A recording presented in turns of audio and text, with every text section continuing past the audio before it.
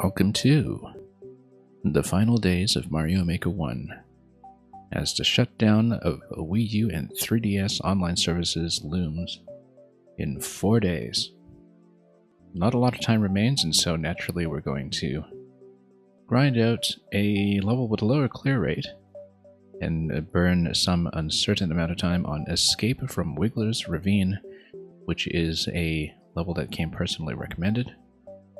We'll see how it looks. I don't know anything really about this maker, Uwick. He only has about a dozen courses or so on his profile. I think we just go down to Wiggler Ravine, judging by what we're seeing here, and it was bounce from Wiggler to Wiggler if we can. Oh, I see. It's going to be a bit of side springing here and there. We'll just have to carry momentum all the way forward.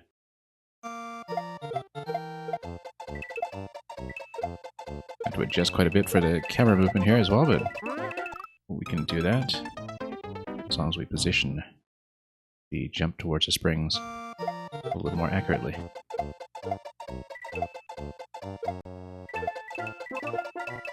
Up we go. Coming in a little bit low.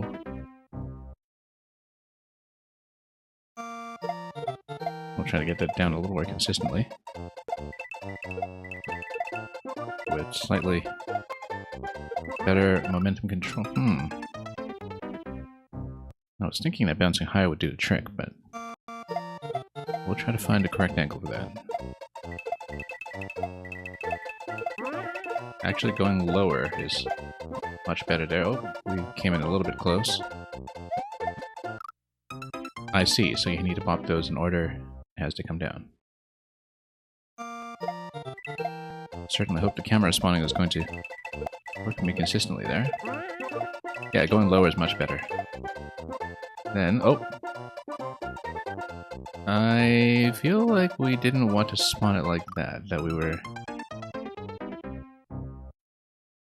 maybe meant to wind up on its right. That's kind of strange.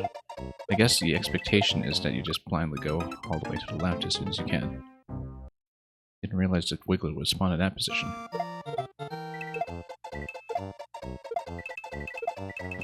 We'll see, because I can't exactly tell from what we're looking at here when it loads in precisely.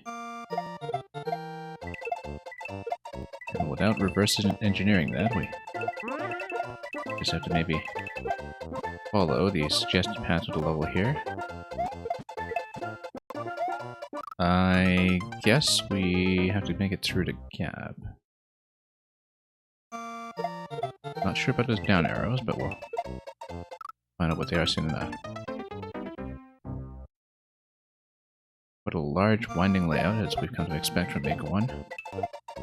This is a mid-2016 level, as far as I recall. Anyway, here we go. And let's not miss. But we should be able to catch them both pretty efficiently.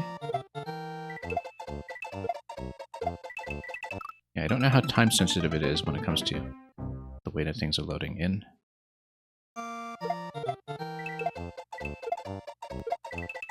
But we'll see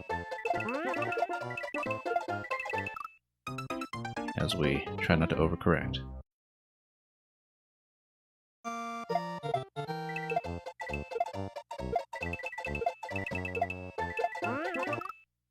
Yeah, once again, we should try to go low on that bounce.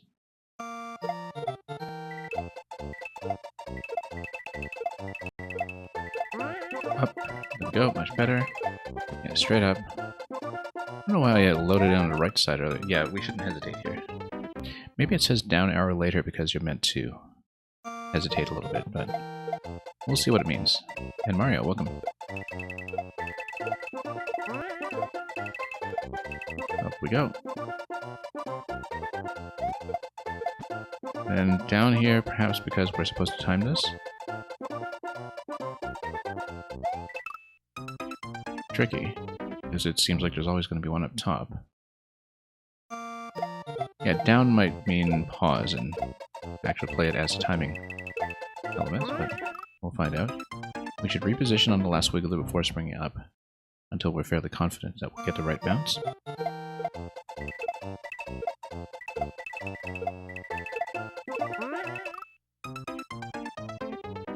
But we shall see.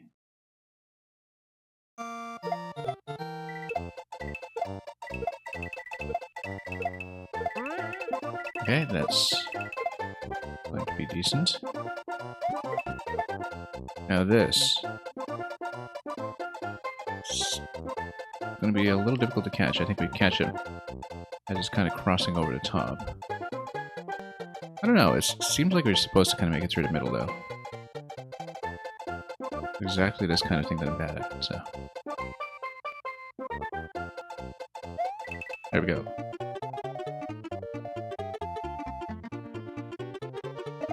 Spin jump here is probably best.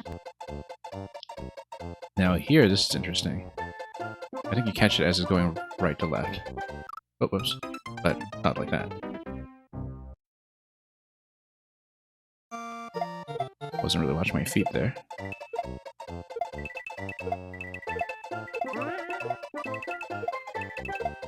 Okay, let's head over this way. Oh, let's not hesitate. Once again, the right arrow should be taken seriously.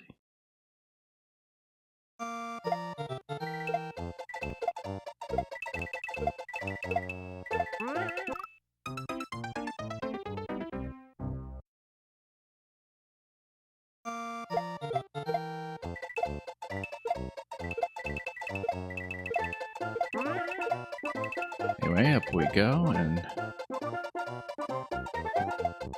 yeah, short bounces here. I wonder if we can just kind of keep on going on first cycle sometimes and just find a very clear and consistent timing. So we don't get squished like that.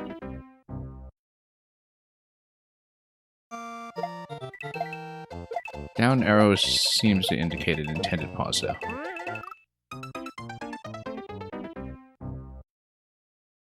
We'll have to try it a little bit until we find a method we like.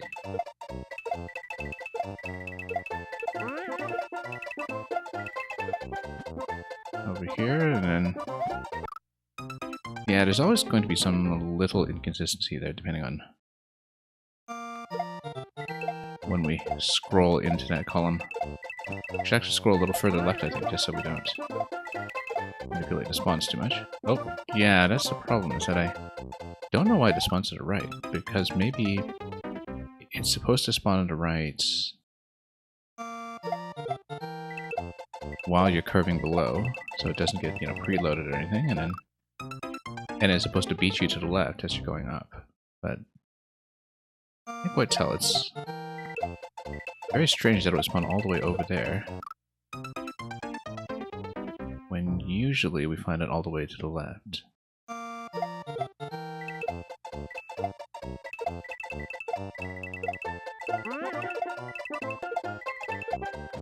Well, in 2016 level, I could expect a certain amount of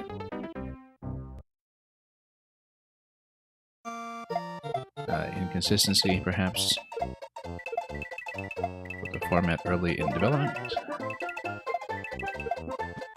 Let's head over here. Much better. Now let's see about this one. Nope, too late. Yeah, these kind of longer jumps towards a timed gate are a Mario motif that we find ourselves struggling with quite often.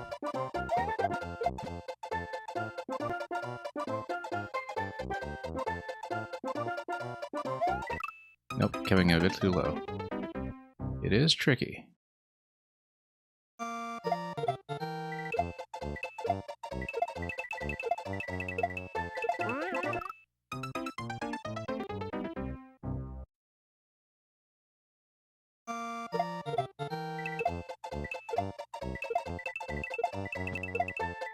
Oh, nope, I was trying to back off a little bit so we could take that jump slightly later than we've been doing.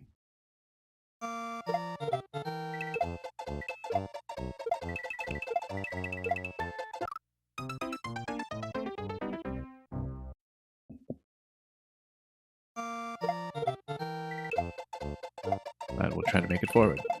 Let's go a bit low. Yeah, the momentum control just hasn't been the best here. The sooner we can get back to the time gates that actually worry us here, the better. Just trying to find the right arc. Again, going low with full momentum is actually much better than going high when it comes to that deflection.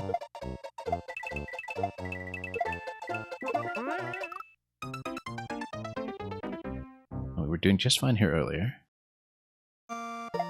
So let's try to fix it up. I think I've been bouncing a little too far to the left on the bottom right wiggler, in fact.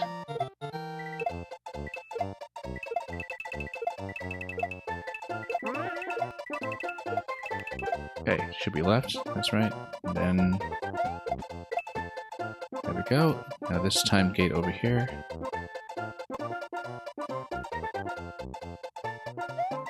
Nope. It's really quite difficult to see, but especially with 3 wigglers going on there.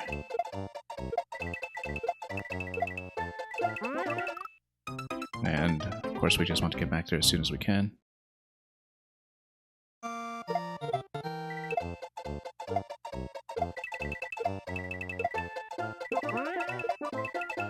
Okay, just kind of hanging right on that bottom wiggler is more or less the right idea.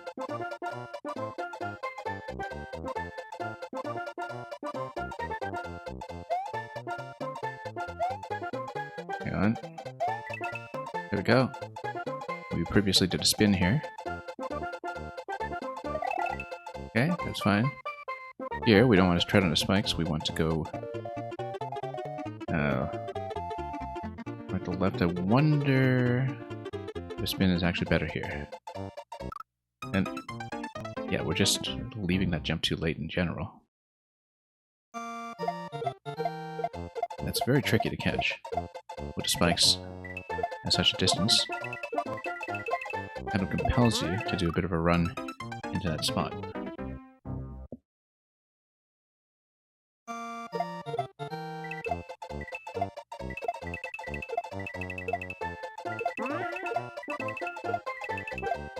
Alright, this is gonna run. This one again, always a little bit touchy.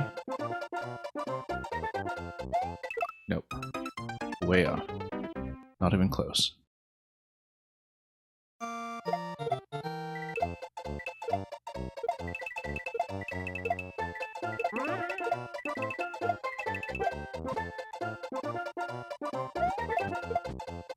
Let's try this again. No, we should start a jump from over here just so it's a shorter distance to work with. It's tricky though.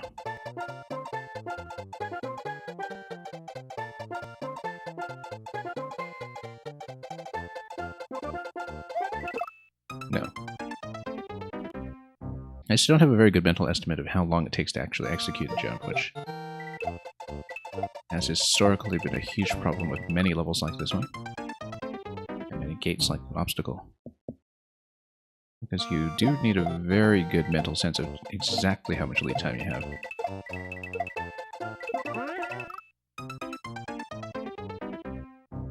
Well, we'll see if we can actually meaningfully progress. If not, I'm quite happy to bail out and looking at something else, given that time is running so short in Maker 1. This one is more of a concept that is very much doable in Maker 2 anyway, which is not something we've been able to say generally. At least from what we've seen so far, we don't know if that's going to change as we get further. It's actually one of the more Maker 2 style courses that was seen in our time through Maker 1, if that makes any sense. Lincoln Time, we've just gotten started. This is the first one I've been playing today. We're not very far yet.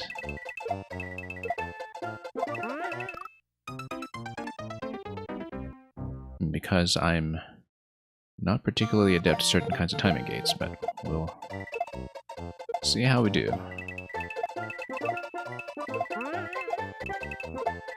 Don't know if you've been able to get any playing into it. Yeah, so there's a bit of spawn inconsistency in this level that we've been triggering, and I don't exactly know. Oh, you know what? You can totally do that. make it over. So that is escapable, just barely. Didn't really expect that. Always appreciate a good wiggle level, yeah. Now this timing gate is a mess for me, but... No, just way off. When we need to know how to back off when that's going to happen. Yeah, I hope you've been seeing some good content as the shutdown gets closer. I can't stay for too long today, but I am trying to fit in what I can. And wow, totally missing. Keep thinking that the wigglers are going to be a bit higher than they wound up being in that position. And then we need to go lower on the back bounce over here.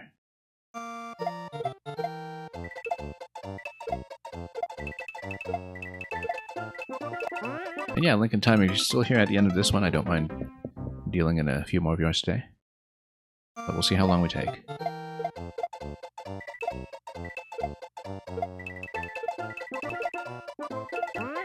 Whoops. We had this consistently earlier.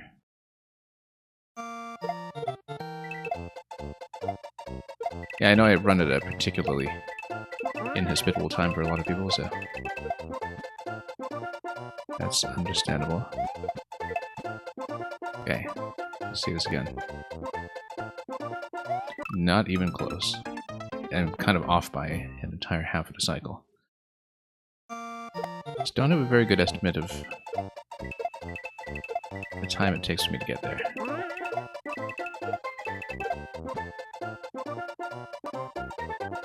And wow, total miss.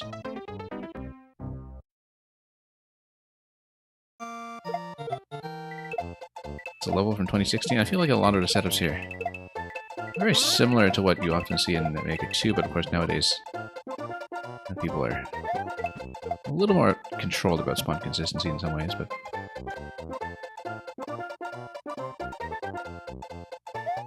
no, I just don't really see it. We have to find a consistent pocket here and recognize it for what it is.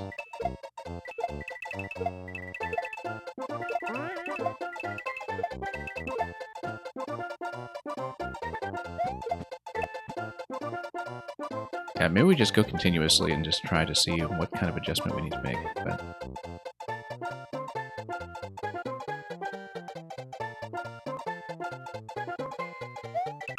almost. That was a little bit early.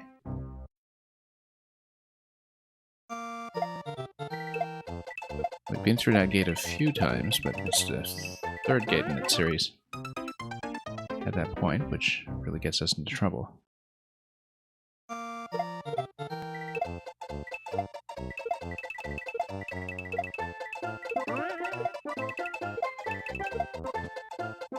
Okay, now let's go over here.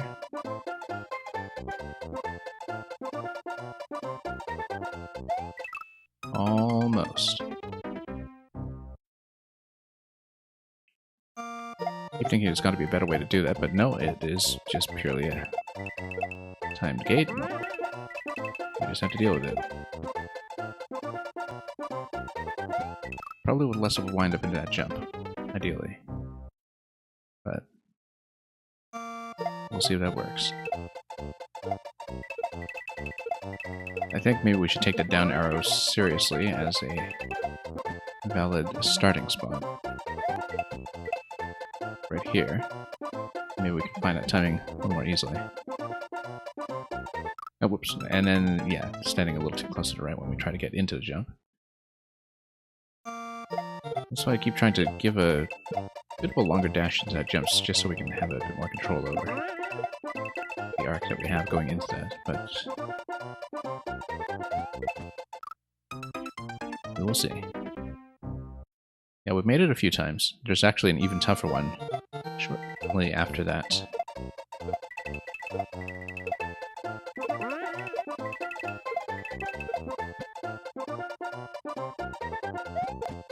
The hoops that we find ourselves jumping through.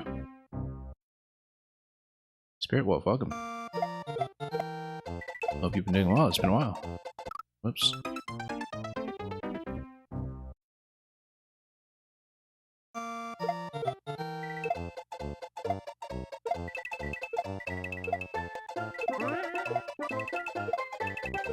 And up we go.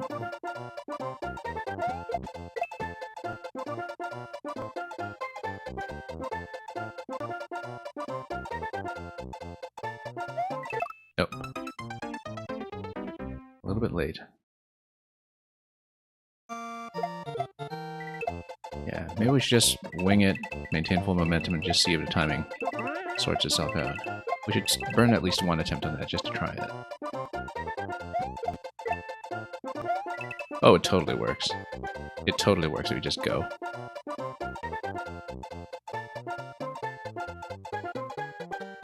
Because maybe the down arrows are telling you that that's a timing you should expect. You know what? We're going to try to read it that way instead then. We'll just jump at the down arrow. Instead of reading it as a timing gate, we'll just wing it. Because that actually seems to function. Yeah, no worries, Spirit Wolf. Everybody needs to take a break from time to time. The important thing is that you came back. That we still roughly remember who you are. We remember who you are. Whoops. But yeah, it's healthy to get away every now and then for an extended period of your choosing.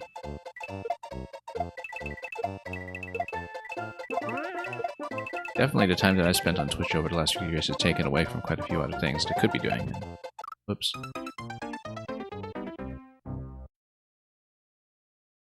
I found that ever since I started streaming, though, I've been watching a lot less Twitch than I used to. In some ways. Whoop. That's okay, we know we can do this.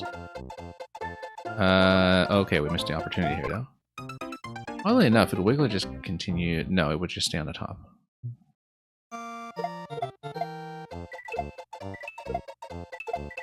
Yeah, I'm sure there are so many other channels, Spirit Wolf, where people are just wondering, who is this guy?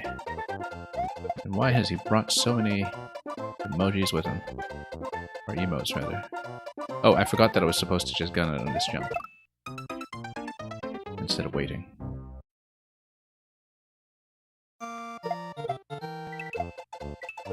Working hard or hardly working?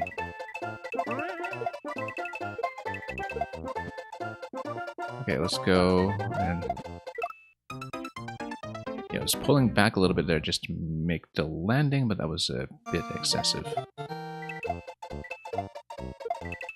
Yeah, it seems like there's sort of an intended timing for a lot of this stuff when it comes to where things are loading in. Where you run into some potential inconsistency if that's not the case, but, you know, sometimes the load-in locations are a bit obscured, and so it's hard to tell. Oops. Because the triple arrows at the front almost seem like they want you to go instantly. And the fact that the coins are kind of lower in the first segment almost makes me wonder if there's an intended timing with short bounces where the wiggle loads in. We found a timing that had worked previously, but perhaps there is sort of this intent timing here. We just kind of hold right into this, but we'll see. Because maybe if you hold right here, you do get a drop right away, and we'll see. Yeah, and then you high bounce into that. So there is a sort of intended timing that's supposed to make a lot of the loading line up. And the style is Super Mario World. The level itself is, of course, from Super Mario Maker 1. Yeah, we've been doing these jumps manually, but perhaps if we actually take the coin trail seriously, then something will happen to make the timing just click. I'm temperamentally not somebody who really reads indications, so this was a different and slightly more challenging approach. Because we previously didn't bother doing that to get everything to load in properly. I feel like for the first segment we don't really need to do it that way. Let's just do it manually. As we're not too tight on time in the end or something. But once you do the left to right run, then some of the spawn timings are going to matter quite a bit. It's the track load-in that kind of concerns me here, where there's a bit of inconsistency with how things are cycling. Yeah, I can't switch to Toadette in this game, but, you know, we'll take that under advisement. It doesn't make it 1, so whether we get Toadette is up to the maker. And their selection of mystery mushrooms. I came in a bit low there, but that timing gate was actually going to work that time, so.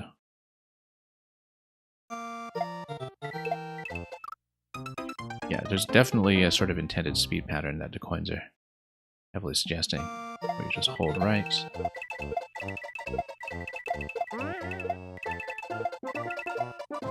Then we'll see. Oh. I bounced there and that threw things off, but I feel like if we're going through that accurately, everything actually does just magically line up.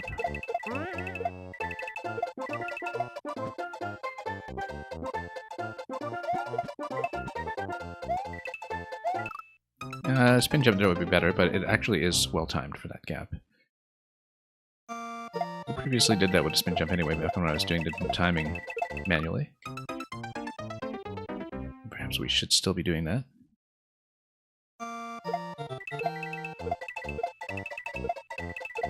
Well, yeah, let's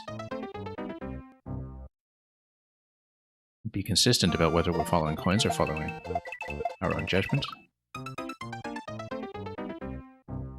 I think most things here are either just a short bounce or a full jump, and we'll just try to read the level accordingly, because, like I said, it does affect a surprising amount of the load-in time up top as you wrap back around, and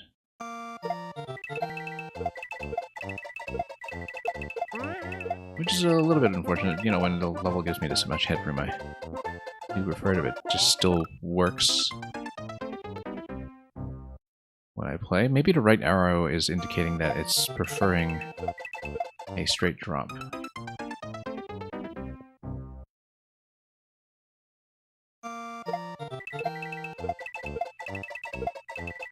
Yeah, because this level has its own kind of internal indication scheme that I'm perhaps not seeing. So, for example, you just drop, and then you don't go too far on the spikes over here. So I'm reading the down arrow as crouch jump now. And I'm actually not doing any better than mine. I was just trusting my own judgment.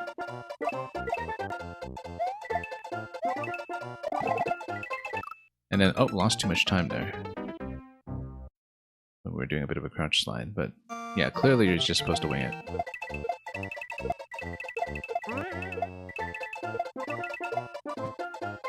So, much more like the speedrun levels where the indications just play themselves.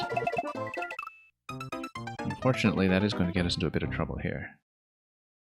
It's not a flow state at all, actually. What I am doing is I'm just deciding to follow what the indications are telling me rather than just play the level my own way, which is what I was doing for the first many attempts.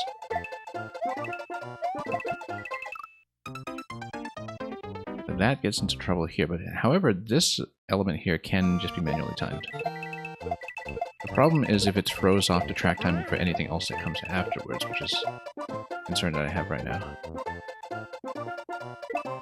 Well, there is seemingly a kind of intended way to read this.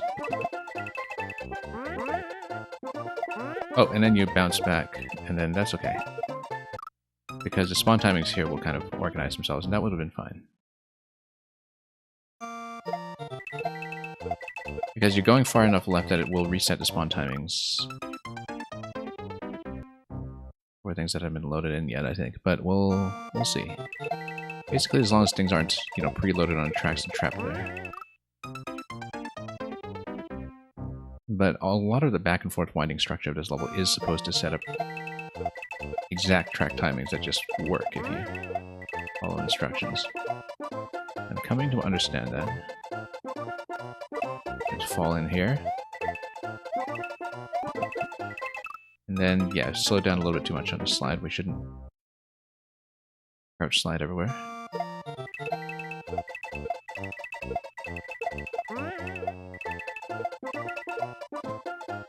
land directly to the left of the arrow.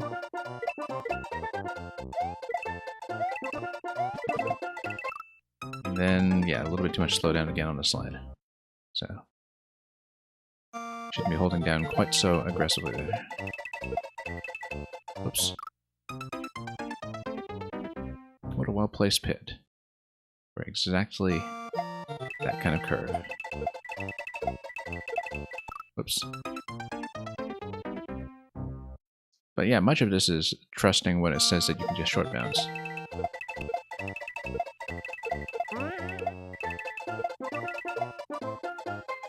I'm not too fond of things being this indication dependent. Again, it's something I do associate with Mega 2 in some ways.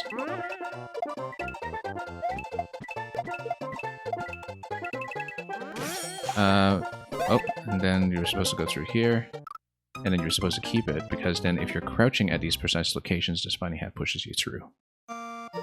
Okay, not too bad for the blind read on that segment, apart from plugging a few things, but...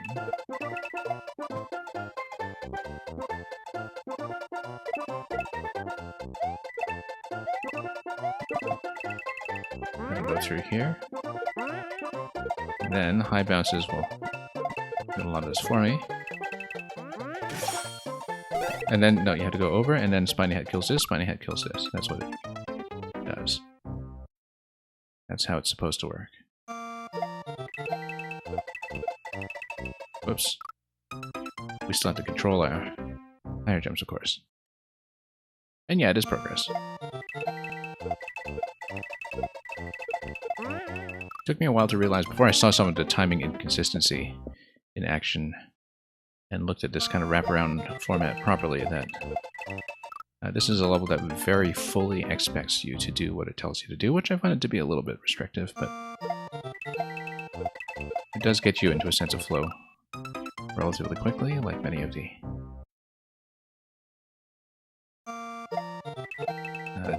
you know, 20-second speedrun types levels that you see much more of in Maker 2. Very similar feel when it comes to what you're supposed to do and how you're supposed to read it. Oops. Let's just sort out the first segment, though, of course. Yeah, because there is very much an expected timing, and I wonder how obvious that would be to people who don't necessarily know the track load-in rules in the Mario Maker series when it comes to how timings are preserved.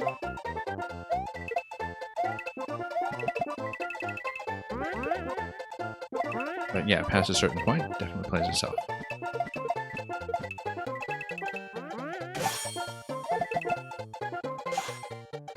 Oh, no, we're supposed to duck under that one. And Spiny Hat pushes through here and gets you through the Spiny Hat check, followed by the door. So that's how it's supposed to happen. And so the door should happen relatively quickly here, now that the timings have been sorted out.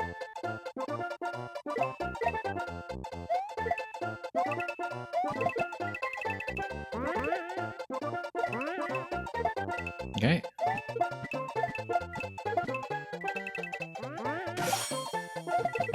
You have to anticipate a bit of a slide here, and that's why you have to go at the arrow.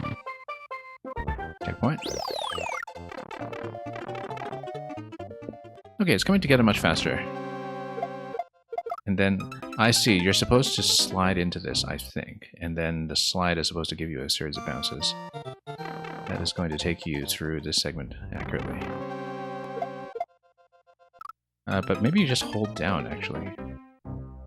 And then let it bounce you the rest of the way. I'm not exactly sure. I'm not exactly sure how much of this is supposed to be up to me, simply because of how the first segment worked. Because maybe I am supposed to...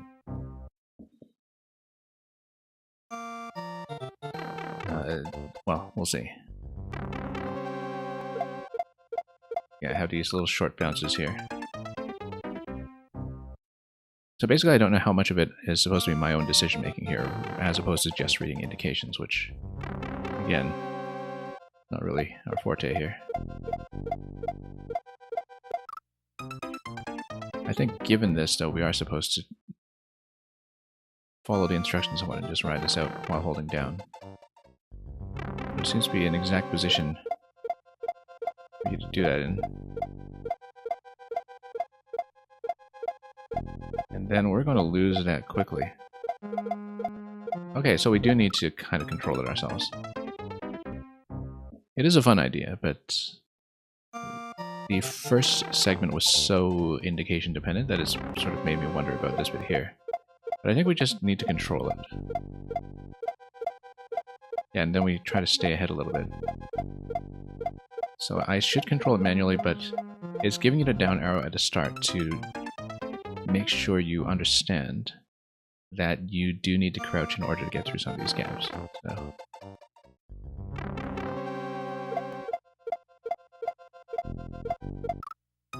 But I think we should be able to control it fully. And still make it. I mean, obviously you do need to, make your own decisions as to when to jump back and forth as you get into the later segments of it. Like right here. Oh, whoops. Too close to the spike there. I was trying to go left, and then we have to adjust a little bit to go back to the right.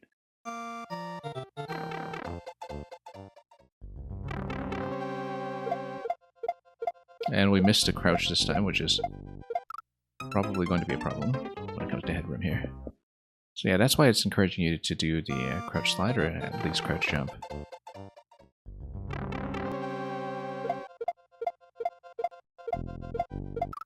Because otherwise you do get into massive headroom trouble.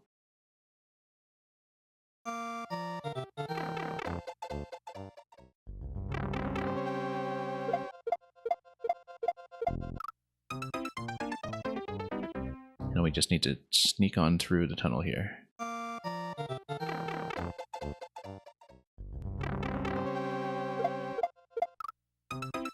Yeah, we managed to just manually, just a few attempts ago. We'll just try to fix it up a bit and find a consistent method. But a crouch is definitely a precondition, I think.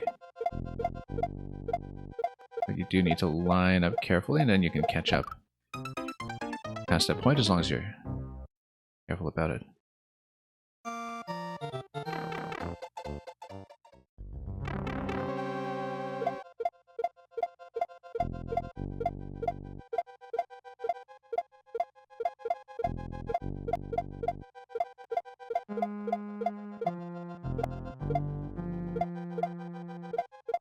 Yeah, the second bounce is often going to feel necessary in order to just adjust momentum.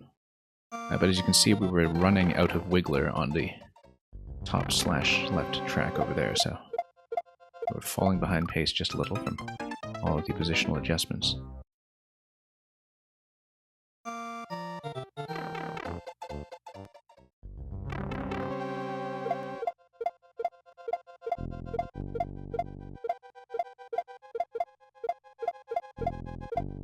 Yeah, it's this segment that really starts to feel a bit unique, though. First segment, as I said, kind of felt like a bit of a Maker 2 style speedrun auto runner. This part here is much more unique. I've seen a lot of wiggler chain and wiggler wall levels over the course of both games, but even so, this pattern and this particular kind of descent seems very peculiar to this level in a way that we haven't really seen elsewhere. This specific squeeze through this passage.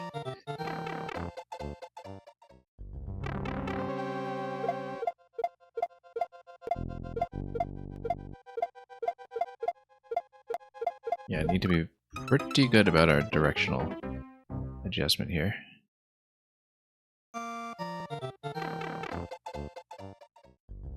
Particularly as a D-pad player, I'm just kind of holding down diagonals. Actually, no, because you're bouncing, you can let go of down, which is similar to something that we were doing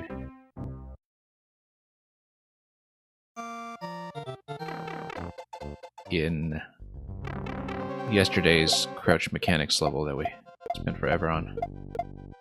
So you actually have much better control. You let go of the down button and just use left and right at this point. And you remain in the crouching state when you do that. And so, the level we spent ages on yesterday Actually came in very handy to understanding this when it comes to control. We don't need to hold down diagonals the whole time, we just need to very precisely tap, perhaps. It should perhaps even be a tap input on the D-pad here, rather than holding a given direction. Yeah, much better actually. So now I'm just tapping my D-pad, rather than holding directions at any given point. And we need to come down a little lower in the corner for that bounce, and then as long as we do so fairly speedily, we'll get out of here just fine. So, oh, this is going to be a problem. We should have actually just tried to go out through the pipe and reload this room, but let's try it again.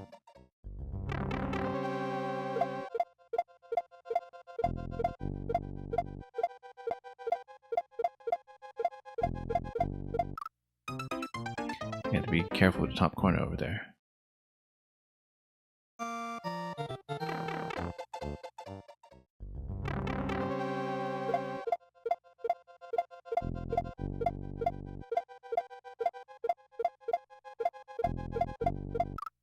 Yeah, because when you kind of bounce off the top corner, you have to hang left to not hit the top, so...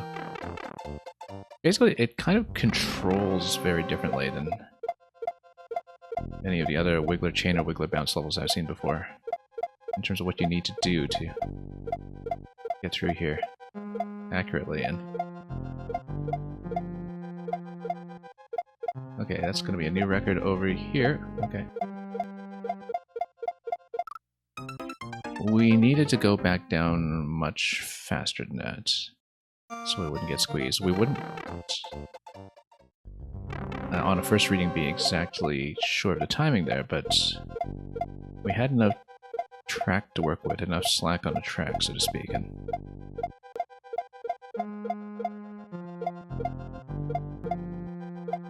yeah, much of this level is just learning how to control it, in some ways. We should just let this go up and stay down below. This one, go up top, this one...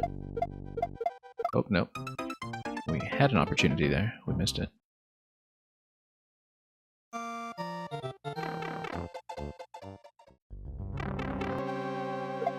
Oh. Let's redo it. Redo it. If we missed the entry, and specifically if we missed a crouch, better just reload. Because, yeah, you get into the crouch, and I let go of down, and now I just tap left and right. If you understand that, then it's much easier to get through.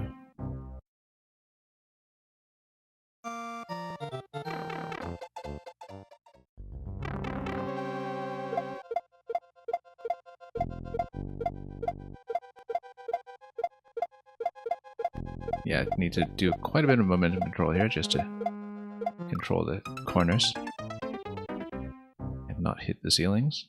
We've generally been leaving some of those jumps too high up on the zigzag pattern, when we should be hitting the corners wherever possible.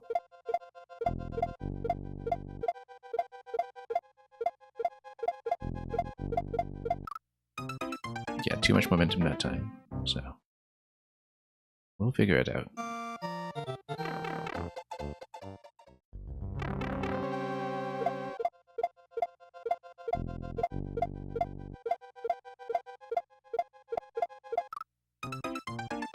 Well, getting to see this second segment is the reward for clearing the first segment.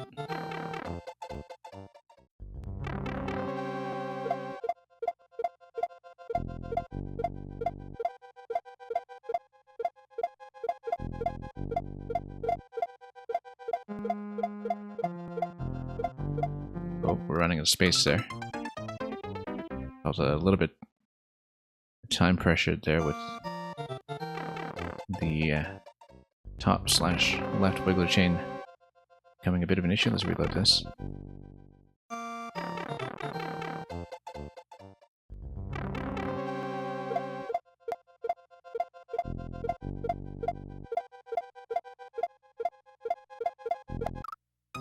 Yeah, just need much better momentum control to pull back on those corners. That's really what this level is all about.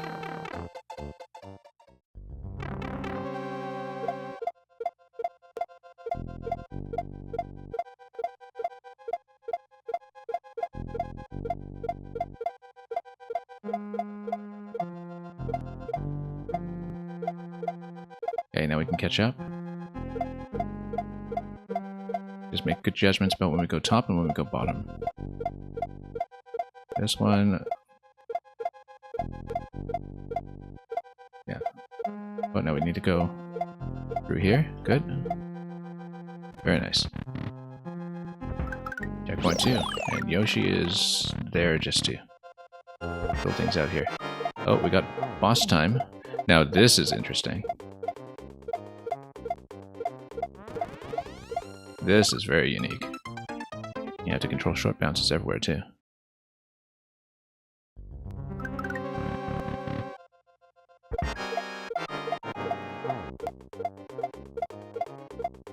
Love this little back and forth wiggle that they do so rhythmically on the hard block tracks too. Yeah, we can't get into a spin jump here, so we have to just go over to Spinies. Very interesting. Luca, welcome. And yeah, Luca, that's pretty much how the Wigglers are dancing here as well.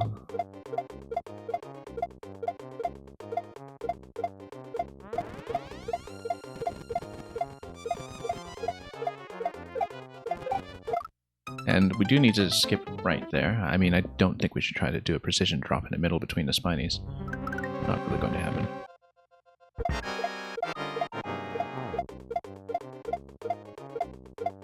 But yeah, they're going to have a little bit of a Wiggler dance-off here.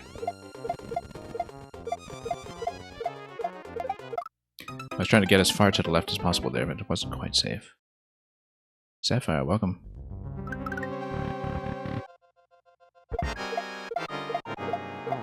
Anyway, wiggle, wiggle. Well, let's not get squished.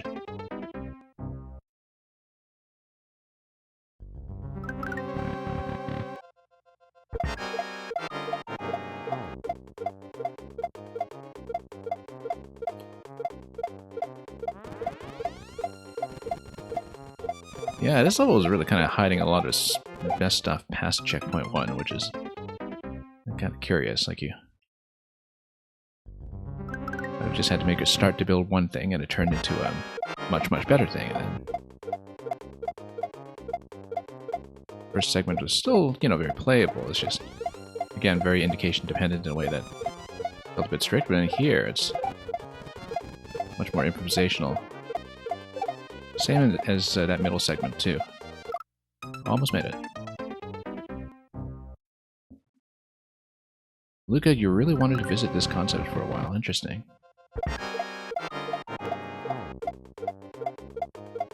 Yeah, we've seen a lot of Wiggler bounce rooms and bosses before, but none like this one, where the Wigglers are a cage and the obstacle on the track.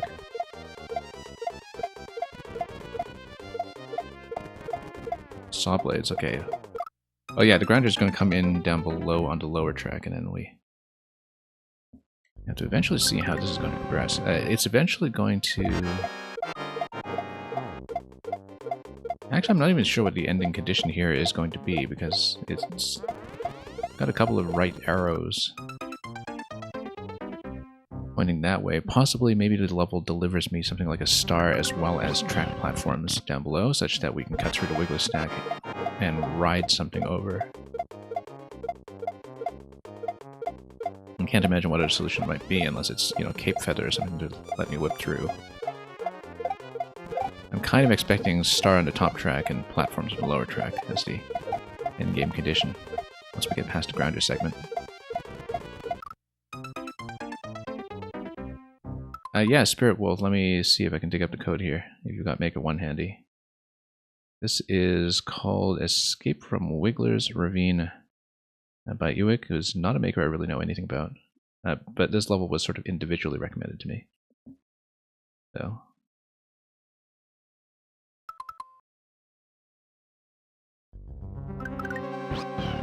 I'm glad I didn't accidentally hit start over there for a moment after getting into the menu.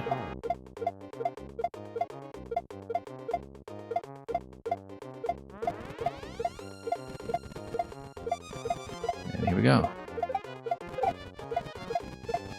Need a good bit of momentum control and timing here.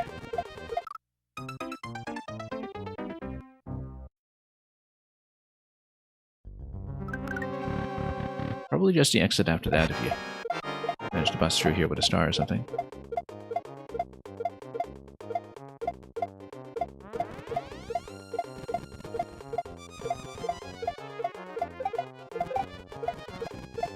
The thing about being confined like this too is that just allows the level to really have this controlled load in of all the obstacles that you have to deal with. Whoops, a little too close there, as I was trying to prepare myself for the next grinder by going right.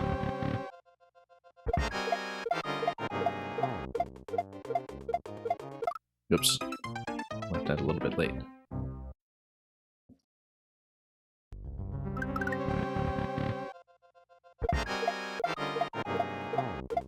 And yeah, you're quite welcome, Spirit Wolf. I hope you get a chance to enjoy it before servers go down.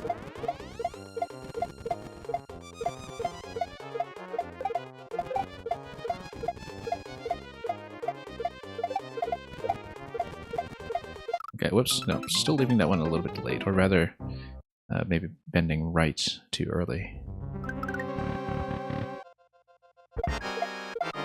That's okay. We've gotten to the grinder segment more than once at this point.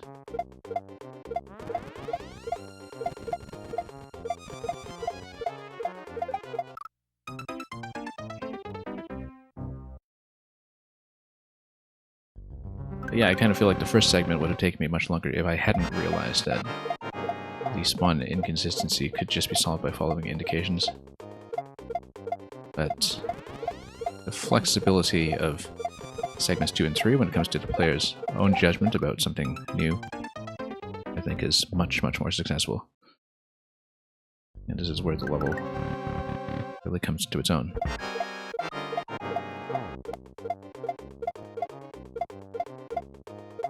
Let's jump this.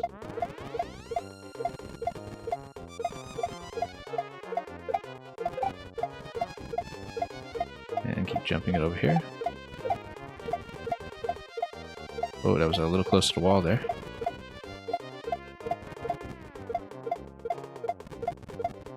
Okay, let's not get too close. And yeah, star. And then, oh, we can walk on the spikes, okay. And then, oh, cape.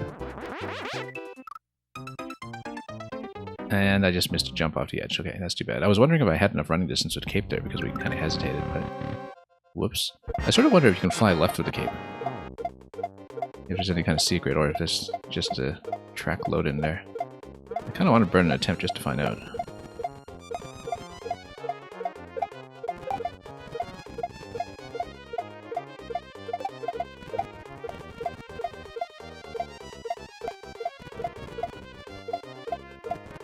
Anyway, this means we get to see this again.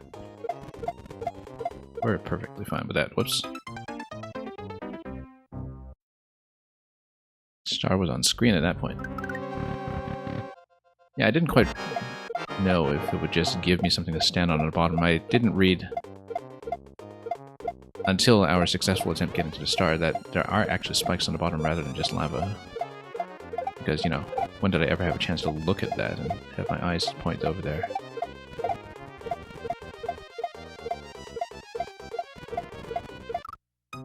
It took me a moment to realize what was going on, but now that we have it, we'll keep on going.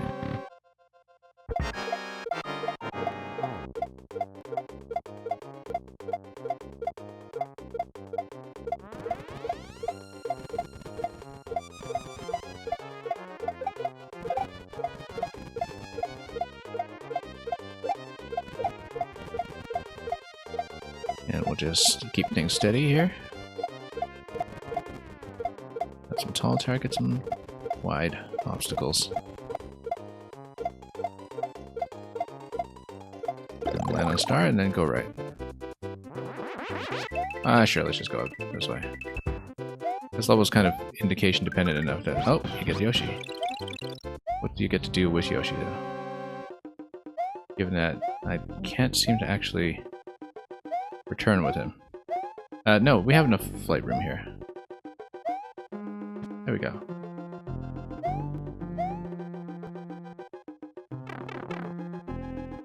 Well, I guess that's why it flags Yoshi there, just... Oh, so much for that. I guess we were just supposed to just fall straight through. Oh, well, that's okay. That was just Yoshi. He's used to it.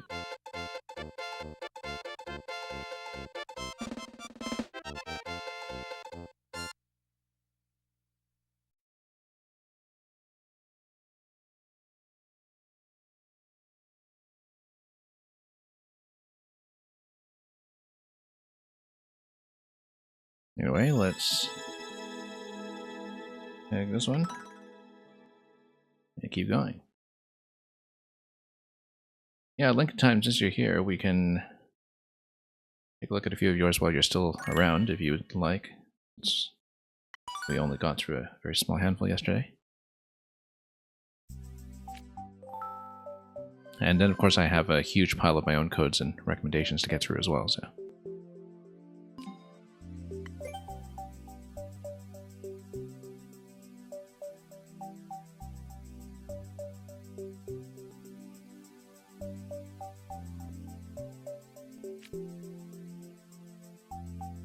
20, 30 more minutes? Yeah, we'll do a small set, perhaps.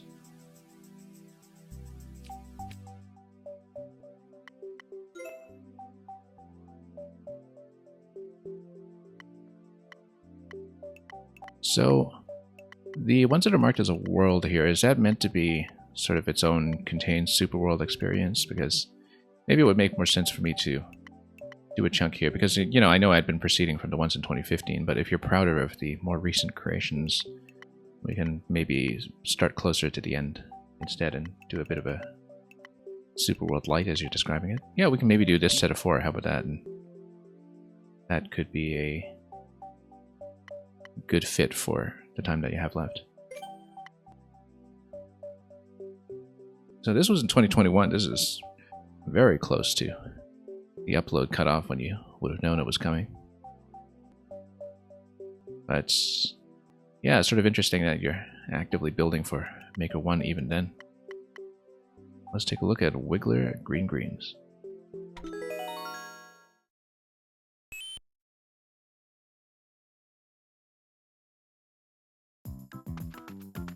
And then we'll have some coin hunting going on here.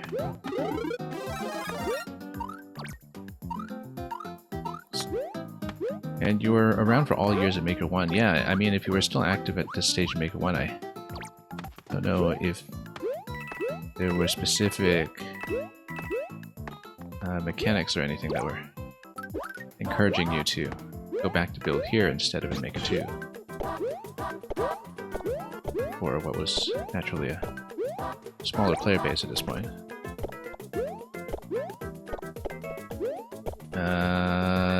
This looks like wall jumping, and I feel like I do need to dismount off Yoshi for it.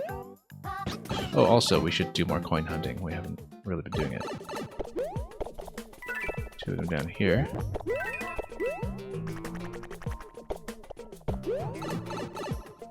Yeah, I should backtrack a little bit just to see. Yeah, stack pipes, costumes, tracks, underpipes, etc. Yeah, because, you know, it's definitely an artistic choice at this point to be building in Maker 1 in 2021. That you must have been going for something quite specific. Oh. Let's explore this just a little bit more here. We've got 4 coins so far, and that may or may not be everything up to this point, but was this the pipe we checked earlier? Yes, it was. Just verifying.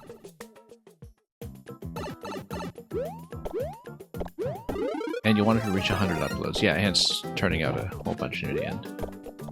Let's grab checkpoint at this point, just to... that.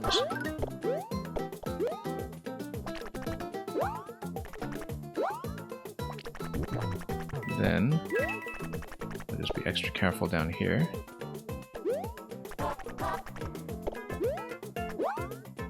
And speaking of Wiggler tracks, we're not sick of them yet, apparently. Okay, we missed a coin. Oh, lost Yoshi. Probably would have exhausted them all at this point, but let's check forward. Oh, okay, it's just a gate, so let's go back. Let's try to find it before we hit safety. Oh,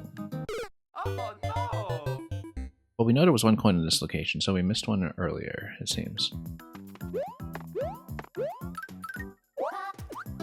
Yeah, because we didn't really check this pipe to the right of checkpoint. We can do that, perhaps.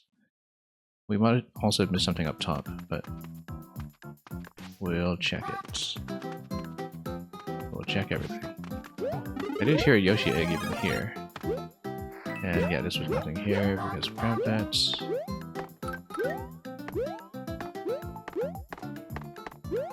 I haven't really been reading the text, I admit. I haven't really quite been parsing what's going on with that, but...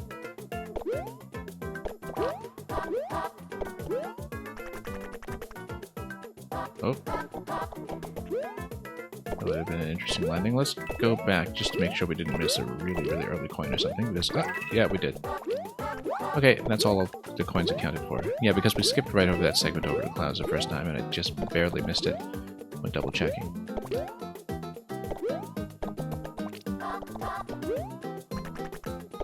Then, here, much easier with Yoshi, of course. Much easier with Yoshi, I said. Then we'll push forward. Oh, nope, so much for Yoshi. That's okay, we can grab the safety here and just shootouts to people who are still active in Mako 1. The shout out at the OK Corral. Oh yeah, Mario time! Anyway, let's move on and do the rest of the set too.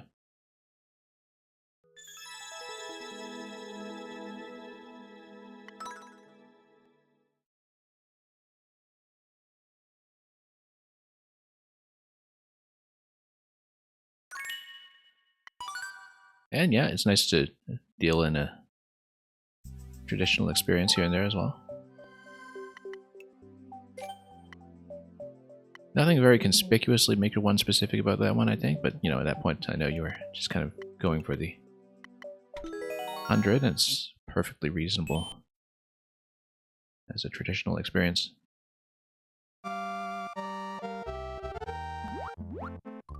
Yeah, I mean, I like doing optional content. I feel like traditional levels are built for that. And that, you know, a lot of the internal logic of the traditional Mario format, as we recognize it, is built around exploration and doing some optional things and having some flexibility. And I feel like that's sometimes lost a little bit in Mario Maker when it comes to how people build, just because Maker is so obsessively focused around a clear, since that's how the incentive systems are set up in both 100 Mario and Endless. This is something I rant about a lot in Maker 2 when I stream it. That,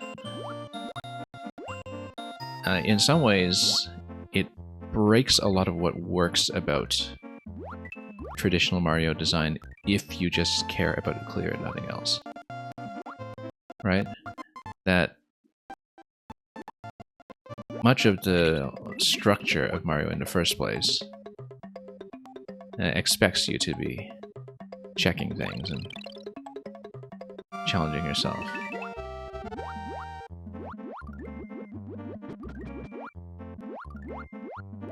The other thing I talk about a lot is that this is why I kind of adored Super Mario 35. We needed a P-switch in this location. I don't know if we'll get another one soon, or if we need to bring the previous one. Let's bring the previous one since we cleared up blocks already. We'll check the pipes too, but I feel like bringing the previous one is actually going to be more convenient just because we know it. There probably is one that's located closer, but we don't know that, so let's go back. Yeah, it would have been interesting to see if you could set up levels in a way to really push score, and after such records were kept, then you would have a much greater incentive for people to do more arcade-style levels.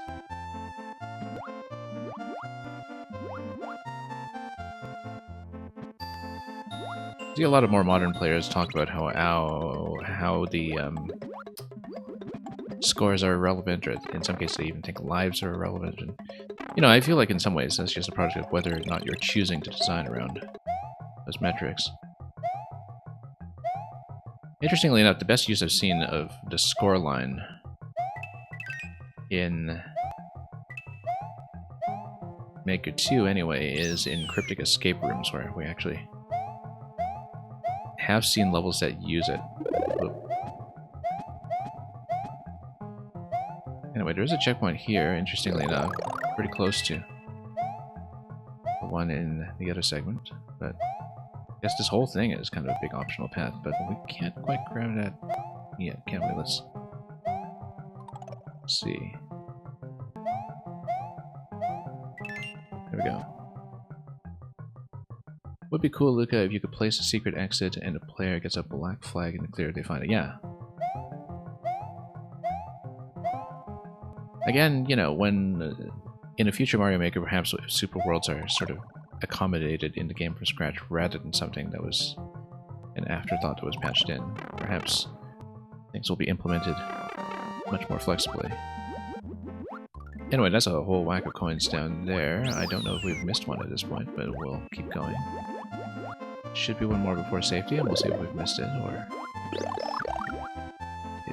yeah, because this middle room here, I don't know if it was accessible, but... oh, a little bit of flotation. Okay, one more coin. Yeah, let's not get squished.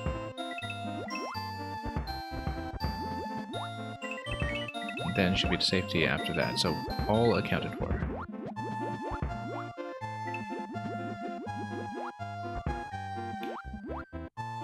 But yeah, when it comes to a lot of user content like this, you know, the incentive structures are so different. And the sense of trust between player and maker are also so different from what we have with Nintendo. Now, sometimes I guess maybe you do need records and incentives to really get people to change their playstyle, because it's like Mario Maker. Oh, let's not have a key to. Sometimes leads to this disparity between what makers want people to get out of the level and what people are actually willing to do. And here we go. Will I be playing this game on Pretendo servers in the future after the official shutdown? Not right away, but eventually the plan is yes. Once they have services up and running, I was very encouraged by the fact that they even plan to have some kind of public bookmark site. I mean, they already have sort of a working Miiverse spoof for a lot of the services they're putting in.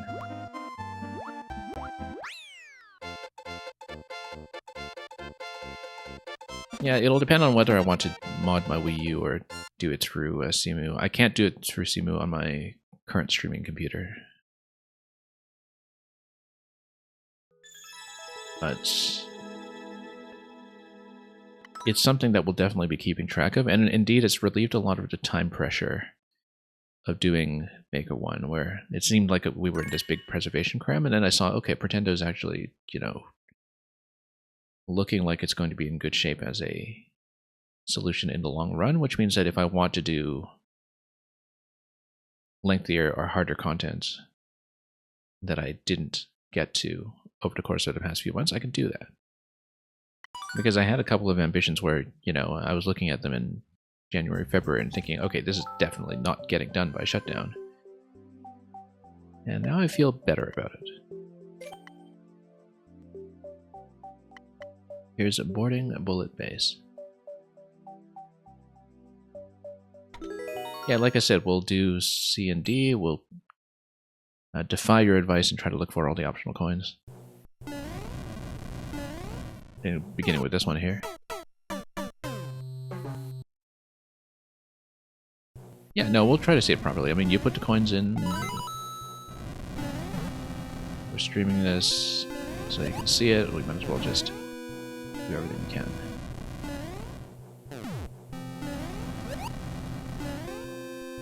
One thing that I keep talking about with Maker 1 is that I really liked how Miiverse screenshots, yeah, we're supposed to grab this and go back, allowed players to put in a bit of a verification for when they actually manage to get secret rooms. I mean, you can still kind of do that with comment placement in some ways. in Maker 2, but the very common motif you see in Maker 1 where, you know, you get a Yoshi and a spiny head at the end or something just to have something to sit in your screenshot at the very end. That's something that, oops, no, you're supposed to drop it here, obviously, and go through the pipe. And something that I thought was kind of a nice element, like the screenshot upon clear, rather than just the clear required comments that we have now.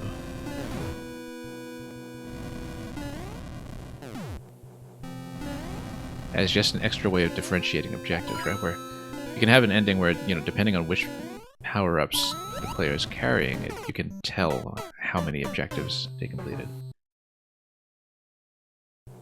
Spirit Wolf, when you first came here, you thought I sounded like a Minecraft YouTuber that you'd watch today. Yeah, hope you enjoy that channel. I know nothing about the Minecraft community, so I wouldn't know who you're talking about, but... So, you know, you might think, have I ever seen the two of these streamers in the same room? Could they possibly be the same? Unfortunately, probably not. But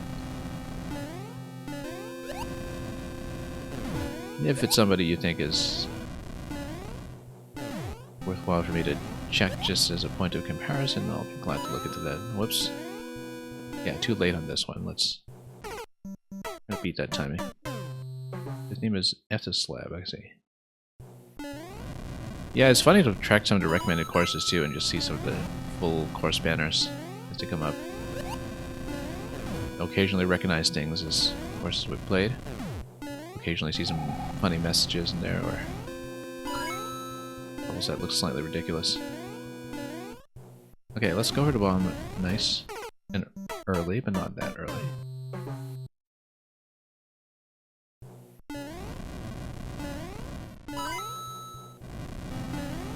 I miss a lot about the old Miiverse infrastructure in general. And I actually never knew how the recommended system works in Maker 1 in terms of how it's seeded and how it's put together, because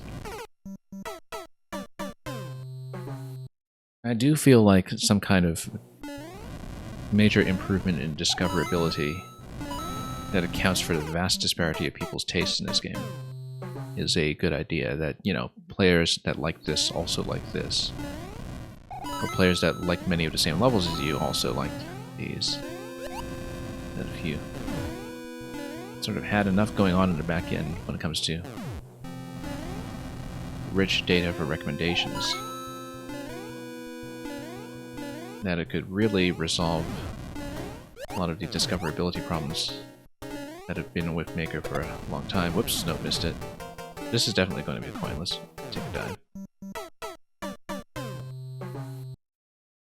dive. Yes, Luca, after Maker 1 shutdown, the next major thing I will be doing on the stream is a whole bunch of Maker 2 Super Worlds, beginning with yours. Yours will be the first. I don't know if that will be next week necessarily, or if I'm going to take a week off Maker first. Because after running Maker 1 for the past few months, maybe I need a brief pause, but it will either be next week or the week after, I would say. Because, yeah, I'm going to be doing a Super World program for a couple weeks, I think, and Super Boom Boom World is going to be number 1. For sure. So. Hopefully Nintendo doesn't nuke anything too soon. Whoops, let's just take the death. We definitely have to grab the bomb up there, I think. And drop it ahead of time while waiting for the burners to disperse.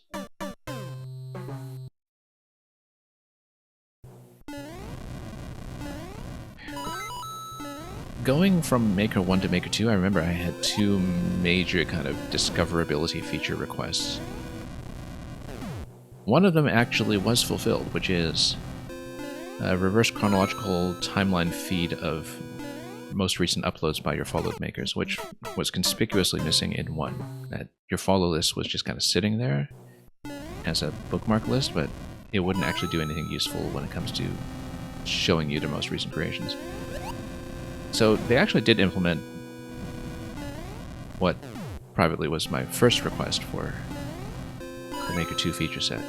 But the other thing I always wanted in Maker 2, which I still hope will come eventually for Maker 3, is a way to make custom playlists, like super worlds that are made of other people's levels, where you can say, okay, I'm going to collect these levels by completely different makers, and I can share it under one code, and I can even put in, you know, a set number of lives or something on it. And so it opens the door to far better organization of collaborative worlds and projects. And it also allows you to build a lot of custom challenges, right? Okay, we'll grab the boot for sure. Let's drop in like this. Oh, we should have gone up high. That's okay. Just peel off what we can. I feel like we wanted to leave both boots alive just in case. For now, anyway, and then we'll just peel off as much as we can. Yeah, and then come up here. Just to minimize trouble, we'll pop everything. And we can cut through here too.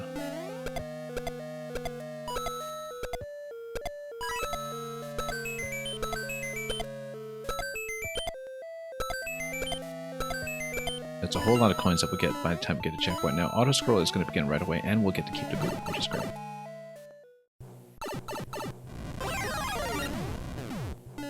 Oh, we'll lose the boot. That's too bad. Hopefully the boot's not required to get any of the remaining coins, but we'll see. Don't know if, oh, maybe there was something up there. We'll see. We'll take the death of it. It looks like we're getting to the safety -1 coin. Nope, we got it. Okay, that went pretty smoothly. Given that most of the coins were just in the boost segment. Now we just jump this and grab the goal.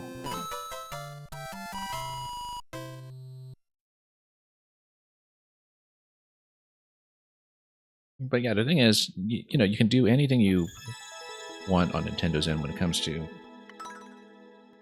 recommendation algorithms or systems, or discoverability features like endless. But absolutely nothing is ever going to be a replacement for pure word of mouth that is manually curated, and I don't think they do enough to make that convenient for players.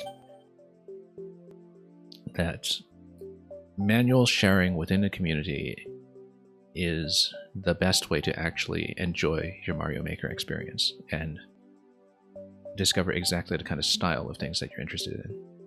And even some things that you might not know you're interested in. And the public availability of the bookmark site in Maker 1 made that very easy and convenient in an out-of-game way. I feel like there's quite a lot of room to do this in an in-game way when it comes to future systems. Mario and Company versus Bowser. Let's see it. Yeah, faster retry and retry from checkpoint. That's understandable. For sure. Although it's kind of interesting and quaint to go back to the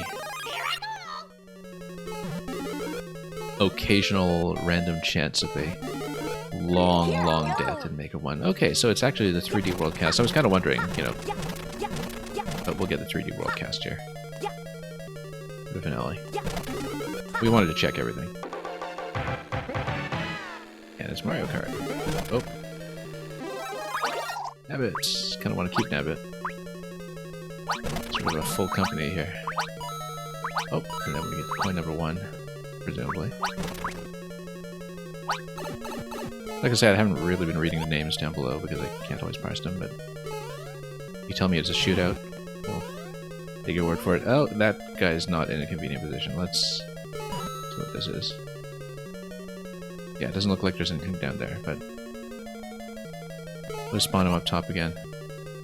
Follow the fire bar. Pipe down below. Oh. This is going to be a little tricky here. Oh, we got it.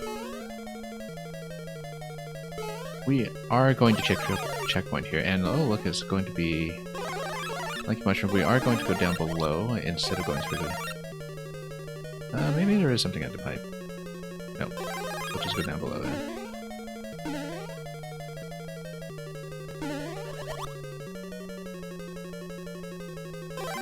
And then we'll up through here. I don't know that I'd seen Lanky Mario's swimming animation, actually, now that I think about it. I mean, where would have it come up? Whoops. Let's wait.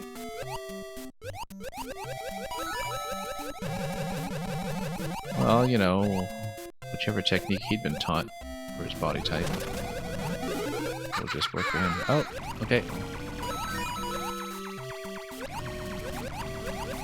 Junior Clown Car Submarine. I didn't know that the Junior Clown Car Mystery Mushroom actually put on the what is it? The word is not windshield, but you know what I mean. That it actually becomes enclosed underwater, like it does in some previous segments where it does appear as a submarine in the New Soup series, for instance. Yeah, the NSMBU. Oh, you're supposed to go over here as Lanky. I didn't see it because of the camera. But let's see about that. Evan Michael, welcome. Alright, let's smash things up.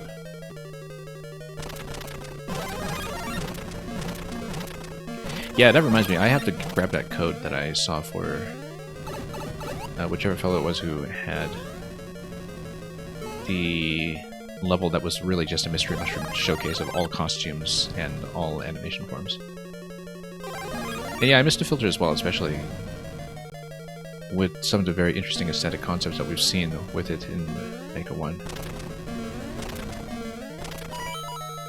There's one level by Julian that I'm actually quite fond of called Lethal Luigi's, which was what he made for 1YM.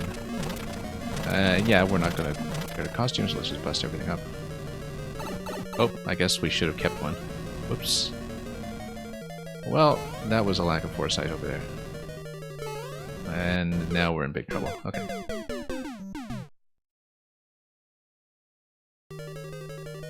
Now, we did reset back to this checkpoint, so that's fine.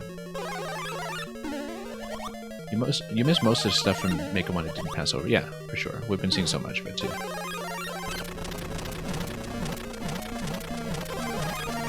Like, the astonishing thing is that, you know, we see so much that cannot be done in Maker 2 all the time in Maker 1, and yet people would not have known that when they were building in Maker 1. That, you know, practically everything that advanced makers were doing would exploit something that eventually turned out to be a Maker 1 specific mechanic.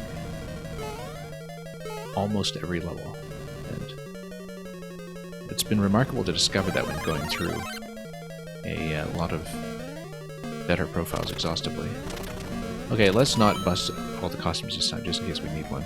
I don't know if we'll need a big mushroom for maybe one more coin check, but we'll find that out soon enough. Let's grab something. Let's not die.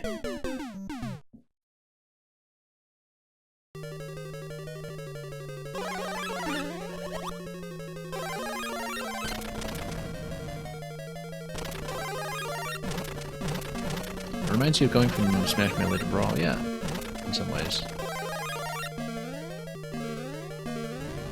You know, we have more toys out of the box. There's a lot that I love about Maker 2, obviously. It is my most played Nintendo game of all time by a very, very large margin, Maker 2. But yeah, we did lose a lot of stuff. Waluigi! Come on then. Oops. It's just a game of a very different character.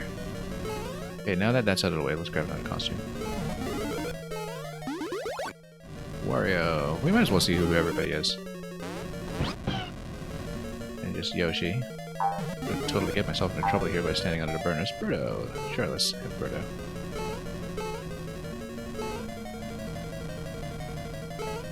Safety past this coin, perhaps. We'll check it.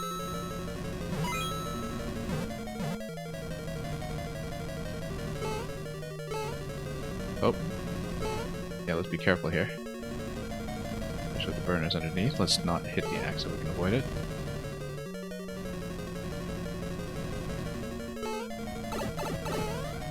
That's good. Made it. And let's not die here at the very end as we grab the axe.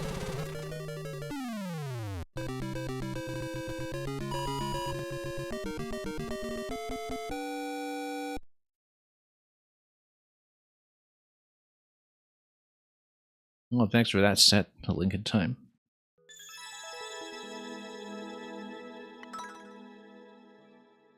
I mean, definitely getting near the end there, that was something that was very Maker 1 specific.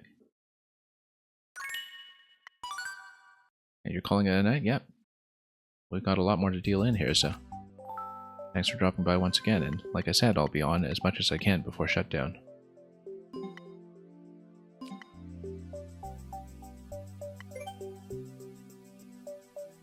Now, if nobody's sitting on suggestions, I've got lots.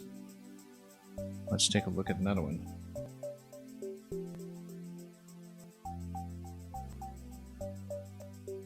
This is something else that I have not played. But a couple of people who know Maker 1 have been circulating codes recently, and so... Yeah, so Gilmore's got the record in this one, and Gilmore's actually the one who passed it on to me. So clearly he loves it enough to have run this for the record. This is by, I think it's Fatis Henrys, who is somebody who was a very prominent figure in the whole Reddit Level of the Week series, so far as I know. I actually really haven't played his levels, but I remember looking over a lot of Maker 1 lists, and he was one of the most decorated makers in the Reddit side of the community, along with some other people like, you know, Pink Birdo and Waryutso and Frank and so on. We didn't really get to see Frank in Maker 1 either, actually. I just didn't get time for him, but we played so much of him in 2. Anyway, let's take a look at probably the first look I can remember at Fatis Henrys, apart from anything that he might have put in YMM, I'm trying to remember. But this is going to be Swanky Shells. Now, Swanky, let's find out.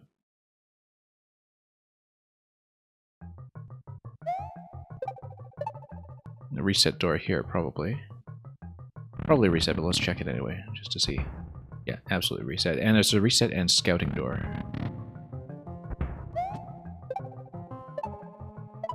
And so it's just shells for now. Probably we're going to need to kick some Koopas at some point, but we'll just work our way around. Ah, good old shell trap over here that... Well, it's not a trap, necessarily, without a one-way panel or something locking it in, but you know what I mean, like the classic jampy shell bounce that we see all over the place in Maker 2.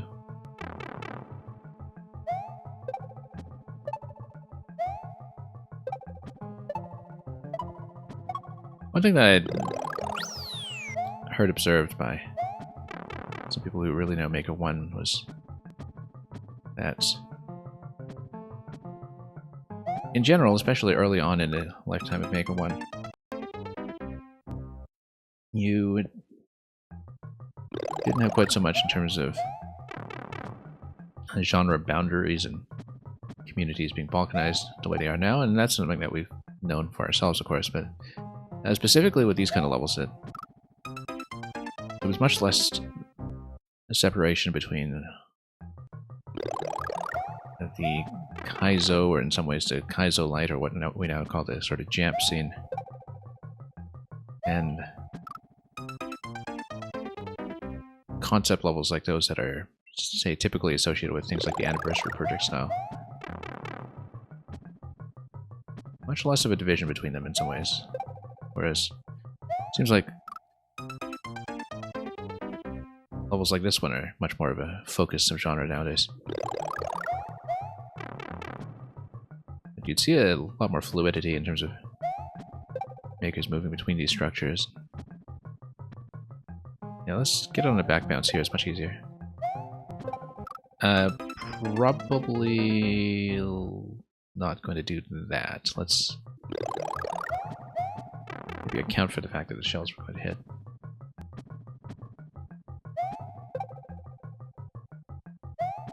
Yeah, catching it on the way over is quite nice. I wonder what happened with that earlier in terms of why that spawn happened the way it did. We need to catch this a bit further. Yeah, and of course, aesthetically speaking, a lot of these lovely pipe structures, that's something that's very Maker 1 specific. Just in terms of how to stack together into locations that are just purely decorative.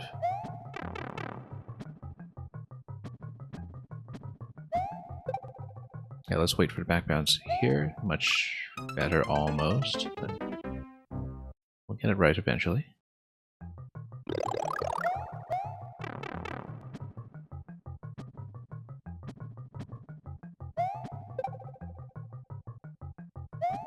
And then we just need to hit a better timing for that and a better angle for the one after that as we get up to the door. Yeah, it definitely seems like things are built to be doable on first cycle here. As we might expect seeing Gilmore's record on this, and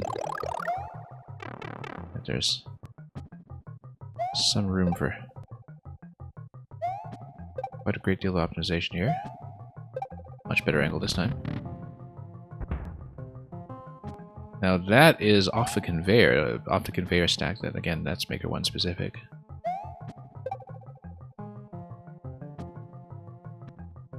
We'll wait for the back deflection again. And then make it over here a little more cleanly. Yeah, a lot of the conveyor stacking still catches me by surprise often, even though we've seen so much of it in our Maker 1 retrospective at this point.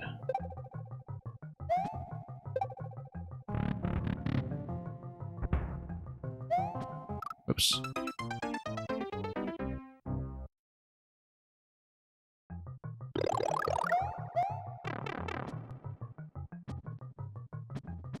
Anyway, that's going to go down. We are getting a feel for the deflection timing with practice. Whoops. But perhaps we spoke too soon.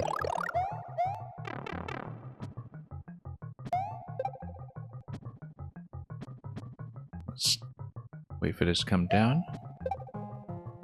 And then, yeah, if it's a double spawn like that, because we've been taking so long to let them hang around there without dropping.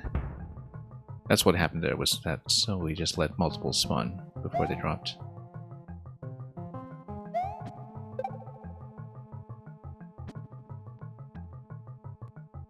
Reset doors in case you do a bounce back here, also to let you scout this area here so we can more accurately get over the spikes.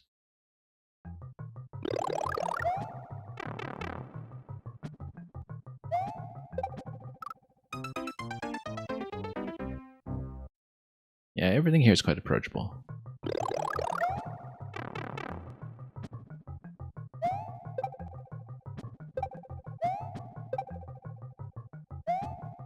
Which is not to say we've been accurate.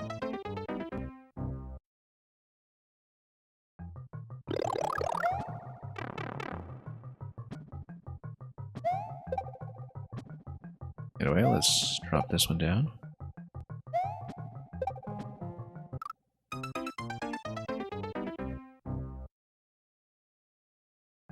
Yeah, we'll try to catch this a little bit better than we've been doing.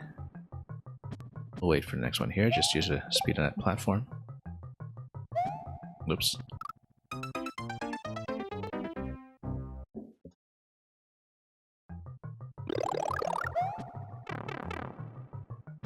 Yeah, it must be a fun one to do cleanly end to end.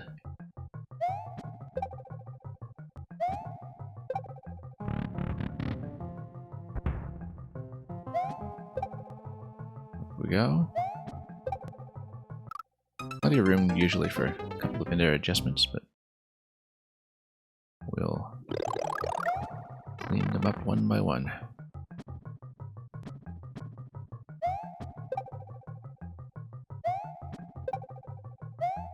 No, way too early. And I could tell.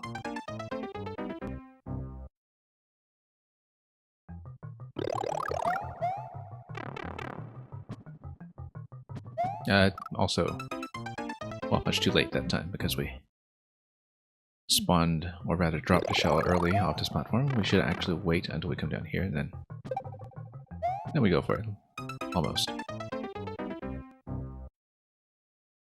These are very simple timings, we just need to sort them out. I should have accounted for the second shell, of course.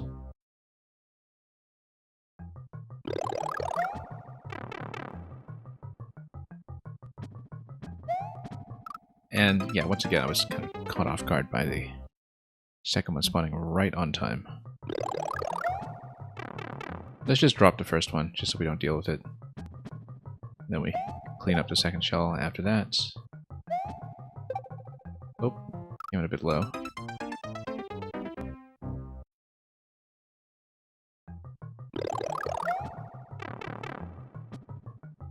Yeah, we'll just drop it immediately, and then up here.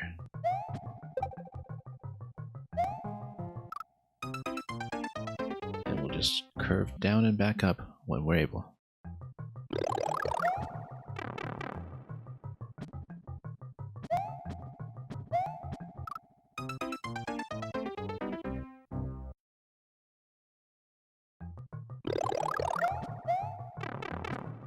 Anyway, let's drop this.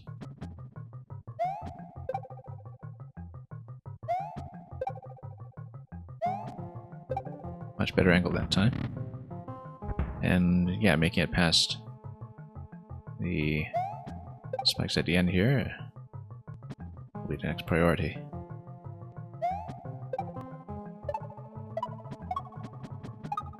Curve up, there we go, and through.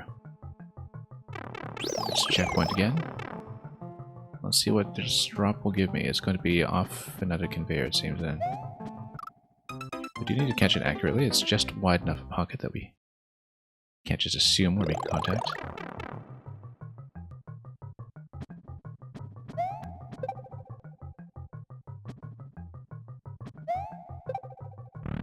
Through the slot. What do we have over here?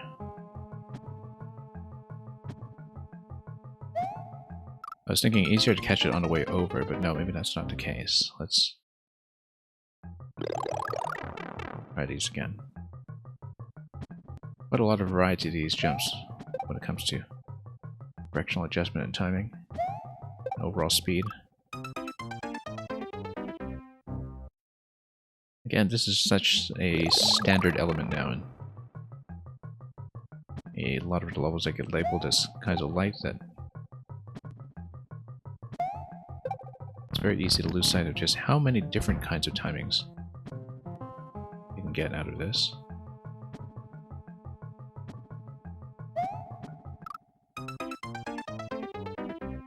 Now that angle is fine, you just need to hit the time. I think it's quite possible to make it over just fine with what we're dealing with there.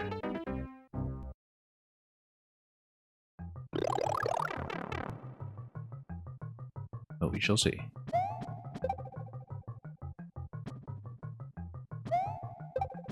And yeah, bit of an accuracy check here when we go up through the ceiling, through the bridge.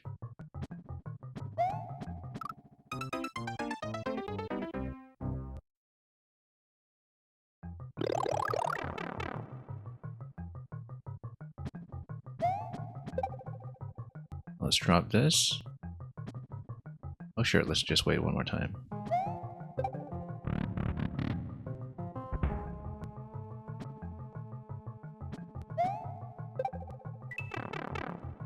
Should have grabbed the other coin too, but that's okay. I guess this is going to be a scouting location.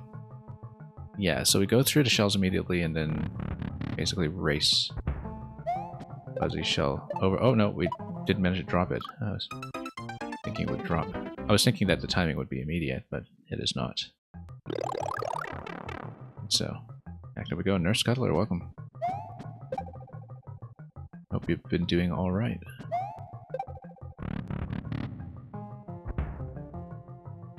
Okay, let's walk this back, and then, oh, just not quite far enough that time. We actually do want to do that bounce back off the wall when it comes to cutting momentum. It's one of those slight adjustments that you learn about gradually, that we actually do want to hit the pipe on the left when we turn around. Or do we? Maybe not. I was thinking we'd get a better reversal that way, but that was still not the right spacing.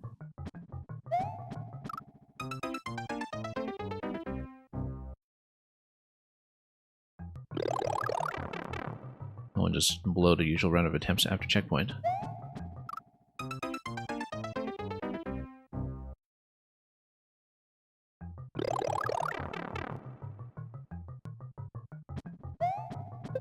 There we go. Let's curve up here without hitting the pipe, obviously.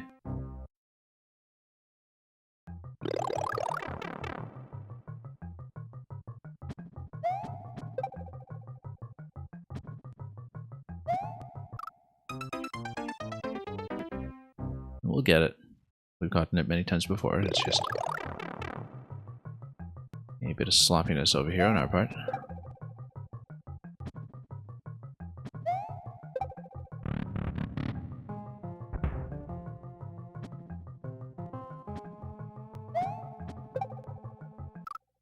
Yeah, that's still hitting it too early, I think, but also that's... we're actually reversing a little too late. We need to just kind of slip off the bridge immediately. Right. Because we're not giving ourselves enough room to fall to the right. As I understand it. Oops.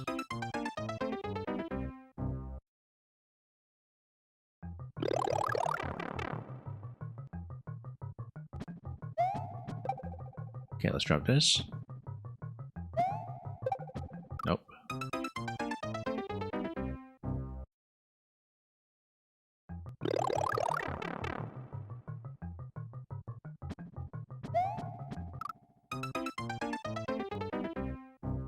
Having a little bit of trouble.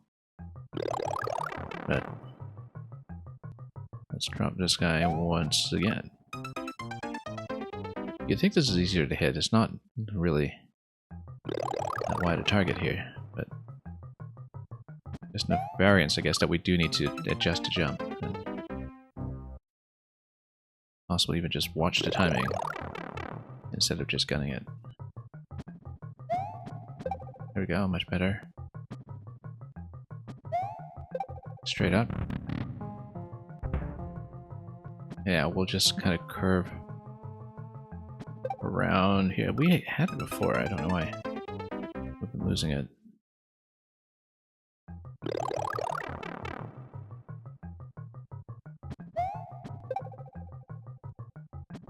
Let's try it again. Straight up the slot.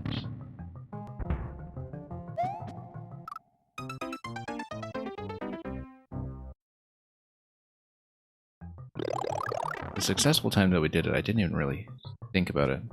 Yeah, I just hit a shell further right, I'm trying to. But the falling location isn't quite cooperating here.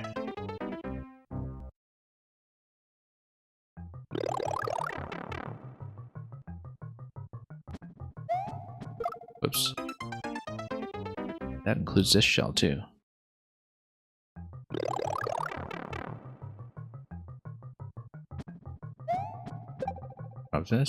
Drop this guy. And we're through.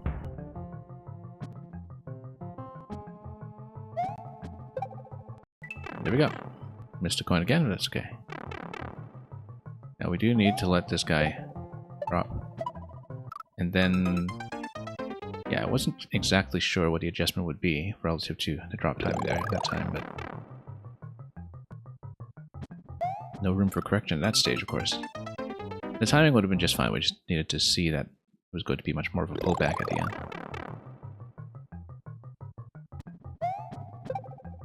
Oh.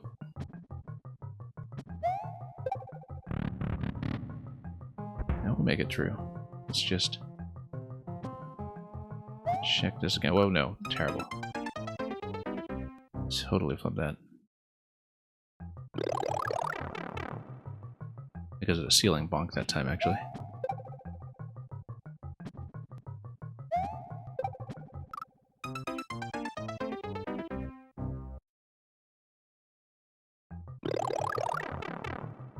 Well, rather good company with the markers all over the place here.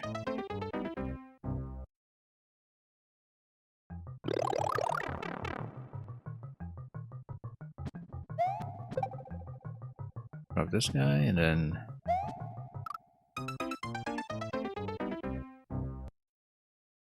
we just need to hit the timing.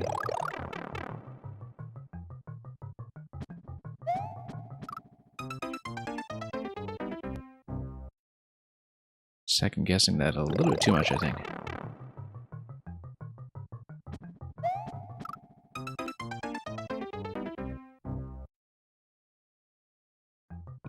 Yeah, we should probably just wait for that first, but yeah, it's probably not going to improve that much. Let's just wing it as we've been doing. Okay, this is a little bit here. No, we went way too early. Yeah, we really do need to sit back and watch that a bit.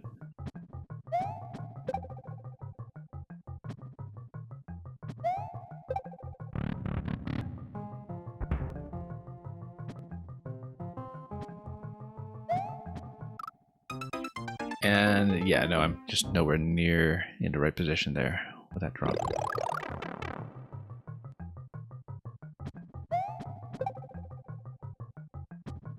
We shouldn't be jumping so high in that location anyway when getting ready. Yeah, doing that kind of jump is ideal. That's the right tile that we want to hit, just the wrong timing. A little bit of a crouch jump there actually does help ever so slightly, perhaps.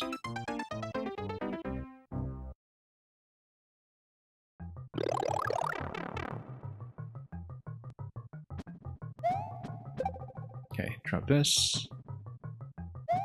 And then up we go.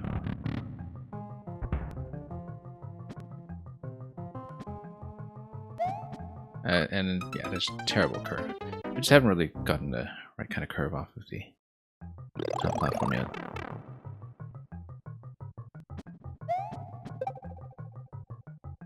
Not very often anyhow.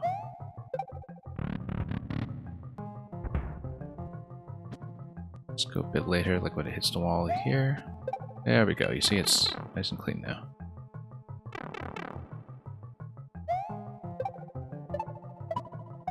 Okay, there we go.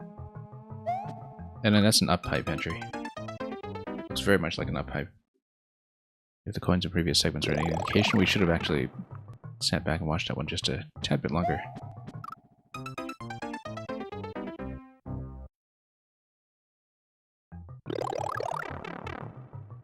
Can't imagine there's too much beyond that. But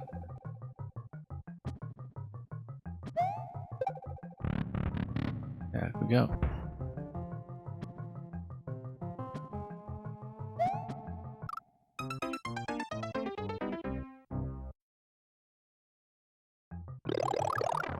We haven't been terribly consistent about that jump in general, whether the shell is in position or not. So that's something to work on.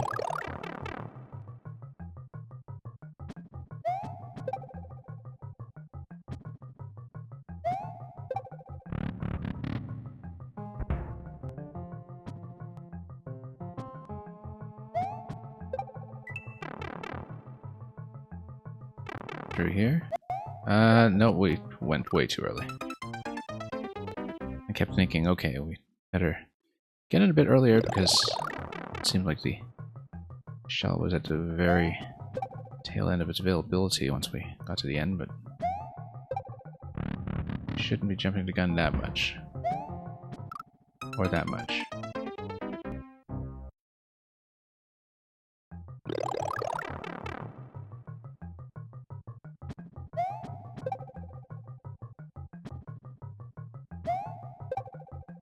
Oh, whoops. Wow, how did we end up that low? It was a mistake.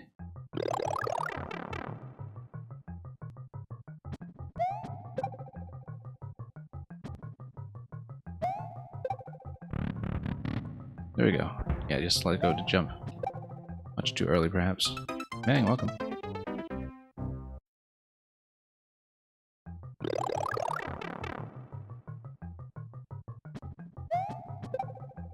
And, okay, let's see this again.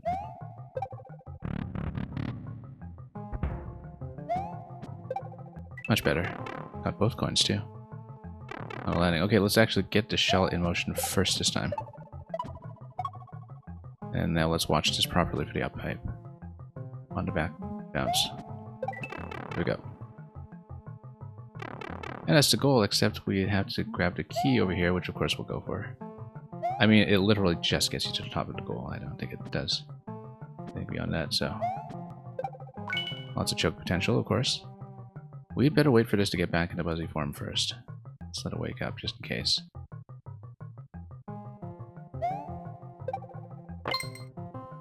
We needed to bounce anyhow to hit the top and stick around. So, here we go.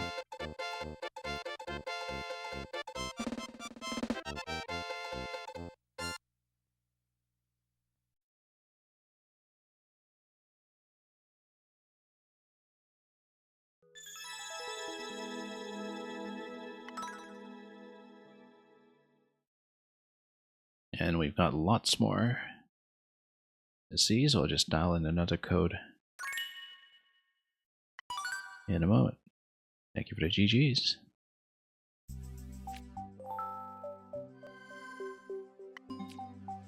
Nowhere near Gilmore's record, of course.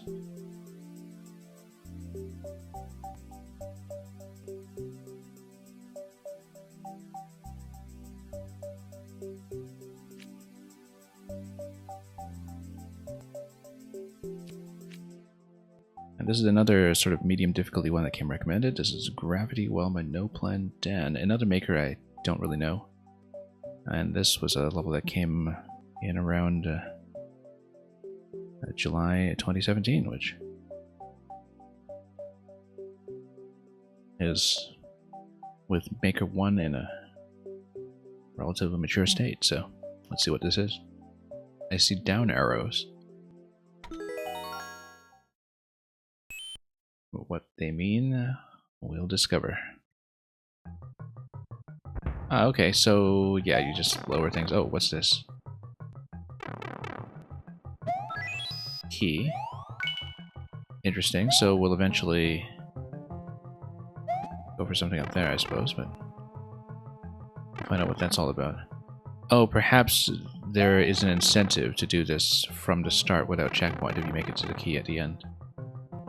Let's see how difficult it will be, and then we'll try it. I kind of feel like we need to leave this way first, and then, oh, we gradually unstack.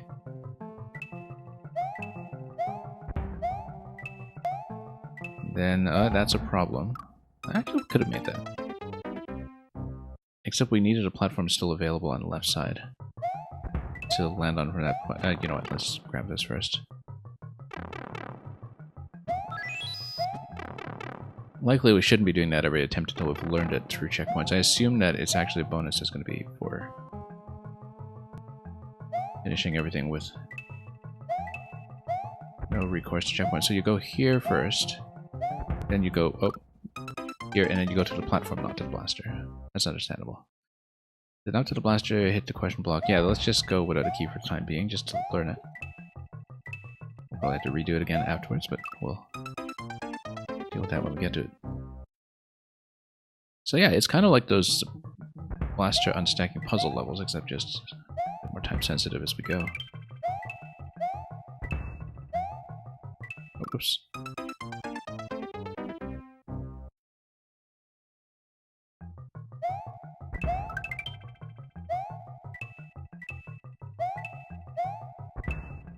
we'll head down this way, and then, yeah, need much more momentum though, going back to the right. So we don't miss that tile. I keep thinking I'll just catch that blaster on the way down, but no, we do need to get straight onto the platform if we can. So delay slightly, and then up. And then we need to jump on a bomb, I think. And then, do we pick up the bomb? Possibly, we'll find out. I imagine we must.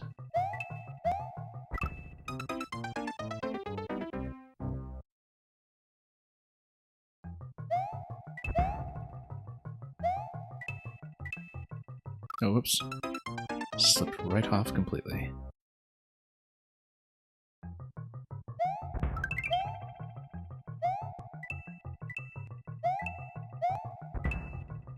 No, we needed to jump on the right first. The coins, in general, should be trusted.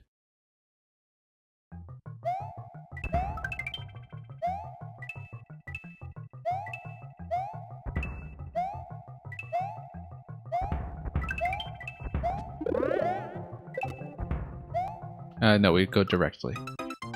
And then probably after hitting all three, then we'll have a natural location for the bomb drop or toss. We don't see what that is yet, but we'll get there.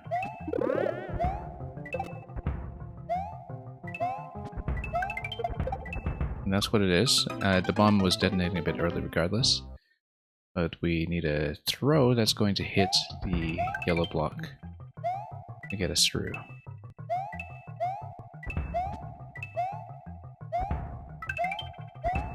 So in general, yeah, we need to pick up the bomb much more crisply past this point because it's going to be a throw, which will eliminate the piranha plant and also get me through to the block for the drop after that. We'll see how that's going to go. It's very readable. We just need to do it. Yeah, minimal bounce on the bomb. Just pick it up as soon as possible and get in position for the throw after that.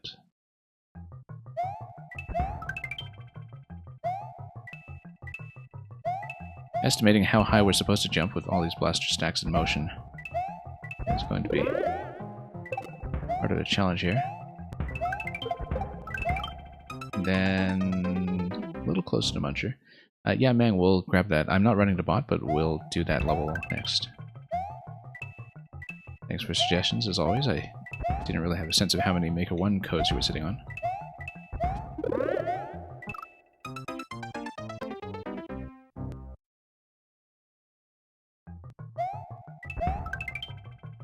Oh, we'll definitely queue that one up next. If it's not something we've done already, which probably won't be.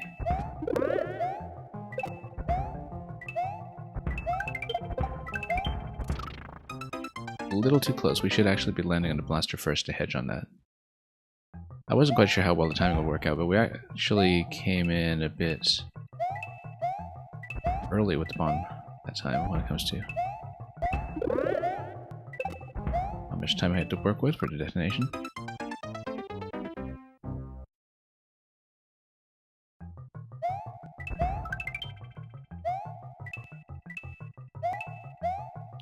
Yeah, so the later we get on these attempts, the more likely we are to get the key. Oh, no. Short bounce there again.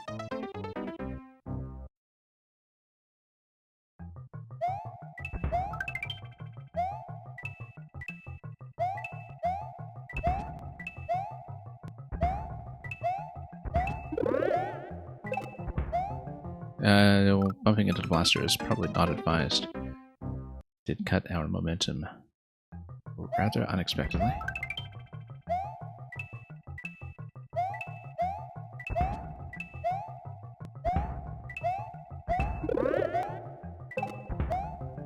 Okay. On the blaster, and then now we grab the 1-up, and then we can see what we're doing. It's going to lower the right side blaster onto the next platform, then we just get up onto the coin and to the next coin after that.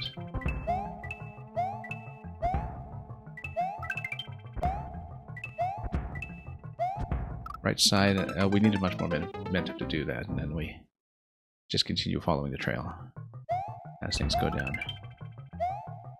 Don't really have time to, you know, read all the unstacking in advance. We do have to place a certain amount of trust in the indications here, which is always something I'm reluctant to do, but we'll have to do it.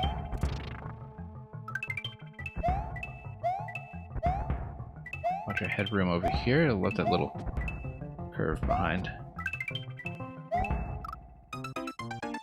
Oh, am I supposed to fit into that slot? Or maybe I'm supposed to go earlier before the muncher comes down. I'm not exactly sure. We'll watch the timing and we'll find out what's going on there. Maybe I am supposed to fit in that slot.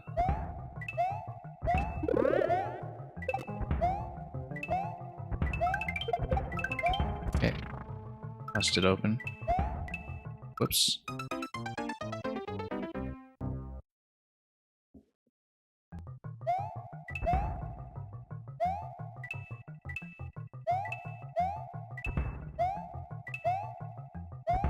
Okay. Let's hit this.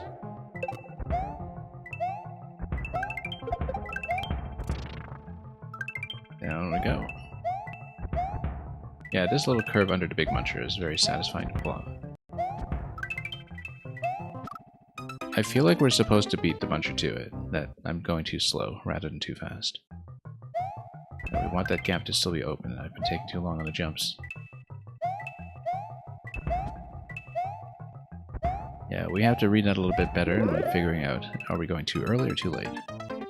And I believe it's probably too late. I mean, it's usually the solution to many platforming problems in this game that I just need to go faster.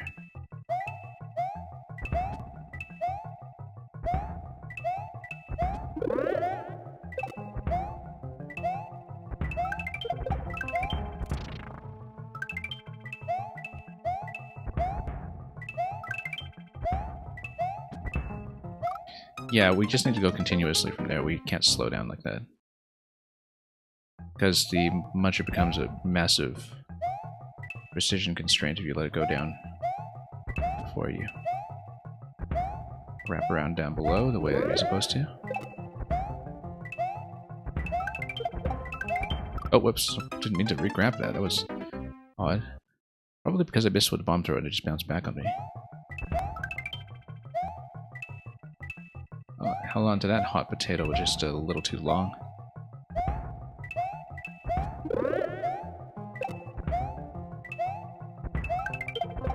Yeah, no, that's what's happening is I'm throwing too late and too low. Same mistake as before.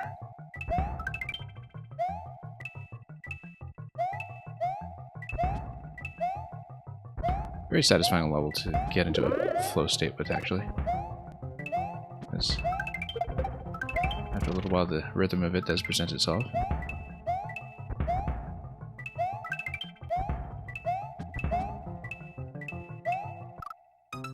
Yeah, so you are supposed to sneak in under there. I am, again, still a little bit too slow.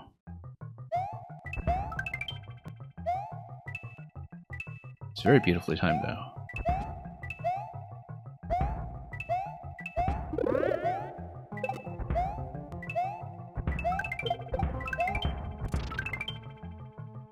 And the one-up mushroom bounce up that time. That was oddly satisfying.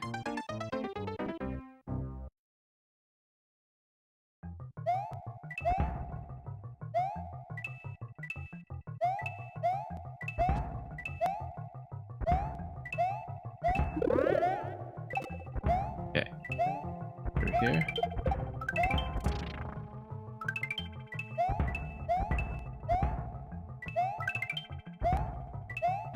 Yeah, go straight there. To the door, enter. Checkpoint. Yeah, so the key definitely is a checkpoint bonus objective. No, you're supposed to get out on top of the blaster and then up to the POW to do the POW grab. Forgot you can't change the size of blue platforms to make it run. I totally forgot that too, and we've seen so many of these. I didn't even think about that as a constraint. I've been playing Maker 1 for months, and it never occurred to me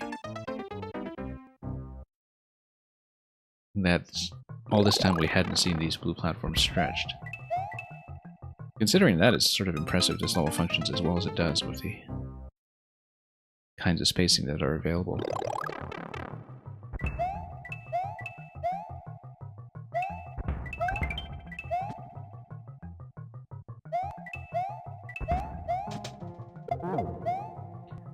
No, I'm supposed to keep that for the muncher on the right side and jump over the other ones. Maybe. I didn't read that very accurately.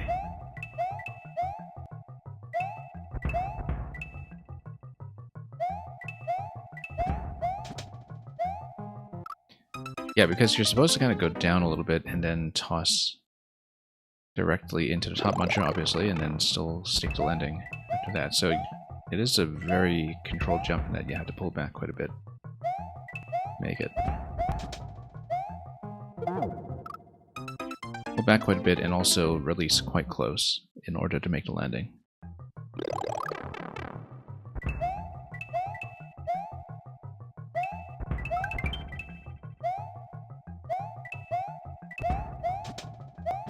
Whoops. Yeah, and then after that it's going to be a pipe entry. We're very close to it, by the looks of it.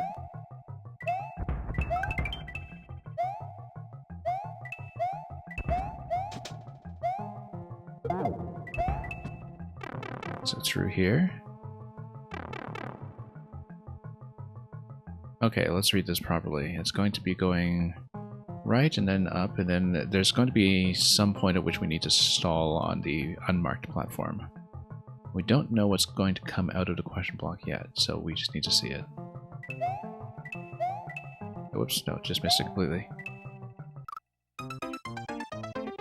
So something's going to spring out of there and get bounced out. Could potentially be something like a POW that we need to go down to grab, but we'll find out what's going on. Well, I mean, it is going to be something that the spring is going to send down.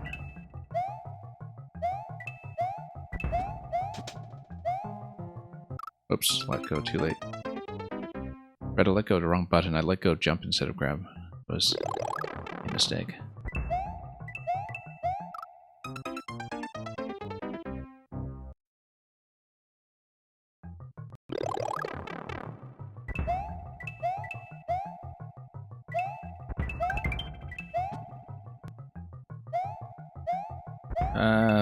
Almost salvaged that one, not quite. Slipped down there a little bit poorly that time.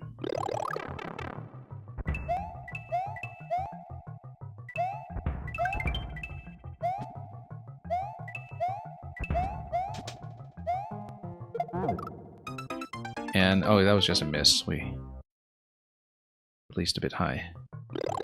Need to get quite close there and still have a good sense of forward momentum to get the necessary angle.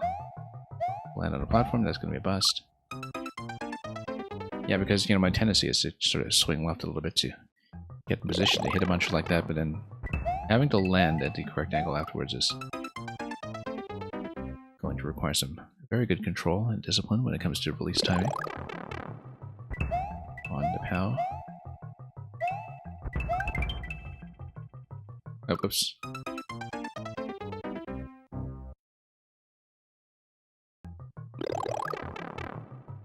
I have a feeling we're not going to do the no checkpoint challenge with the key. But we're still learning.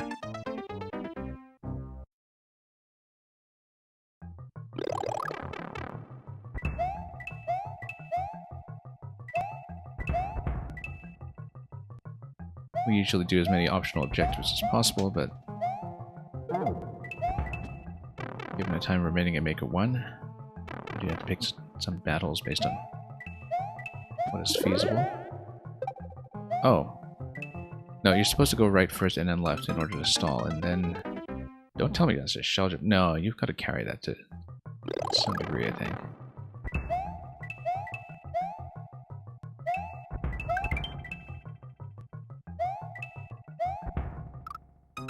I highly doubt it's a shell jump. I think we take it with us.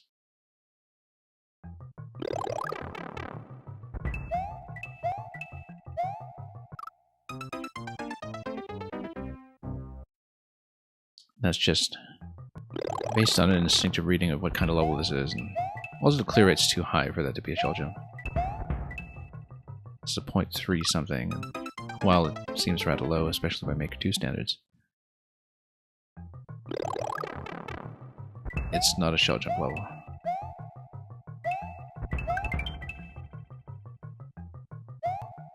The kind of judgments we make all the time when it comes to reading what a maker is up to, what they're asking you to do. Came in a bit late there. So yeah, you hit that, and then as that platform goes down, you go right first, then you go left, and you make it over. There's a muncher on top of that blaster stack that we'll need to deal with eventually, though. Oh, too low.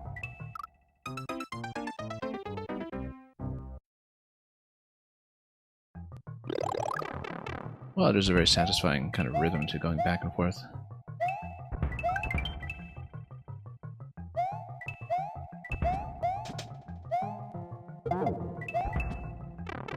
We'll wrap it back here.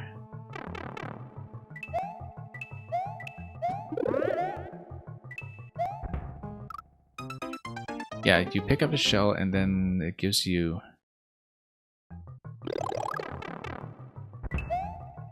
a somewhat clear opportunity to get to the right, or does it?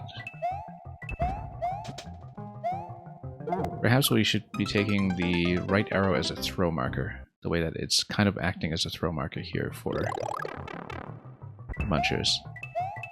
Yeah, I think the right arrow is going to be a throw marker for the shell on the way over. It'll feel a little bit blind at the time, but we'll see what we can do with it.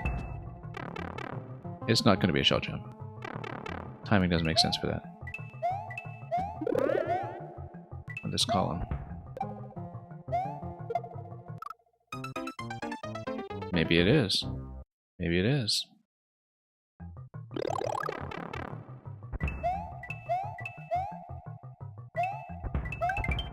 That seems unusual for a level of this scope, but really misreading something there, so... Yeah, let's not write off the possibility of the shell jump. Because right now...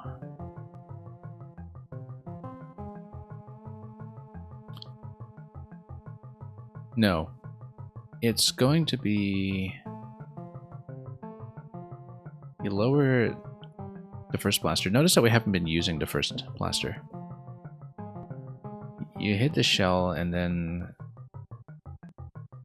Well, although the first blaster column is just sort of acting as a wall and obstruction, so... Oh yeah, and it drops out pretty quickly. Maybe it is a shell jump.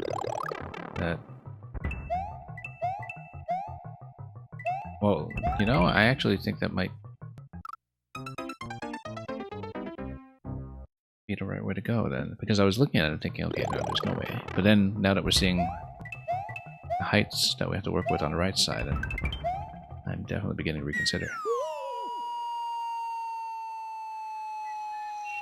Classic random shell jump? I don't know if it's random necessarily, but this seems like the very appropriate kind of level, by the way, to take the long, long dive into the abyss. Very appropriate.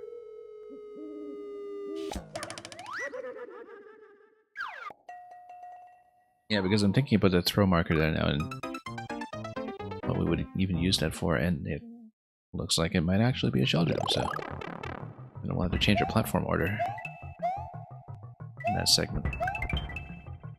No, oops. Yeah, shell jump does seem like the simplest path. Welcome, quality humor. Yeah, because I'm looking at that, because now that we've actually jumped ahead and seen a little bit more of what's coming, I realize, oh, shell jump actually does make sense.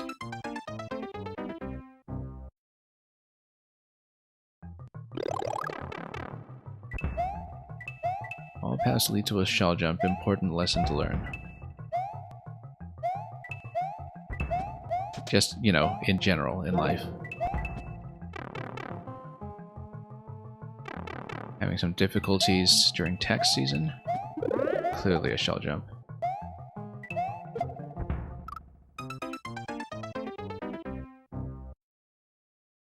Interesting, though.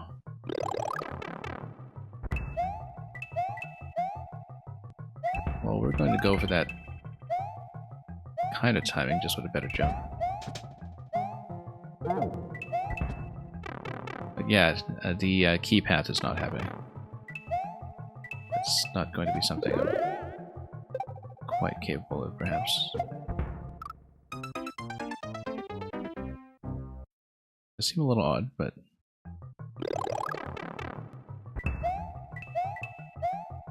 But it makes a certain amount of sense. When it comes to spacing involved, like it does fit. Back in high school, you used a shell jump to skip a detour on your way to school. Yeah, that's what happens when you have to go uphill both ways. Yeah, no, it's gotta be. It's gotta be. Yeah, no, the path that we had was correct. I think.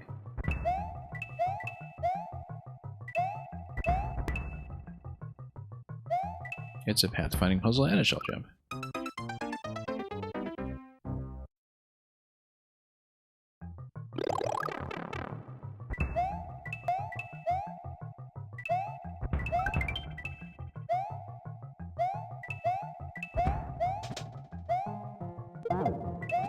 It's sort of an advice column waiting to happen, you know.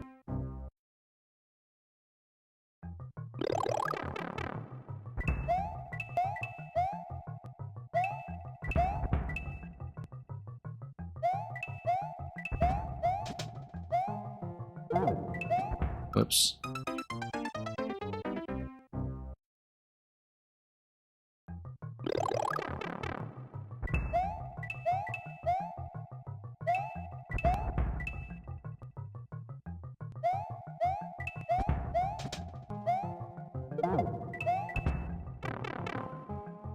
Now let's get back here. Yeah. Grab. No, well, grab, obviously. I mean, the shell grabs are sometimes a little bit strange and Mega 1. And you're just slightly off angle coming in on top.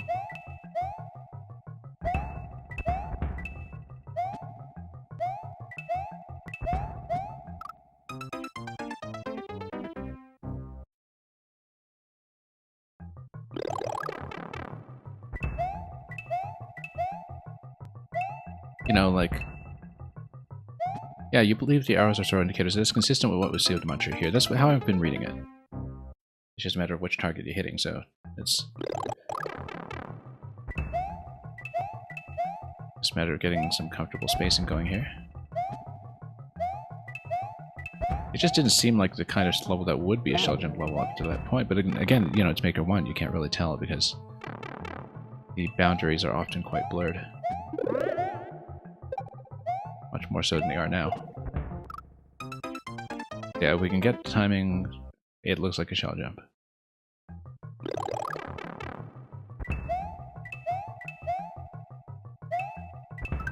Oops.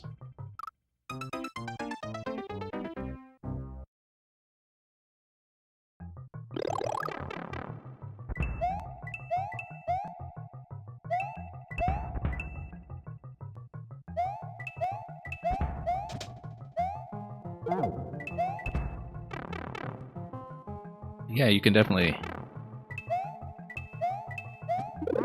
Oops, nope. Maker 2 needs more avant-garde level design. Oh yeah, in general. I mean, you know, we've seen a pretty good amount of that ourselves. I feel like I could use a healthy dose of neo-impressionism myself, but we'll take what we can get.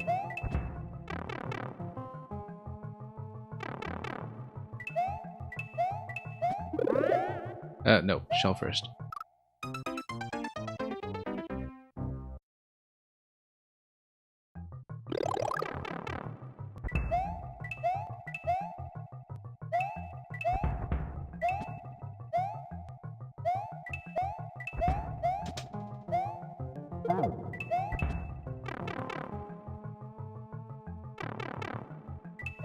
Now let's get over here.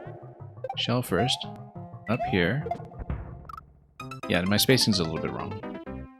Now with that kind of release, I'm definitely... Well, it definitely feels a little bit close right now. I'm standing a bit close. We'll find it eventually. After making it through that crouch shell jump level that we did yesterday, anything's possible. Well, most things are possible. Trimming the herbs, probably not possible, but on this stream anyway.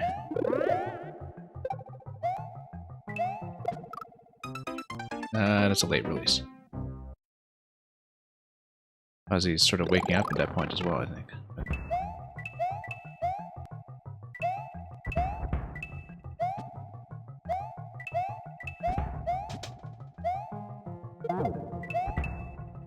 But we'll weave around and head back.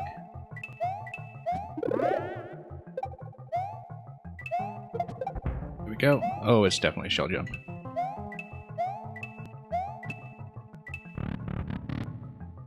Checkpoint 2. This looks like a P jump. Don't tell me it's a P jump. No, I think we can just fall off the P and that'll be fine, except, yeah, because P jumps are dreadful in Maker 1 past a certain patch, which I believe we are past. Yeah, it is just fall off the P. That's perfect. I didn't even try to P jump there because I didn't think it would be the case. And yeah, we just need to watch the reversal timing here.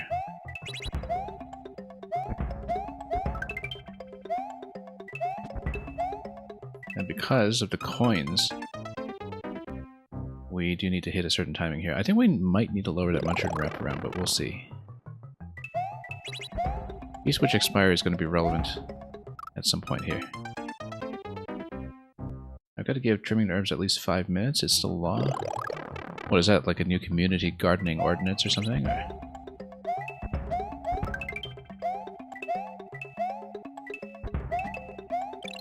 There's a coin above that. I believe that maybe has a certain expiry. Like, I bet P-switch expiry is relevant here, that we need to survive until P-switch expiry, and then something arranges itself. We'll find out.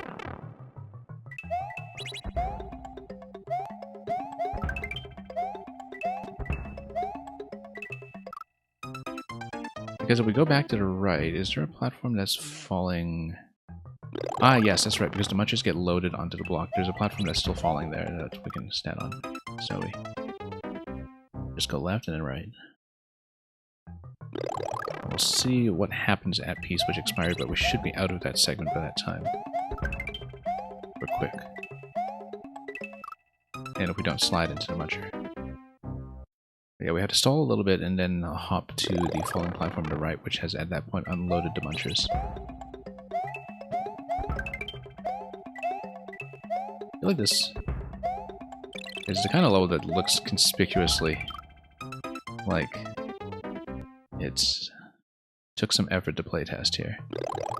I see a down arrow there. I think it might be a POW drop against a wall, but I'm not sure yet because we just haven't gotten as far as picking up the POW.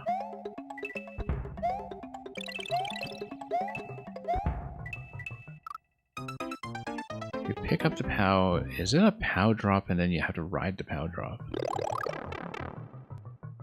See, it doesn't make it one. I had to learn some of this as I go, so.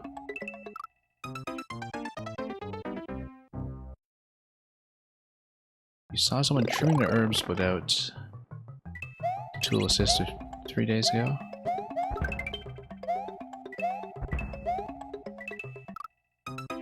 Used a lawnmower in Terraria.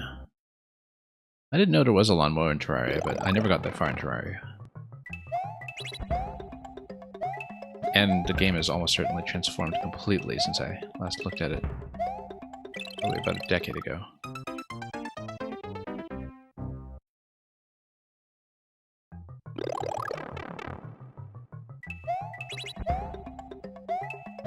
Yeah, Terraria was always kind of in a strange place for me where, you know, the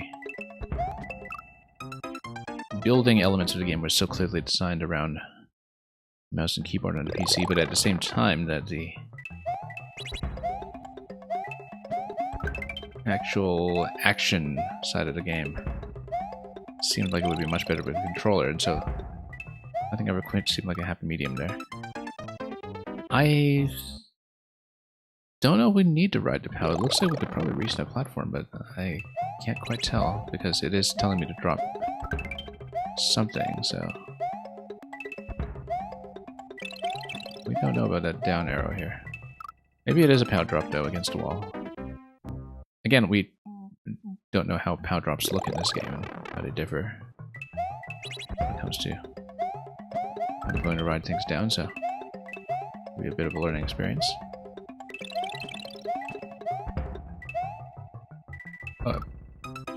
With a slightly different timing, I think you actually do walk down that, but...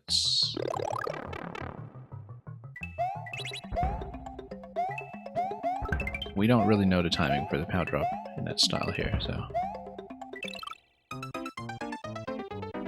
But the sooner we get to it, the better. It looks like it is the right way to go, but... we need to figure out what the power drop timing will be.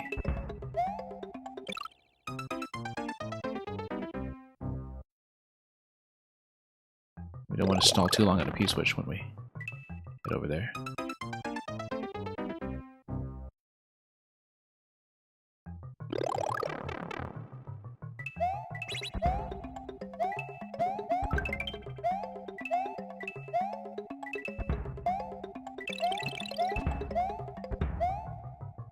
That's way too late. I think we need to drop it nice and early.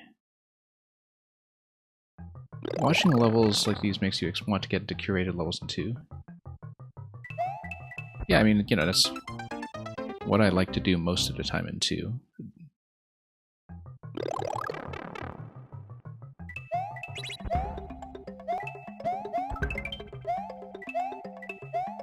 That's why I've had such a positive experience in both Mario Maker games, that I lean much more heavily towards curated content than most streamers do, I think. I mean, like I said, I pretty much never play Endless, and I looked at my records in Maker 1 here. I only ever played 100-man 5 times. It was probably all at the launch of the game, too. I don't think I ever even unlocked Superman 100-man. Oh, I don't even know that Superman existed, in fact, the last time I played 100-man. I believe it was patched in late in the game. Because there didn't used to be the Super Expert distinction right at launch. I think it was a late edition, which means that... Oh, no, let's not do that.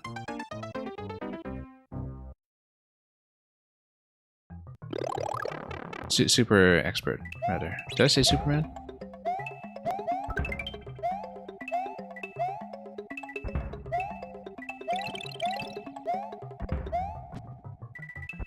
Too early on that.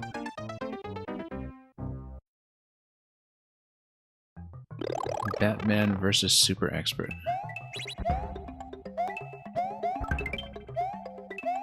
Dawn of Jack.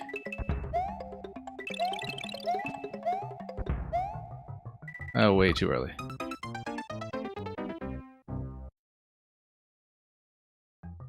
No, I was thinking 100-man Super Expert. I never did Super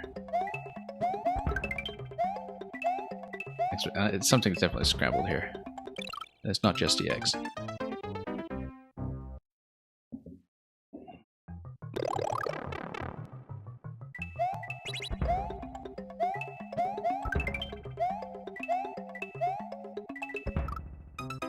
But yeah, I never played 100-man, like I was saying. And Super Expert 100-man probably didn't exist the last time I played 100-man, so I definitely don't have the requisite clears on it for the 5 costumes that are locked behind it. I only even looked up things like the Mystery Mushroom unlock requirements for everything I was missing within the last month or so, and I realized, okay, there's no way this is happening. I've got a month of this game left. I'm not going to spend it grinding out costumes. As much as it would be nice to be a completionist when it comes to what I can build locally. Normal man, expert man, and Superman, exactly. There's a progression. We don't talk about easy man.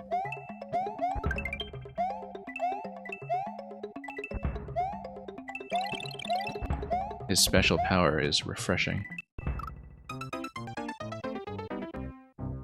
Makes him a natural sponsor for Coca-Cola.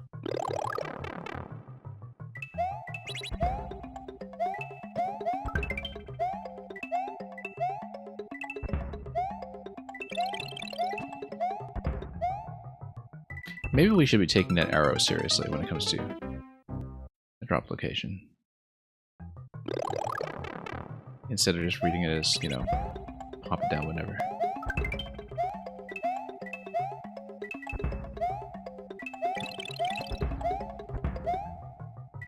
That's way too late. Yeah, we need to find out how to do that.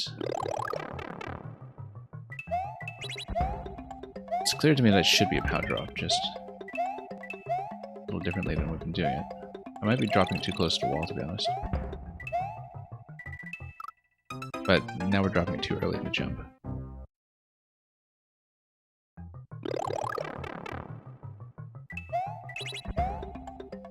I think we had one level that had a pipe entry that was dependent on the power drop, but other than that, we pretty much have never really been asked to do this.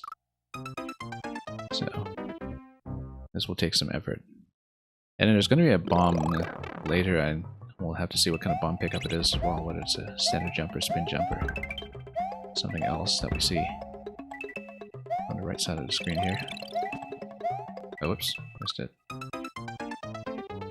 Ease switch timing doesn't look like it's a concern, though we are able to pick up the power on time. It's just that we need to find the right point of the jump to be releasing it. Too late.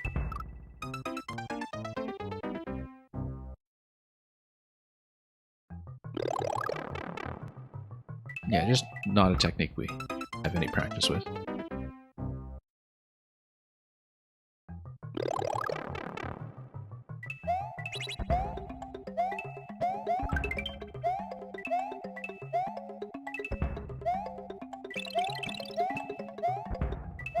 No, way too early.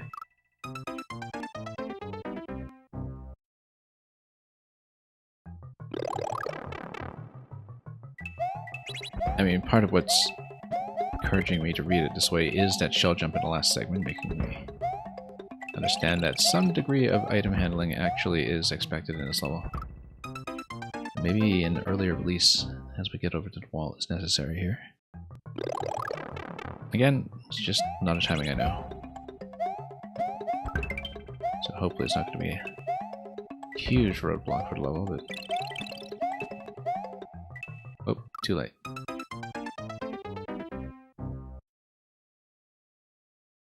But I really do wonder if we can sneak over from a greater distance. Oops.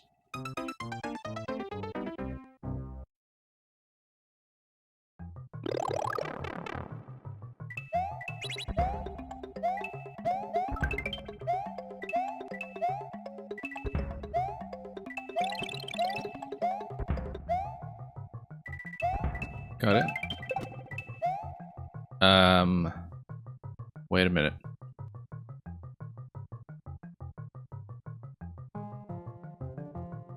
Spin jump off the bomb? I don't... Oh, wait a minute. No, this is a game that has spin pickups. So maybe the bomb is supposed to be dispensed elsewhere. I can't actually tell. Like, I feel like maybe it is supposed to be a spin jump off the bomb, but we just haven't been able to read that. Well, hopefully we can create the outdrop timing that we found.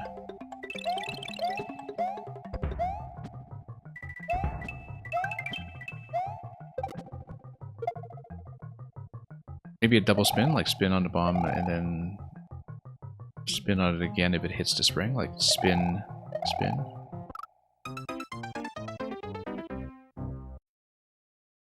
This will take a little bit of reading. And probably a lot of dying to the power drop again until we get it.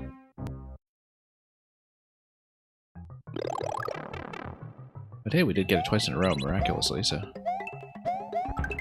maybe something is improving.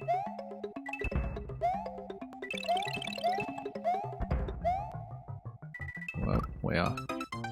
Yeah, because you go down, you tap the bomb.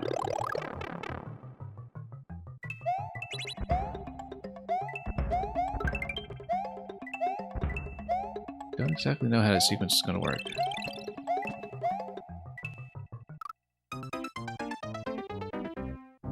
Because I'm thinking about where to launch the bomb in a way that's actually going to make contact with the spring that we see to the right.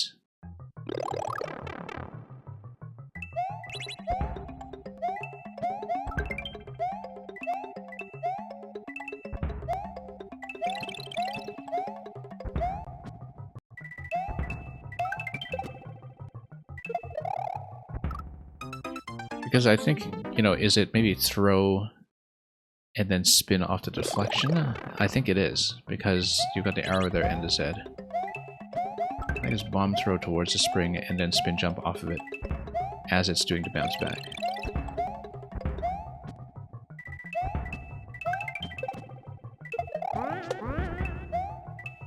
Oh, whoops, and then I just bonked my head there for no reason. Wait, you get up onto the platform, you hit the question block, something comes down through the conveyor, you wrap downstairs, you wrap back up, and then you'll be racing the conveyor towards something else.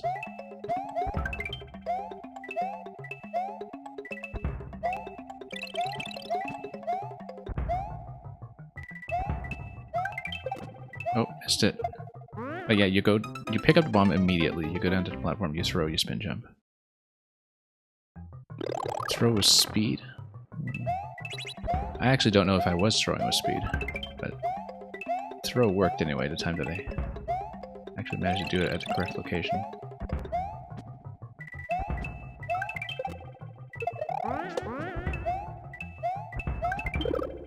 When you hit that, you have to land down to the left, I'm pretty sure. Otherwise the muncher is going to obstruct.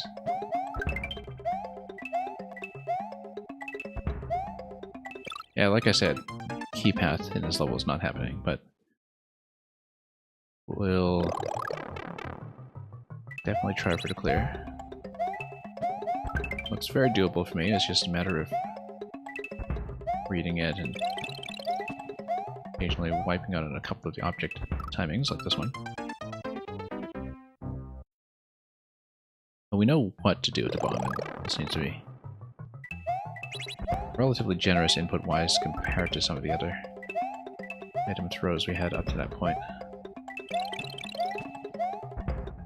Oh, nope.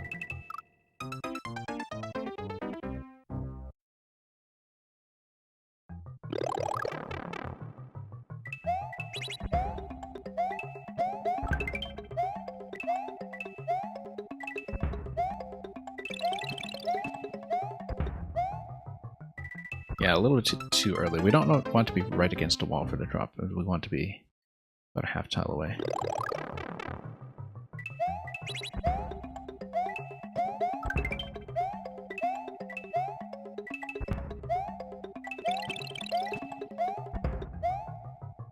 No, too early.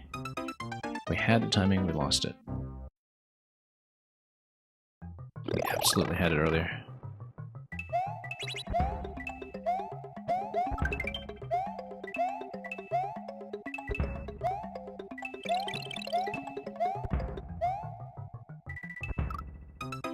Just need to find it again.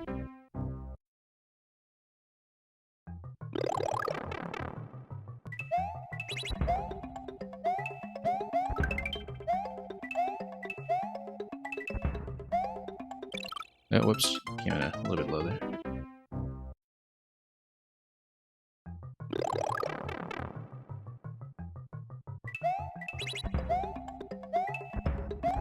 Oh, whoops.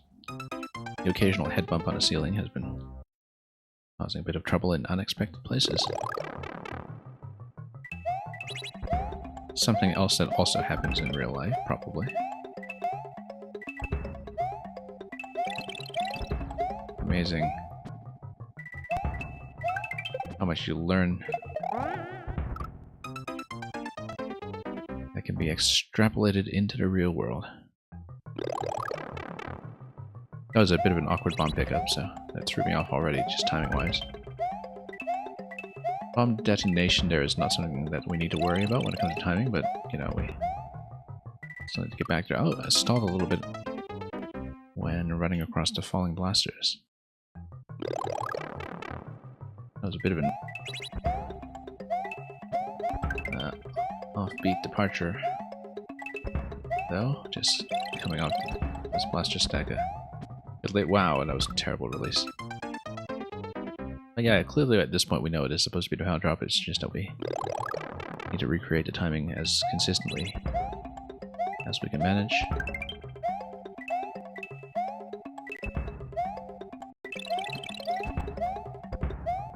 Nope, too early.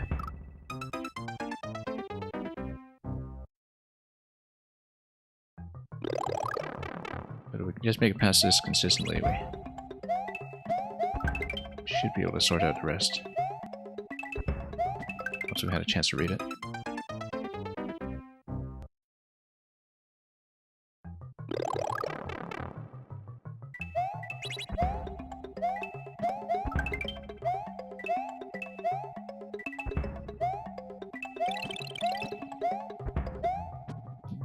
Late.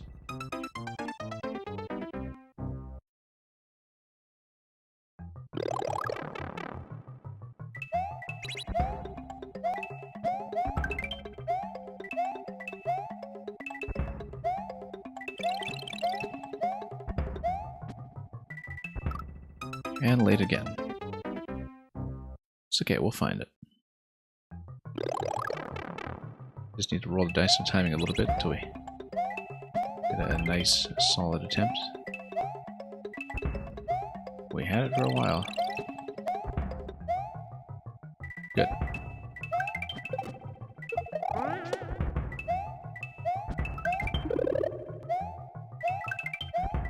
Lower. Don't tell me it's going to be another shell jump coming. No, it's going to be hitting the POW, and then if you hit the POW with a shell, then you actually land on a platform up underneath as the blaster column is falling. Yeah, so the POW is the shell target. Very interesting. It totally threw me off because of the shell jump in the previous segment.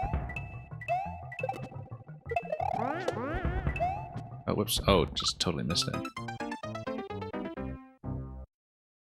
Again, a bit of unfortunate ceiling contact there, throwing off what should have been an easy jump.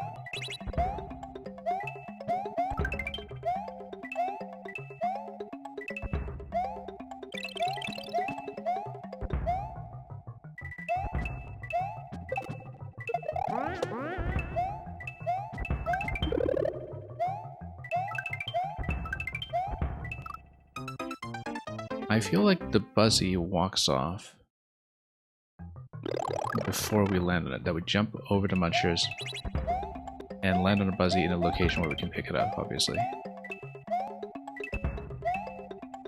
So we do let the Buzzy walk off, and the timing should work out for that to happen. Diablo style, welcome.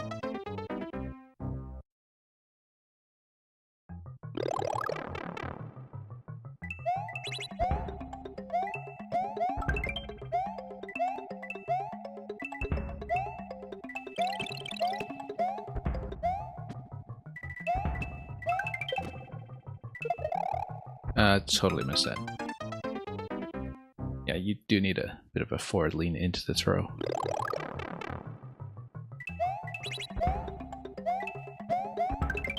It's one of those mistakes that we hadn't considered earlier.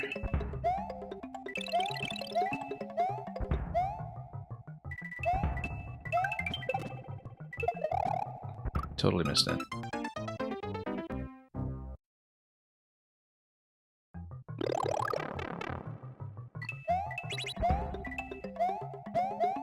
Oh, we're doing the power drop a little more often at least. Oh, missed it.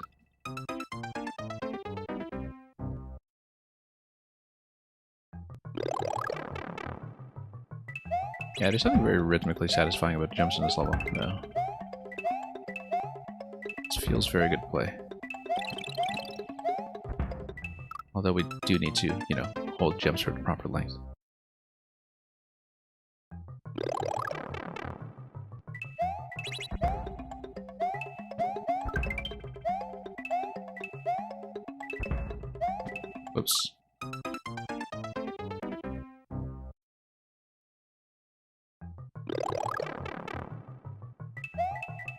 And that was an accidental pickup. We obviously just want to fall on a pee and walk our way down. And yeah, head bumps galore on these parts of the ceiling that dangle down just so.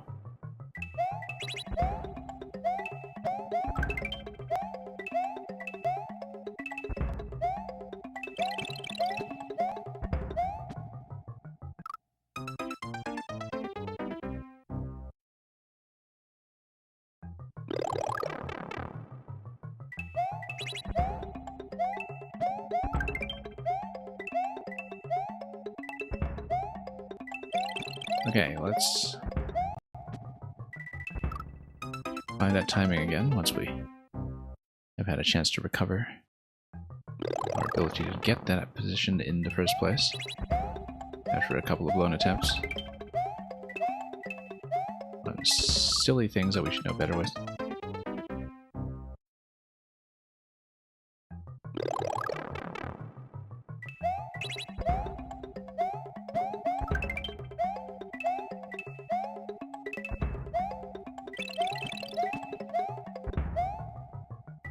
Again, yeah, hitting a bit of gluiness here on the blasters, probably because of when we're lowering the one on the left relative to the P-switch timing. The overall drop, so we have been tripping up on that a little bit. Oops.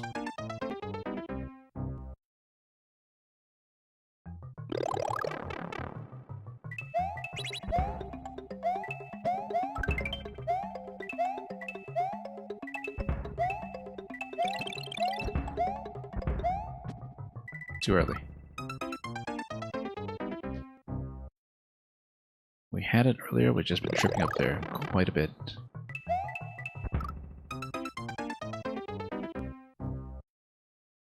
I'm still thinking ahead to everything to come after that point.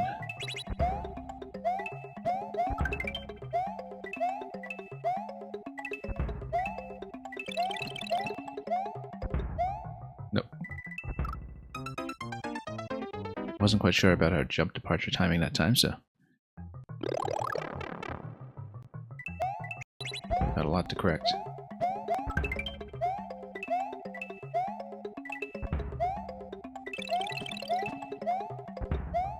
No, yeah, because again, getting a little bit stuck on the blaster platform there for some reason.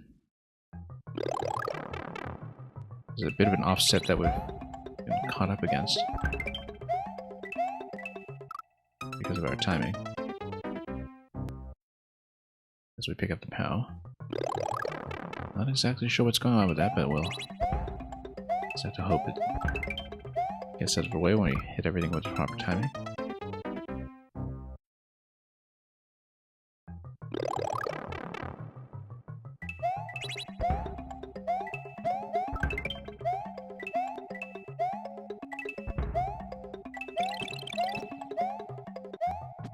There we go. Missed. We previously didn't have problems with that when we actually did manage to get a shell to deflect, so... Again, we just have to get back into finding the timing that worked previously. Yeah, something is tripping me up there. Where I'm running into POW and then I'm unexpectedly stopping or getting slowed. Something about a landing timing relative to when the blaster on the left is falling down.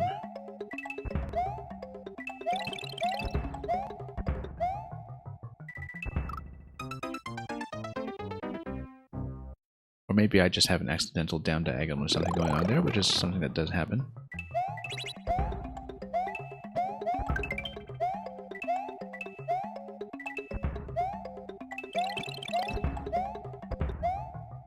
Nope, too late. Or too early, actually, that time. I mean, we didn't have the right kind of arc. We weren't going down at the end of the jump. Like we should be. After the item release. Nope. Way off. And yeah, Kaiser Wilhelm, we have been going through a lot of your recommendations I played a pretty good run of them over the course of the last 2-3 streams, and spent a lot of time on this one today. We did the big Wiggler escape one earlier today, and that one was a real treat. This one has been taking me a little while. Caught me off guard that it did turn out to be a bit more of an object handling level than initially supposed. But it's clearly very meticulously crafted, and we just need to get this power drop time. We have done it. I'm just trying to recover the good attempts right now.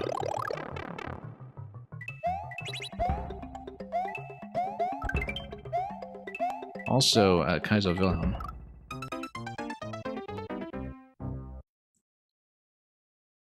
Do let me know what I should play from your profile.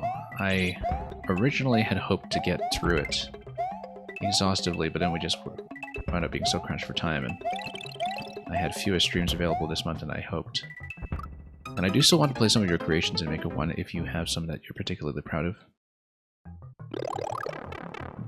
I mean, you can toss them in a Discord. I don't know how long you can stay today, obviously, but we'll be around as much as possible for the rest of the week. And right now, after this level, I'm going to do one suggestion from Meg, and then, we'll see if you're still hanging around, and we'll just play it by ear, as we've been doing. Whoops. Disclaimer, you never beat this one. It was a level for Blind Kaiser Race, and you watched a video and thought it was cool. Yeah, I mean, we've gotten reasonably far. It's actually not one of the lowest clear rates we've seen today, I think. This is about a 0.3. We've gotten through harder. It's pretty gentle as far as Kaiser go, I think. It's just that, I pretty much never had to do this kind of power drop in Maker 2. At least with the levels I play, and I think the mechanics work a bit different anyway. We previously had one level that had the same kind of power drop here in Maker 1, but it was a much gentler situation. We have made it, it's just that I lost my timing and I need to get it back. I did see that you had the records still standing on Swanky Shells, by the way. We played it right before this one.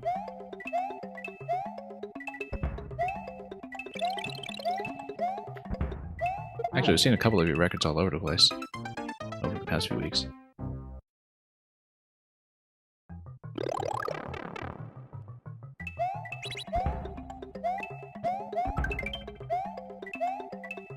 Oops.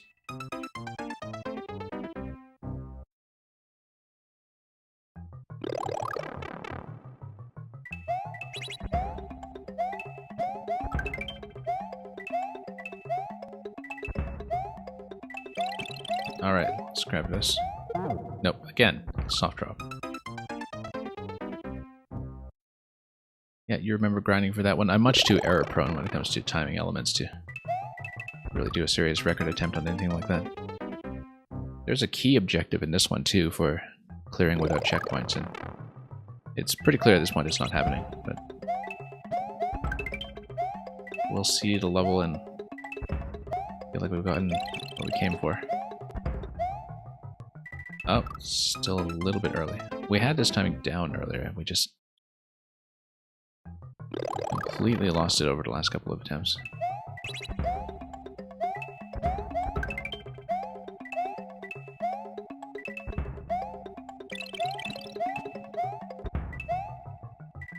There we go. Okay. Now we have a bit of a rest stop here to collect ourselves.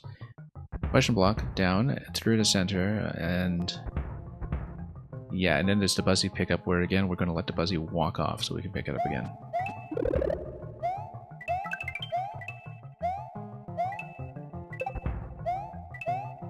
And then you have to hit the POW and sneak under. Again, we have to get as close to the POW as possible for the shell release, I believe. But I'm not entirely sure. I think the POW has to be the target here to get the munchers to attack. Whoops.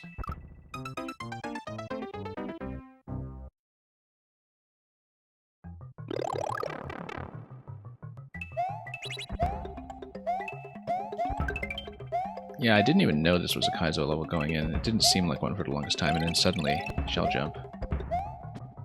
And then, pow drop. I mean, these are the only really serious item tricks so far. But it's been a fun one to read, for sure.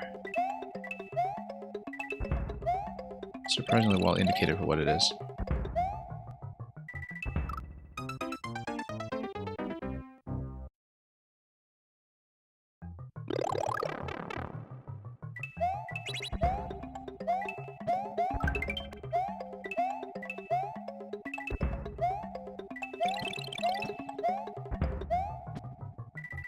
And also, I played this 2 days ago. The one that you recommended, that was the level in the Bowser costume with all the spike top rides. That was by Stark. The name escapes me right now. That one was incredible. That was one of the best ones we've seen so far. Yeah, that one really stood out as a big moment here. I'm sure I have the name here somewhere. The Legend of Bowser's Axe is what it was. Legend of Bowser's Axe, that's right. I saw it on my own notepad just as you said it in chat, but I should have just waited for you to say it in chat. Yeah, that one I thought was extremely impressive. So, very grateful for the recommendation there. And I wish we had enough time to play through more Stark's profile, actually. We only got through a few. But again, I felt much less time pressure. Ever since finding out the state of how the Pretendo implementation is going to go when it comes to preservation is looking fairly optimistic. You know, that the content will remain accessible, it's just that you need to hack your Wii U or set up Cemu for it. But that the levels will be accessible. Whoops, wrong way. Yeah, there are a lot of makers that I didn't realize had a presence in Maker 2.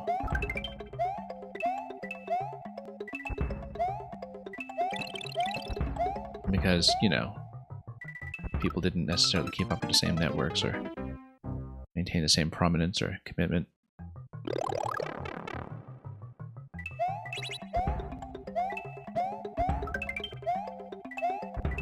In some cases, though, we went back to some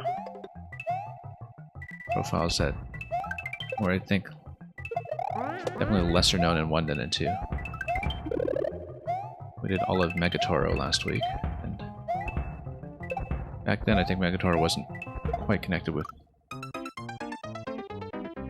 the YMM side of things yet, for instance, and it was a real treat to go over those.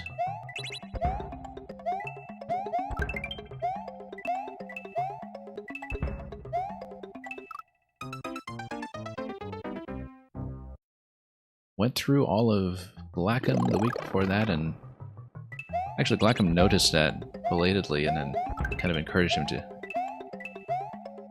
do a bit of a Maker commentary video series of his own just to get it done before shutdown.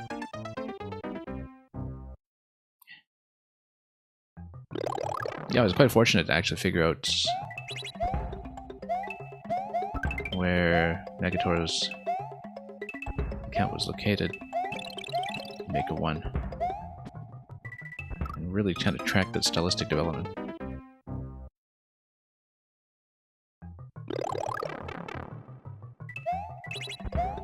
Wish I'd followed up on a lot of other Japanese makers, in fact. I had a pile of codes here, I just haven't gone through them yet.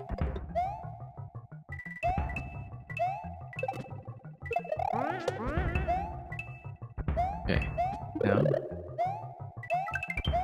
Now the trick here is going to be... Oh, no, missed it completely.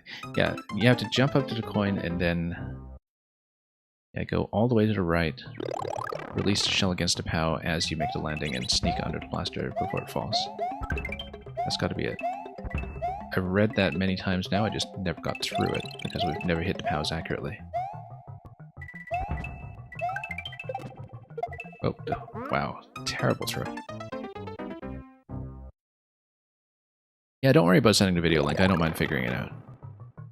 I never really watch clear videos while I'm playing anyway, so...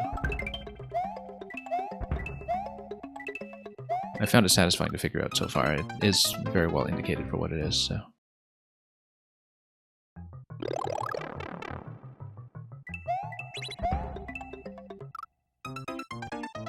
Being someone who's always been more interested in the figuring things outside of the game than the actual execution, I find that, you know, clear video culture, while it's necessary for certain types of levels, is kind of a world apart from how I play Maker.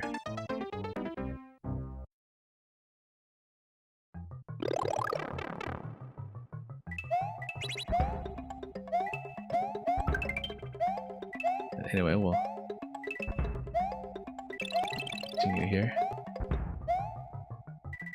Yeah, I think it's well indicated, so...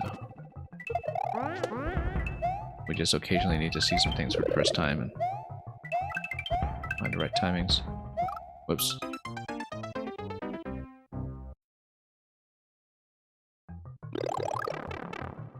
I think this is already checkpoint 2, which is encouraging. I mean, it really kind of picked up from one checkpoint to the next.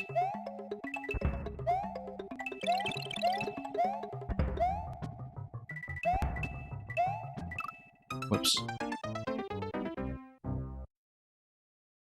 Starting to get the timing back for the power drop, though, at least, after loving it for so long. These things come and go. Sometimes I get the timing down completely, and then I totally lose it with an earlier obstacle, and don't get it back for some time.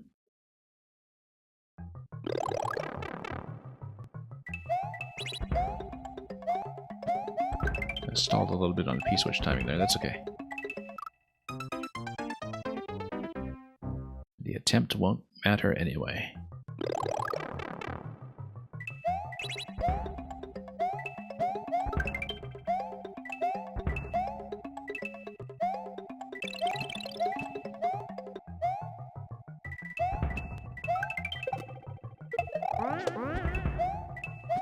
Whoops. The whole thing has this kind of visual cleanliness to it that I actually kind of more associate with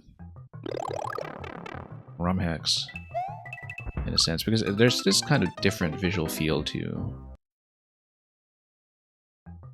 ROM hacks as opposed to a lot of the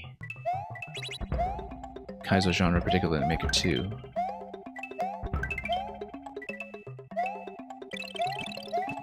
Partly because of the flexibility of the visual elements, but I mean, I'm just saying that as a viewer. I don't really play Super Mario World ROM hacks at all, but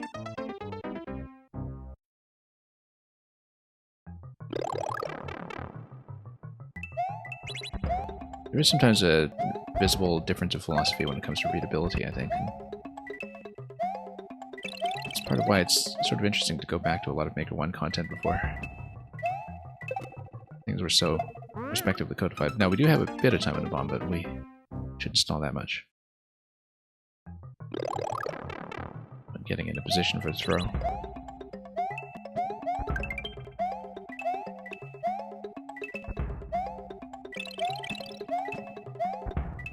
Oops. Yeah, just kind of getting into that downward descent too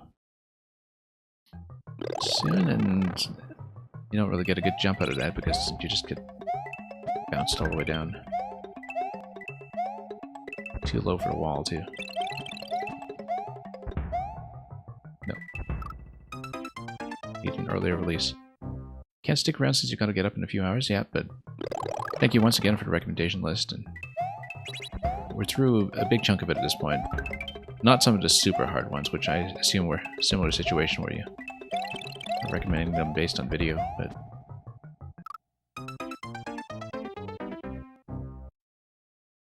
we've gotten through a pretty respectable chunk.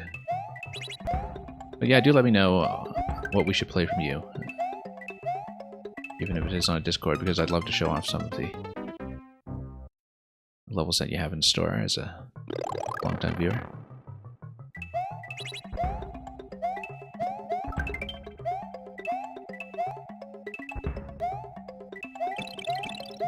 up. Got it. Missed it.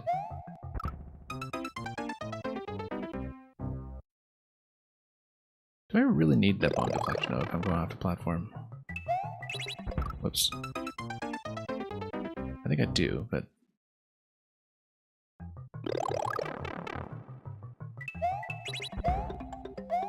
I've just been taking that on faith all this time.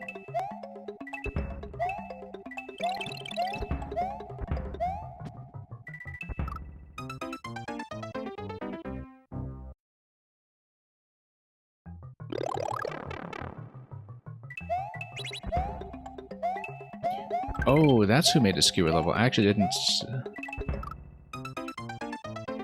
No, because I was trying to look for... Maker 1 account as well, in fact.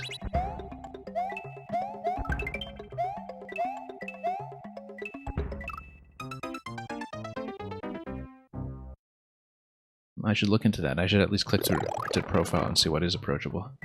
Not surprising that skewer tech was very heavily featured there, as it was Maker 2. Some people just like skewers, you know? And layering tech in general. Had a couple of Maker 1 profiles, I see. Yeah, I didn't realize that. Particularly with a lot of the Japanese accounts, I only tracked who was who in a very few select cases. Once again, just getting stuck on this blaster. I don't know why we get jammed on the offset there from time to time.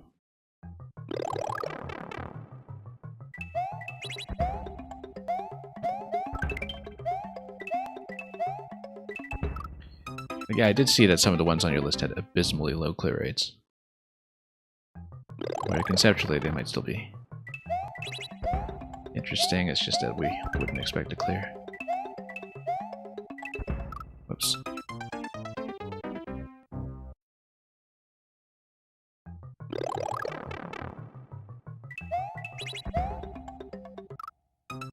Yeah, let's get some of these bad attempts out of the system. And yeah, if you have another code that you want to recommend, that would be great. Because I did see, yeah, a pretty big pile of levels and... Whoops.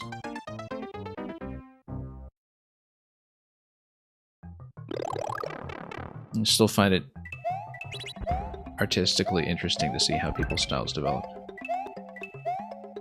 Even though at this point we don't really have time left to run anybody else end to end.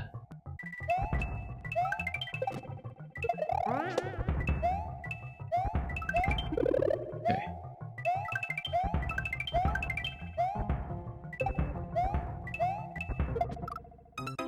Release too early. We need to release much later than that and just kind of hold right into that. I think I'm reading it correctly though, so...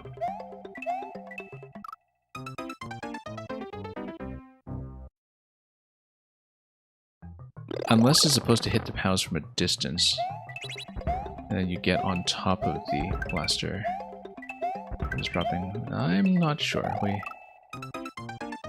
need to go back and take a look at that. Because there was the big muncher stacked on top of the blaster as well, which looks awfully suspicious. In general, I find it difficult to estimate blaster drop speed, so I'm just usually at the mercy of whatever the level gives me.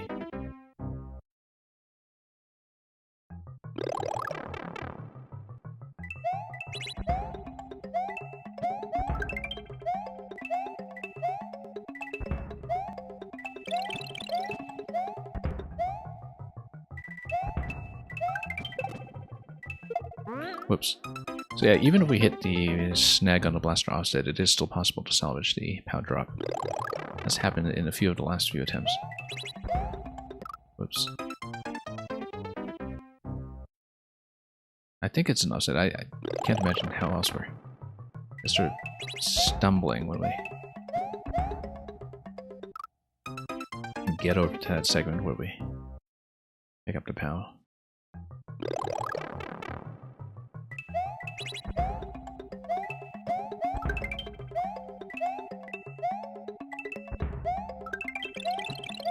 Yeah, this is the bit where we're stumbling. some at a time.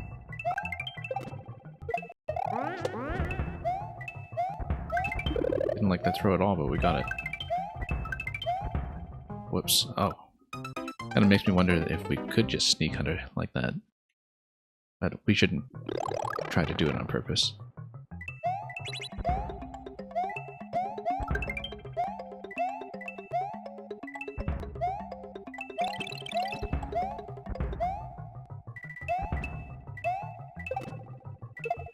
And missed a spin jump.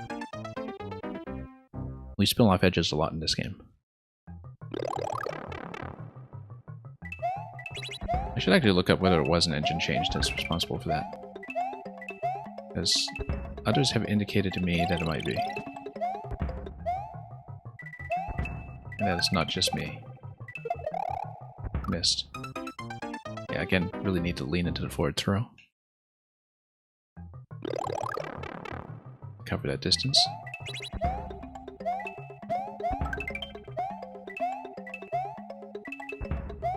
Oops.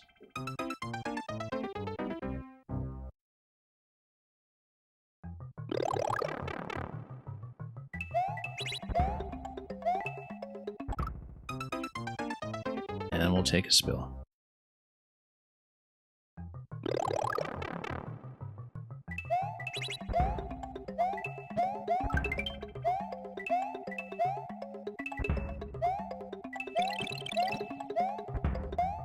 No, again, yeah, I'm always thrown off a little bit by the snag. But if we hit the snag, we should just still go for it. And power drop is still possible. In some cases, it even feels comfortable. It's just that it throws off my expectations.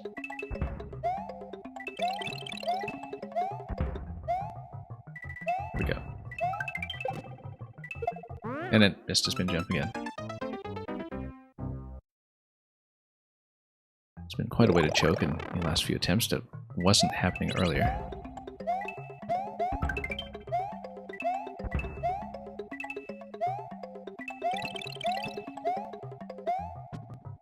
Way too high.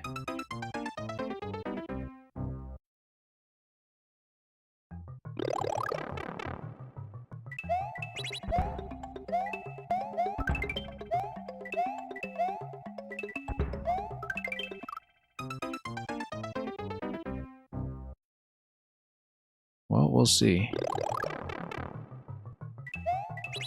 how feasible it is for me to get to play. Oh, wow. That was an interesting offset where we just didn't lower the blaster. That was not the jump I expected to make. But we actually just managed to wrap around without activating the platform. Didn't think I could do that, but which is accidentally super precise.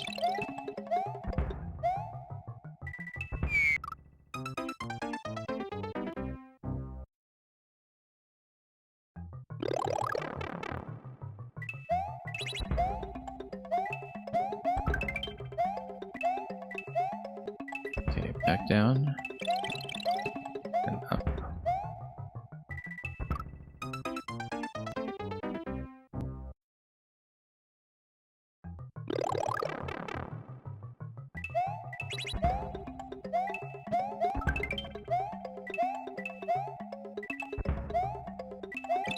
Okay, let's head up here. No, way too high in that jump.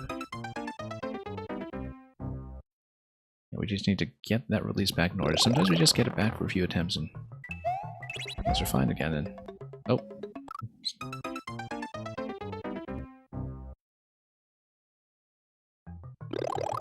cutting corners a little too well here.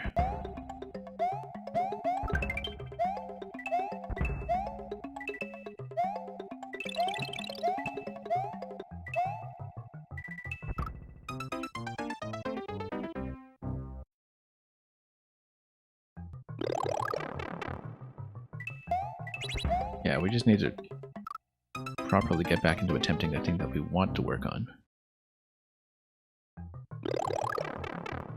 Which is after the buzzy drop.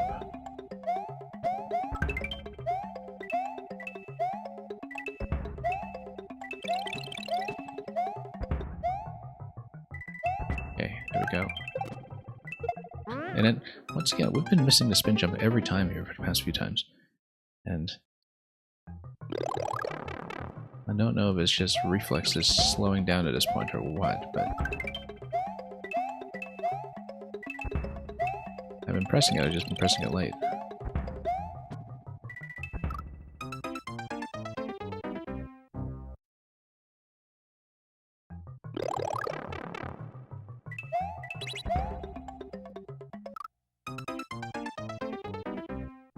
I can't believe we've actually managed to do that consistently.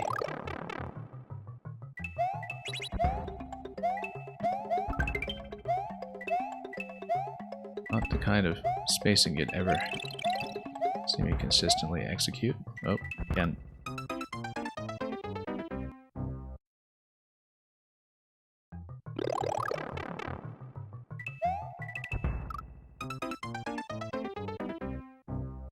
Well, still working on it.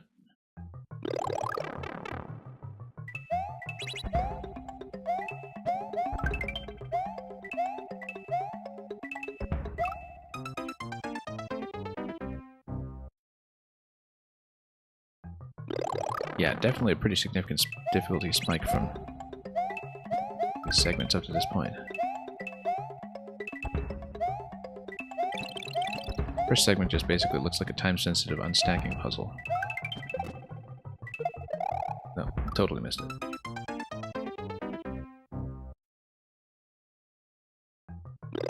I really do wonder if it's skippable, that long jump, but... Oh. We didn't have trouble with it previously, but we've just been missing this spin so many times at this point. Losing too much momentum on the item release too.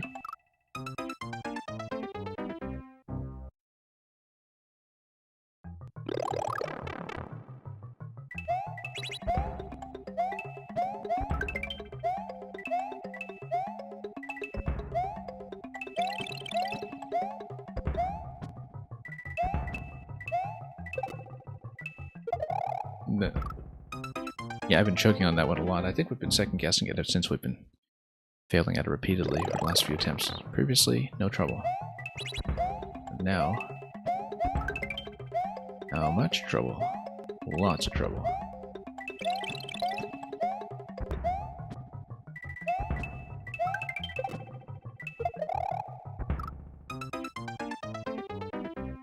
Yeah, I've been second guessing it and losing momentum.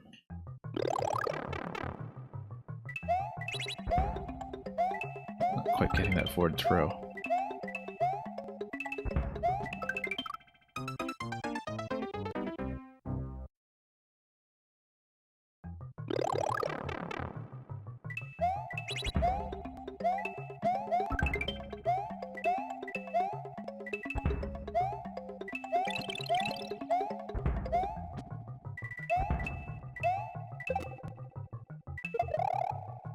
No, again, I felt like I was just totally losing my positioning there, which is why I wiggled around with the bomb for so long and wound up missing anyway. Just didn't feel like I had a good release position at all. I was just supposed to carry that forward with you and just drop the bomb from there, but I missed it so much now. I had it without really even thinking about it previously, and now it's been some time since we last got it. So, something has gone wrong.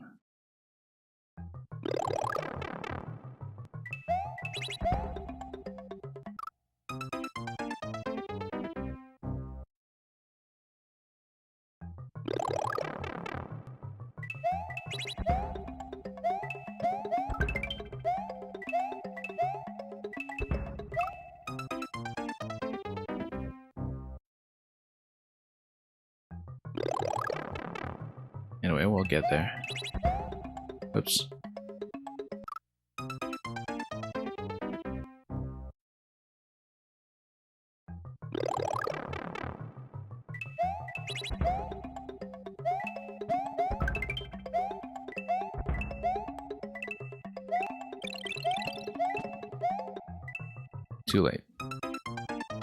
much hesitation all over.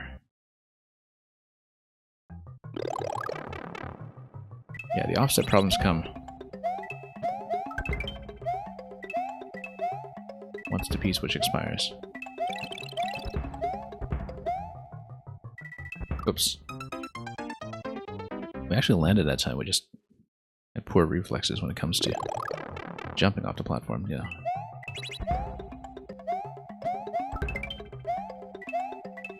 Yeah, definitely a few issues here with Whoop's reflexes becoming less consistent with more attempts, I think. We're so deep in this at this point, though.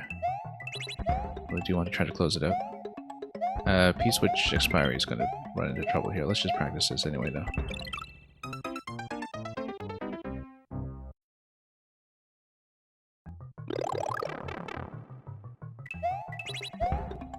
Nope. I don't know why we've just been doing that perfectly so many times now.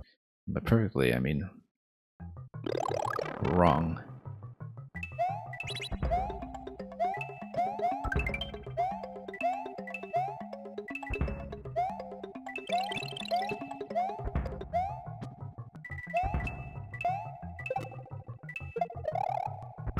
We haven't made that in a long time. Just need to release on the edge and spin on the edge, which is troublesome because we've missed so many spins.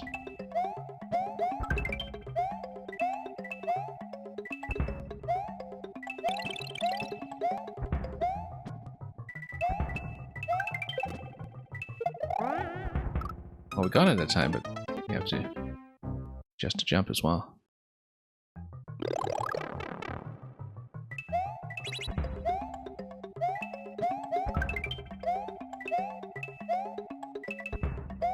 Yeah, we need a much cleaner bomb release.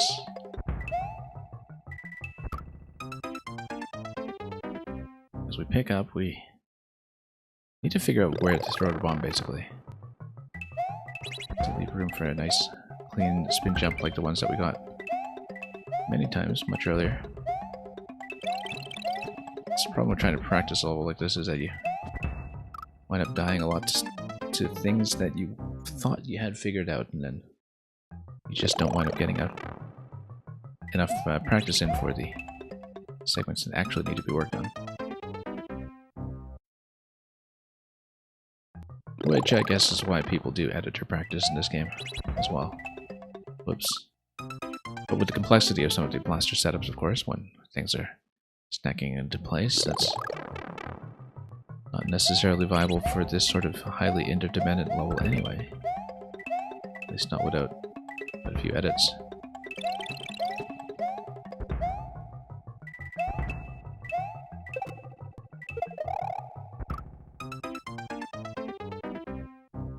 Can't remember the last time we got it. I mean, that's not even the hard part, right? It's something that we had completely solved earlier. And just lost from that point on.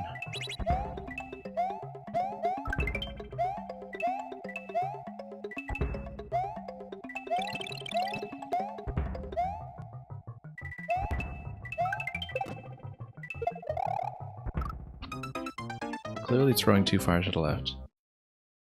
But then that's because I've been a little skittish about getting the spin jump down too late. Because we missed it so many times. I think we just have too much of a pullback there. In general. Whoops.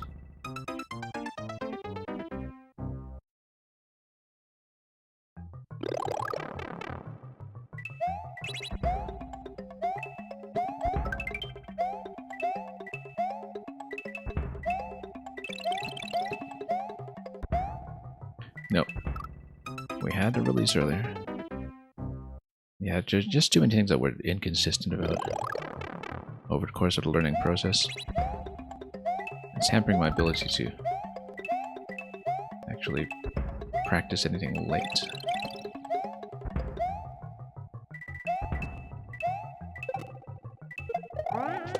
Got it, finally. Haven't seen this in ages. We need to get a slightly higher jump, but clearly you can make it to the platform if you do that. Our jump was a bit low. It's the first time we actually managed to hit the POW successfully.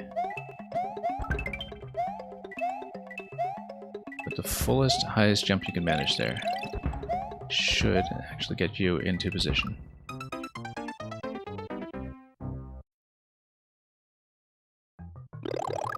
And a slightly earlier jump off the previous falling platform will help in terms of maintaining height.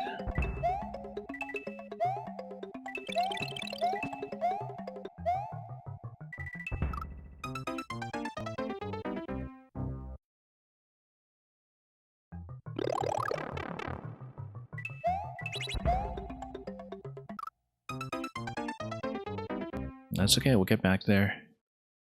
Again, the POW hit is actually technically my best attempt so far, so we did get that out of nowhere after wiping out on earlier content for so long. It is possible to inch towards progress. Yeah, we're backing into this too much. Just need to throw it confidently.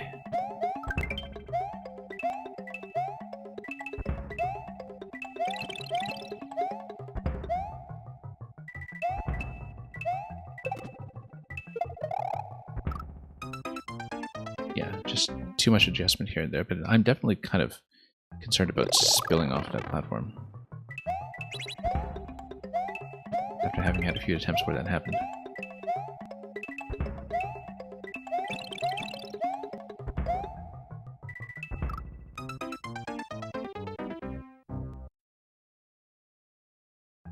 We'll get back into it. Hit rate on the P, or rather the POW drop has been pretty abysmally low.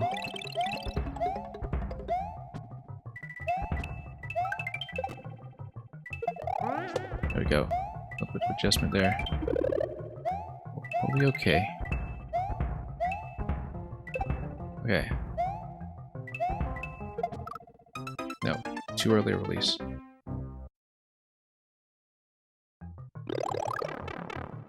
It's a tight spacing on that jump.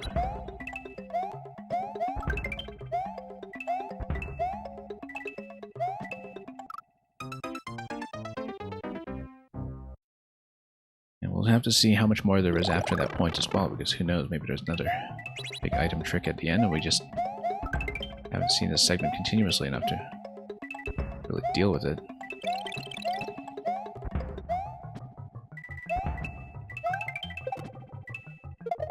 No, too late.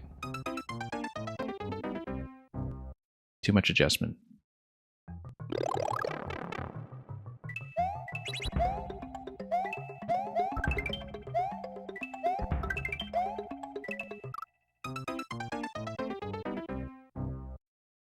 Yeah, if we can just get the bomb throw cleaned up. But I guess I don't really have like a favorite timing for that yet. That's been sorted out. Yeah, if you throw it right away when spilling down, then you can do it. It's just that if I do it that way, I am at risk of missing the spin jump the way I've been doing.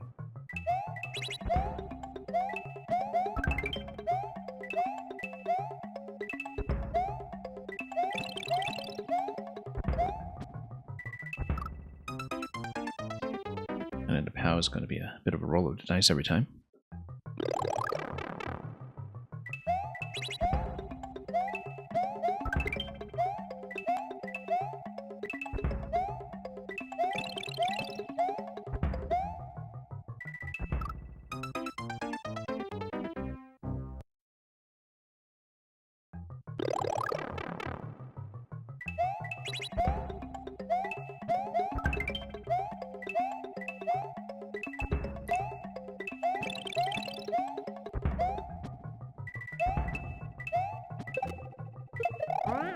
There we go.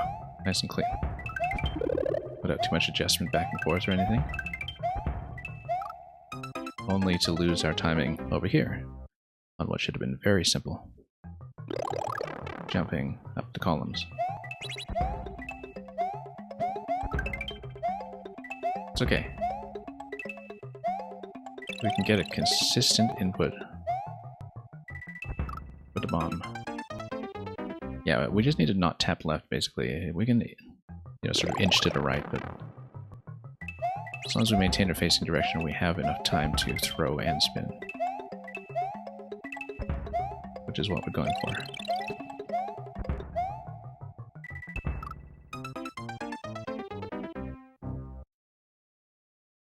A lot of technical roadblocks in the way to doing this.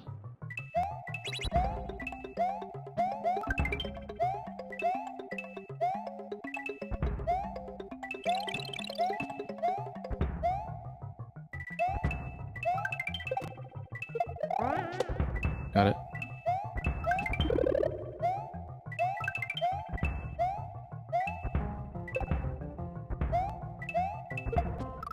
No, I keep releasing too early.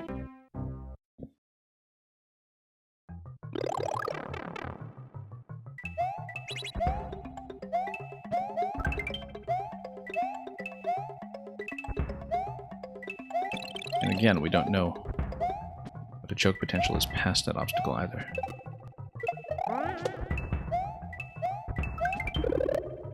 That was a close one on that muncher.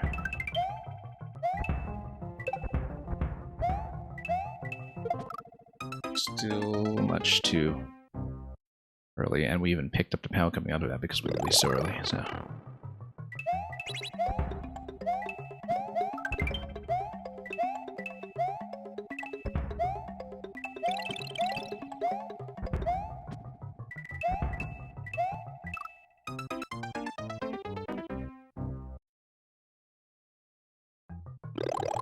At least a POW drop worked.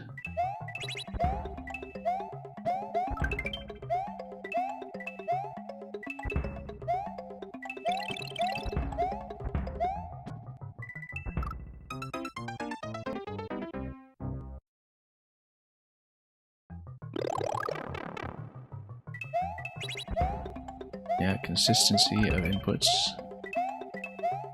It's not something we specialize in here. And it does run into quite a lot of trouble when it comes to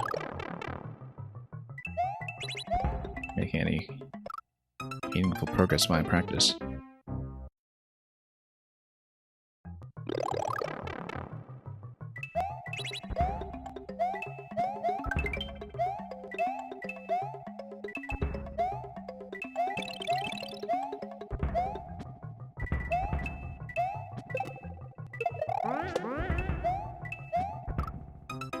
Wow, what a simple thing. At a location that was totally safe too, even as a rest stop. That's what a choke looks like. Whoops.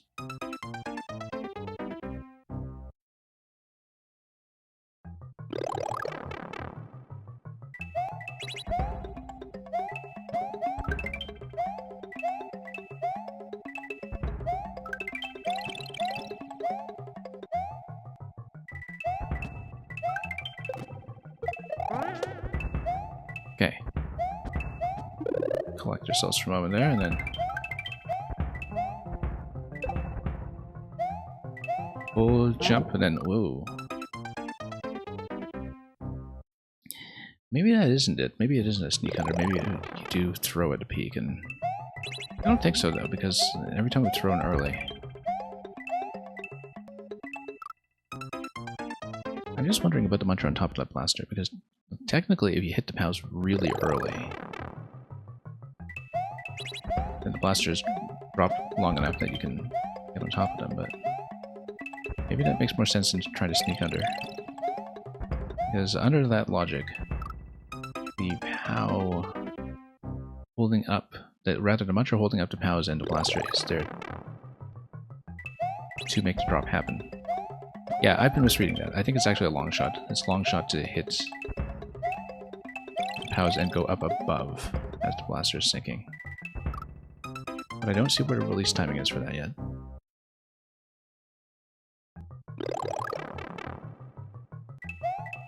Maybe you just toss... well, no, the shell's gotta hit the POW, but... the thing is, if it's a long shot, when do you do it? That's the thing that's... uncertain to me.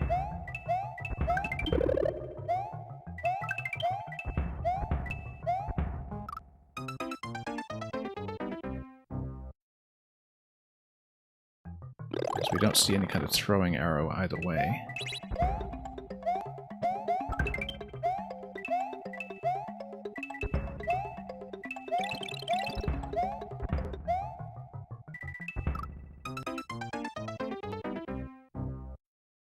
So yeah. I don't know, it seems like we'd be able to sneak under, but...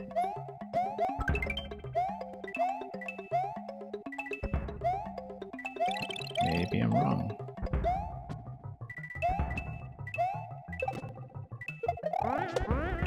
Maybe it's been a big misread all this time.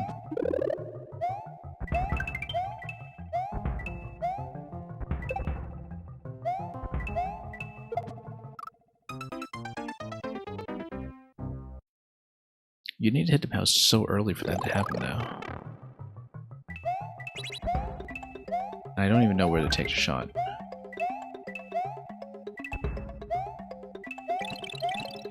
I kind of feel like you sneak under.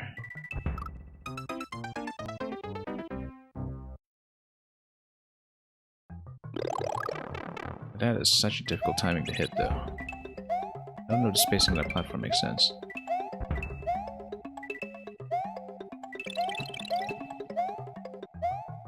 No.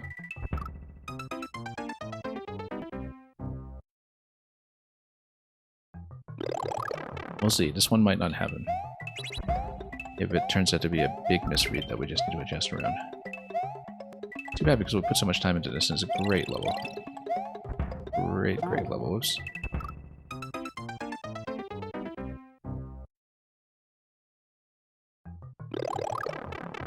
But we have hit a roadblock.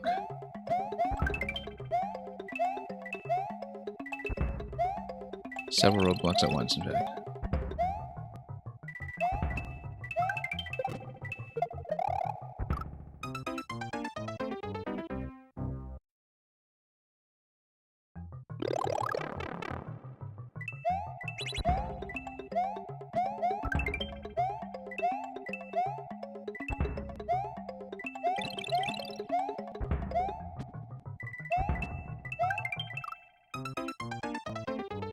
I think that is silly stuff now, too.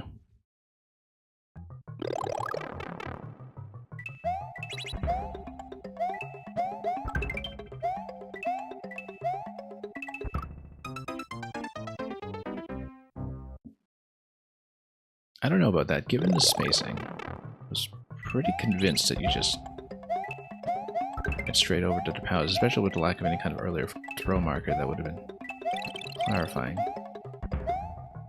And just given the arc in general of how the shell throw is going to go in terms of how high it happens. Whoops.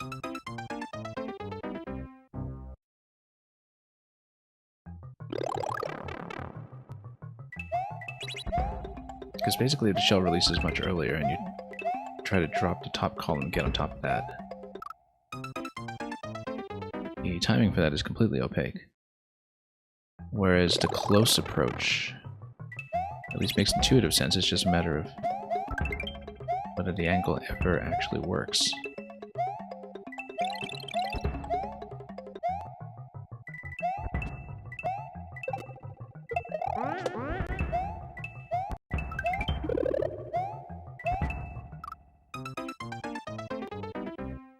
Terrible head bump, but yeah, the coin indications are really useful up to that point, and then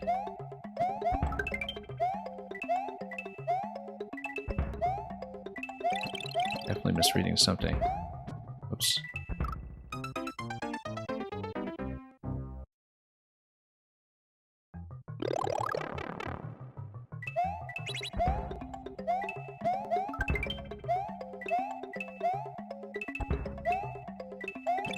Well, we'll try to make it through. The power drop has to happen consistently first.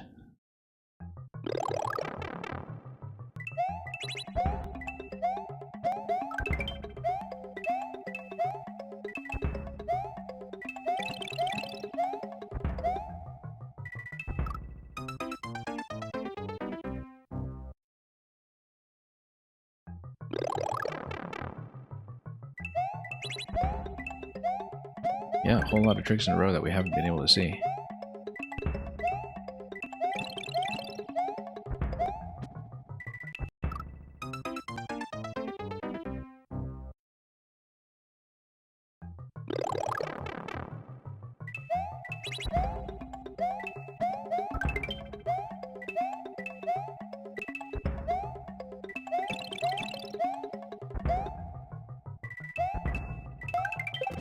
Oh, wow, totally missed it. It really does look like that's just jumpable without the bomb, though, but we're probably wrong. I don't want to risk it if we aren't sure.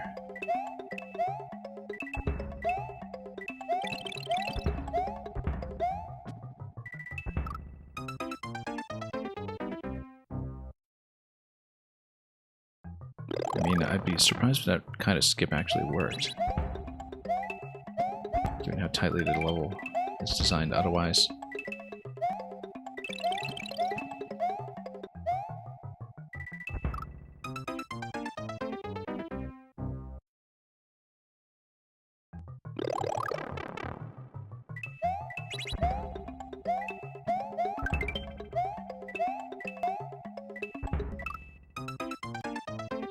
Yeah, I'd like to make at least one more good solid run up to the Buzzy Shell release. Then we'll see how soon we choke after that if we do eventually bypass it.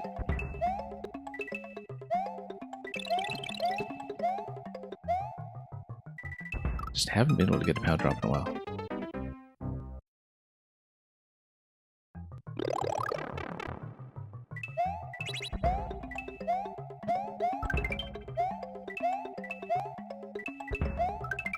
And yeah, we didn't make it over far enough. We just stumbled like crazy on the platform that time. Obstructed by blocks.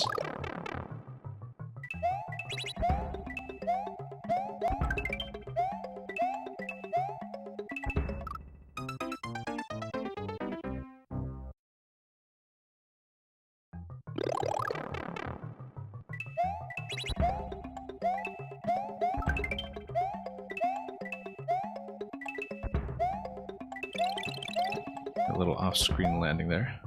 And yeah, we've been dropping it too late. And we've been jumping too high into that.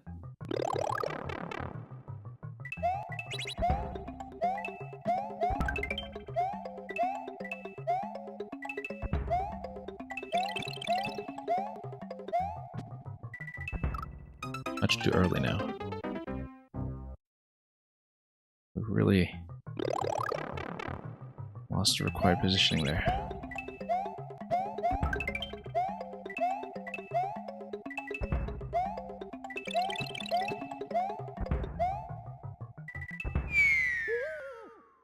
Well, the long death animation, or death sound rather, here is well deserved.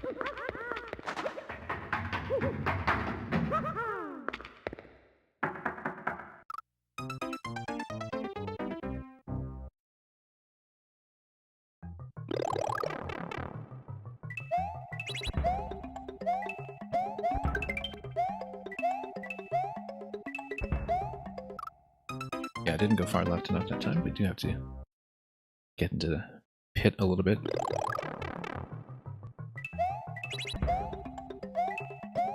Against the obstruction of the small munchers. Down this way. Got it, finally. Got that too. Okay, let's collect ourselves here. So where do we release a shell if not at the POWs? I think we just release it at the POWs. We have to keep the plan A with that one.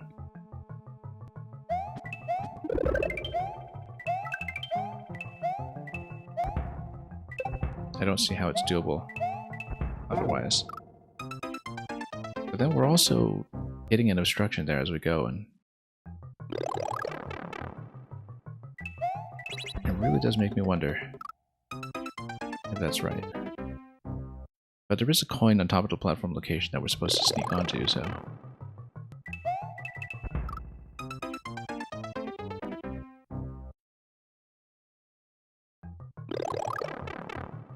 yeah, it's just a very precise release, I think.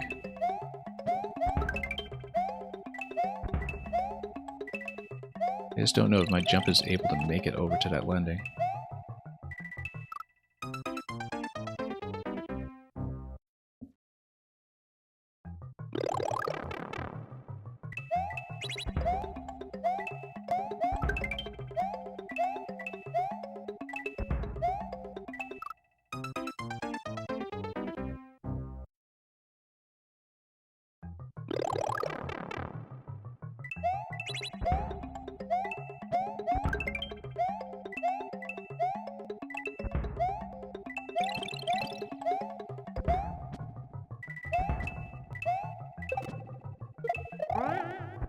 And that throw worked better than I expected. The jump did not. Thought I hesitated a bit too much there, and that was kind of miraculously successful. As far as throws go.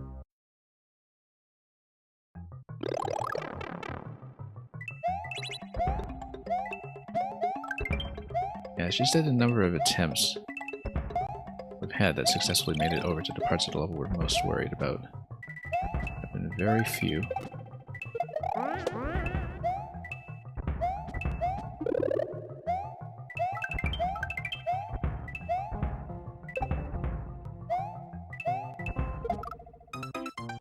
Yeah, we need as much forward momentum as possible. I think it's possible to do it this way. It's just... But then there are two POWs there, and I feel like we run into one POW if we...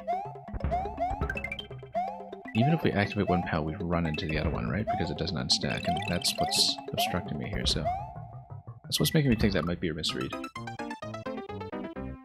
And that might even be something like releasing the shell as we're going over the top coin.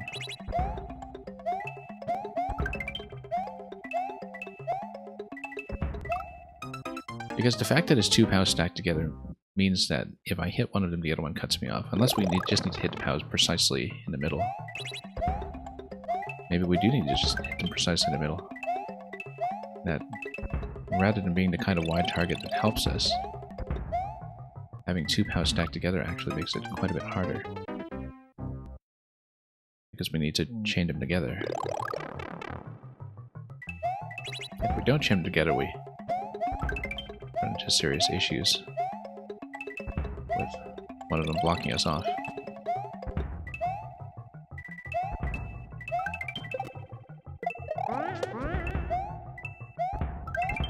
Missed completely, but let's check the arc here.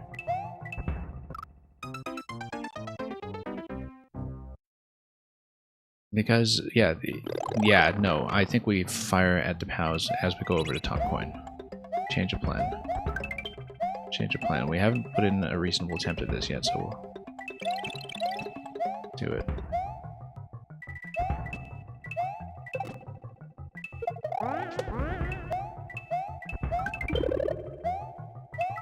Let's hope we can execute a change of plan.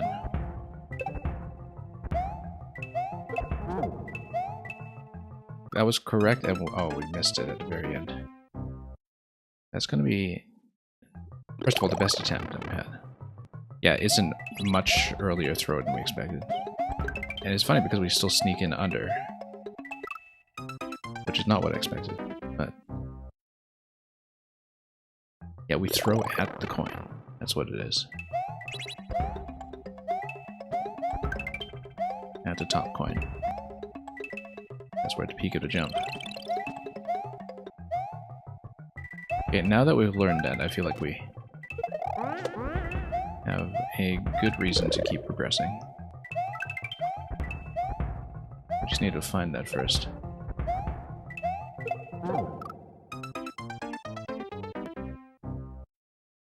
We absolutely managed to sneak under. The POW hit there earlier.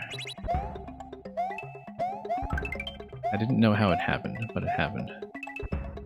It caught me by surprise, which is why we missed the next jump immediately after. Whoops.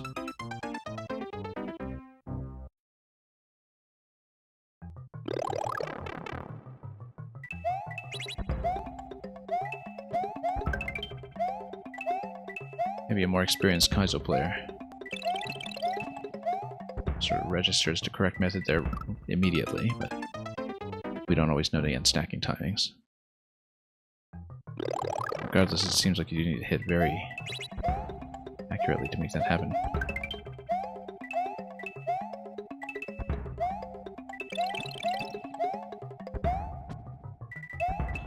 But yeah. Plan is absolutely to throw at the top coin.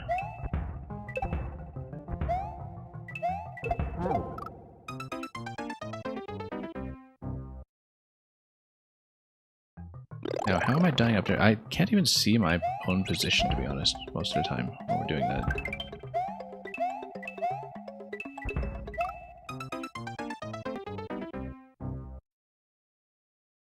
I couldn't see my own position or what I was dying to. If I was dying to a blaster squish or something.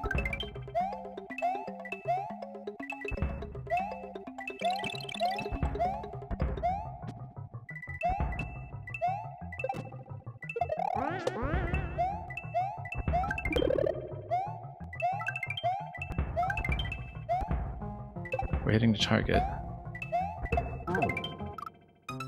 Oh, I see. I'm kind of re-grabbing a second POW underneath, which I think is not supposed to happen given that...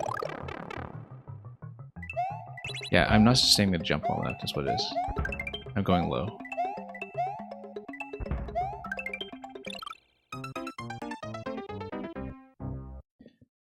Yeah, because I'm hitting one POW, I'm actually grabbing the other one on the way in, but we don't want that because we know we have to grab a spring later for a series of up throws on one of the later segments that's about to hit. Finally seeing new material though. After however long we've been grinding on this segment, probably an hour or so. If not more. We lost track a while ago. Yeah, it's got to be at least an hour, I think, that we've been on this checkpoint. And we've been misreading this outro all this time.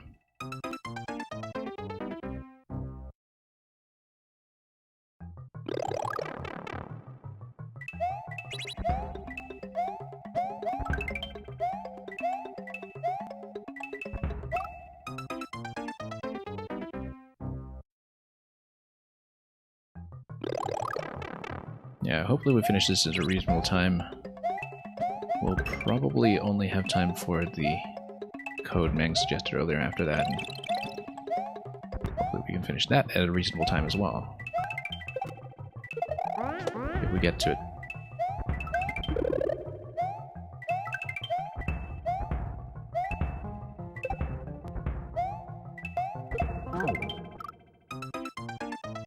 Yeah, so I'm just barely missing the platform there. I'm actually just a little bit low, so we really need to commit to that jump. Much more so than I've been doing. The throwing at the coin is correct. It's very clear to me now.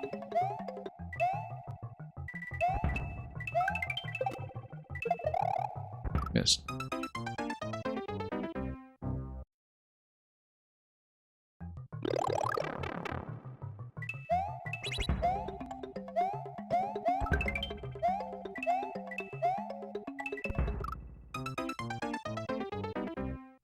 Really don't know how much sooner I could have figured that out myself.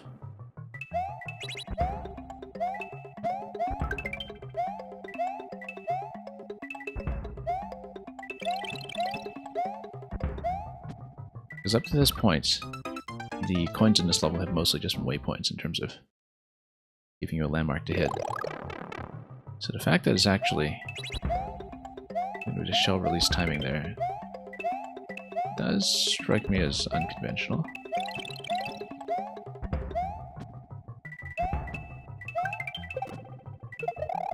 Missed.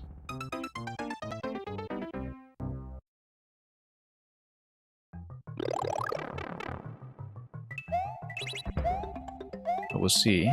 Whoops.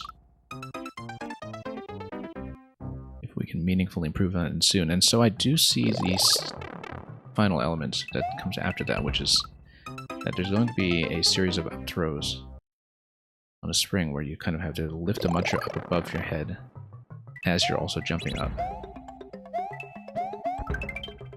stack by stack, and so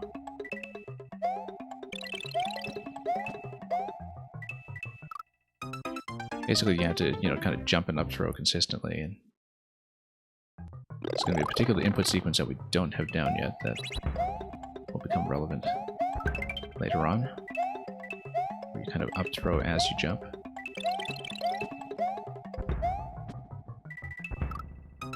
You do that over several stacks, and then that gets you to a muncher segment, which, well, we'll see if we can even get there to try it.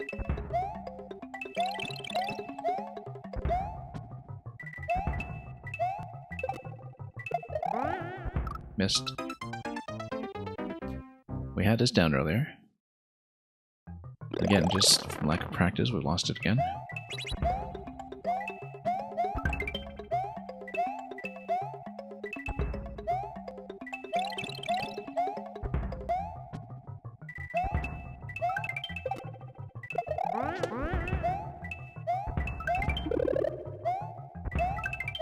Okay, test moment here as we get ready for a throw.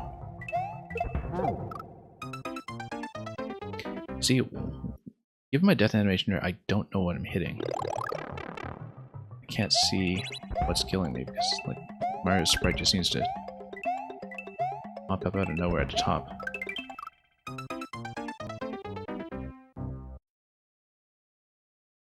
I actually wonder if it's a glitch interaction where you get sent up the blaster column. It's accidentally triggering there. I can't see what I'm dying to.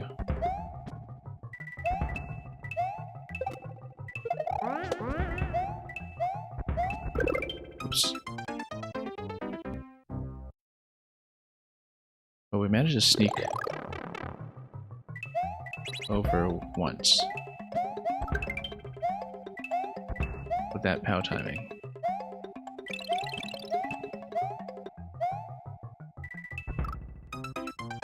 That's the best we've done. Yeah, we might actually have to adjourn and bail on this one, but it's getting to a point where the thumbs are starting to disagree.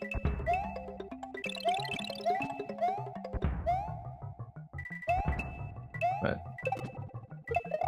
we've made it so far, though. We've learned so much along the way.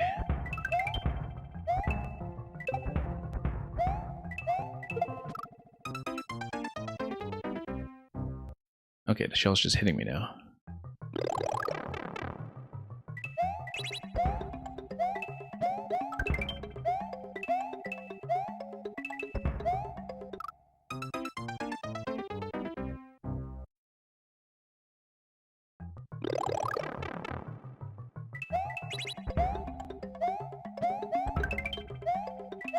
I think it's actually the muncher coming down with blaster stack that's telling me, which is not expected because I would have thought it would either the POW hit, except I guess it doesn't because it's on a stack, like on a hard stack. Yeah, so we're actually getting killed by the muncher that's coming down.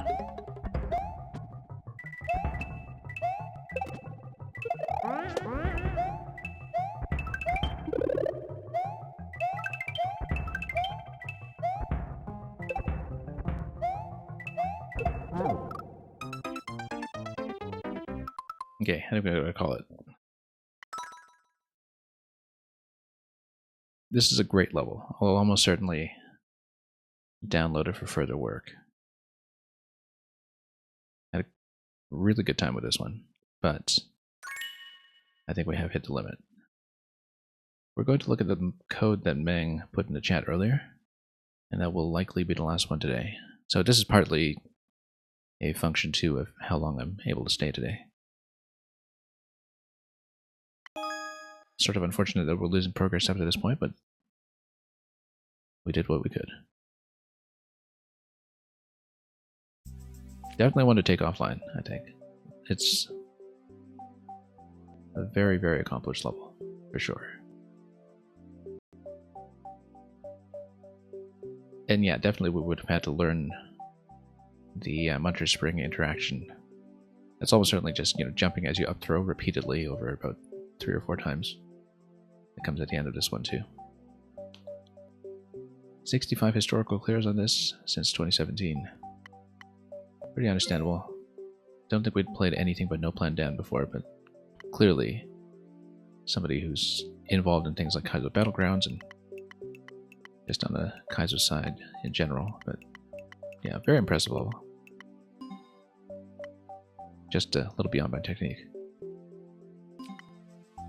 Let's punch in probably just one more today.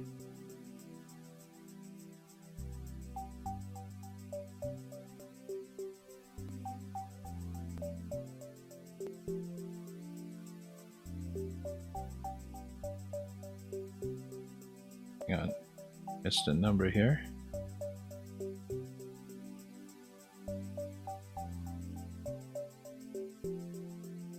Never tell if I'm looking at S's or 5s. It's just 5s.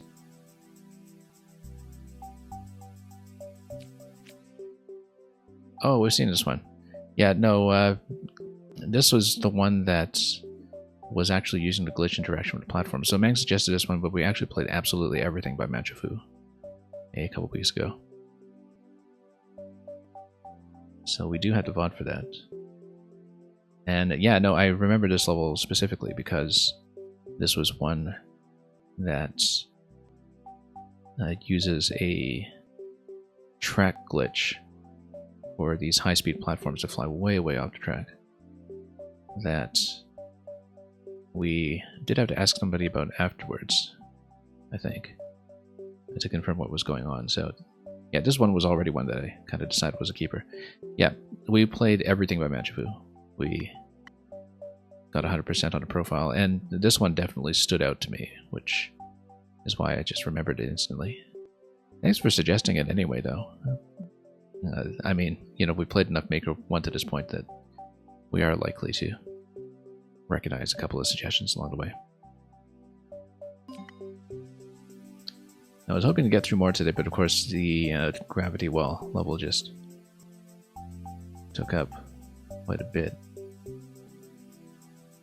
Maybe we can deal in one more so we can actually finish on a clear today. But I'll just see if I have something on the easier side.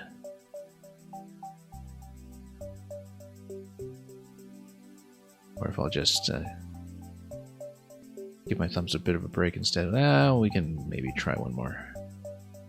I only really had harder codes today, so.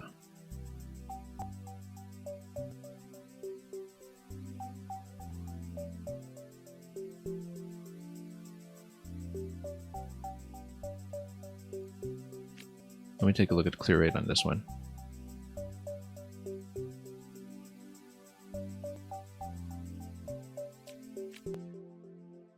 So surprisingly, I haven't played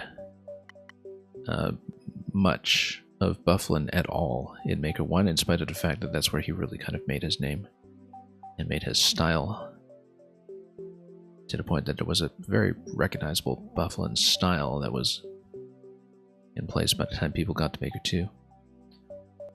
This one specifically was something that was recommended me, the Demonic Boot Dungeon. So yeah, Bufflin's one of the profiles that I wish I had time to look at completely, and we just could not fit him in. Now, we played so much of his levels elsewhere in Maker 2, though, that I really feel like we're mostly just kind of losing the historical development in terms of bearing witness to it, but we will see this level. And at about a 1.84, maybe we can finish it in a reasonable time. And it will be the closer today.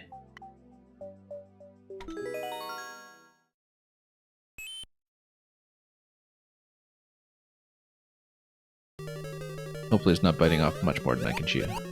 Oh, a POW. Yeah, because we need to get in here. Just need to read that blind. Then we lower and probably go up and then go up to the next boot. The thing about Bufflin levels is that the readability is usually very, very good when it comes to Just being able to take them blind. So.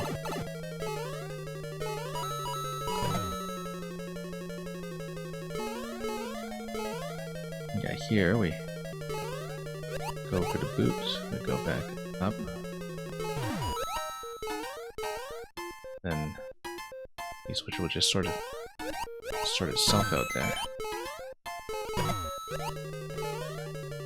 And then, yeah, boot is just going to ride on us directly, and then we hop off both spike tops and then jump up to the coins in the top right. Oops.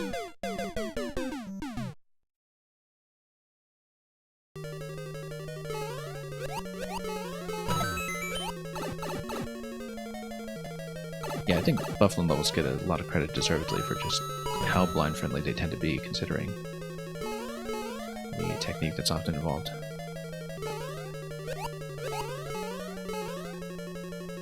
Yes, so it's the muncher that presses the P-switch. We know that now. None of this is sensitive to P-switch timing, I don't think. Come up here instead. What do we have? Yeah, I have to wait for the Maker 1 camera to cooperate, of course, and then we get it through the door. That should get you down to checkpoints. Very visually clear, too, with the room transitions in Maker 1 not being scroll stopped or anything.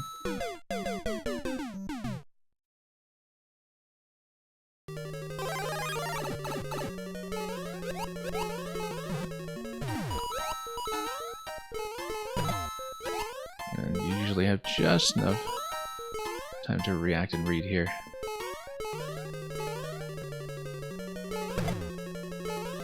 Oh, go over and then, yeah. So there is a little bit of room for error, not that much error where you slip off without jumping, but there we go.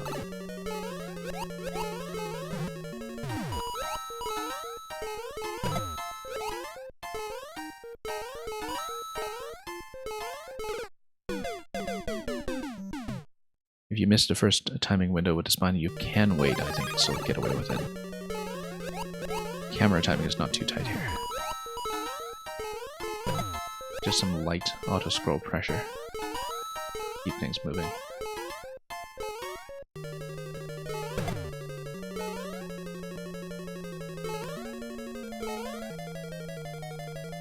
Yeah, because we're way ahead of the auto-scroll here and have plenty of time to work with. Then, oh, need to hang right. Kind of a nice chunky segment.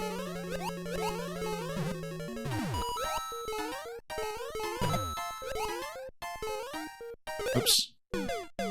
Let's fall in a little bit lower here.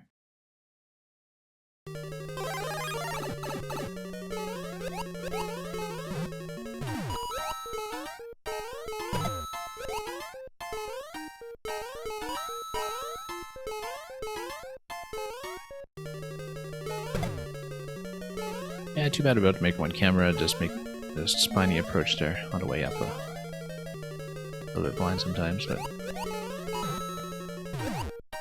the level is designed around an expectation. Back when this was the only Maker camera we knew, so.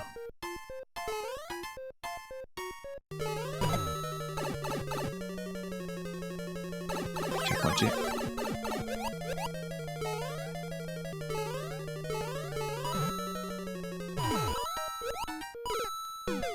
Read that correctly, but just had too much momentum going into the boot.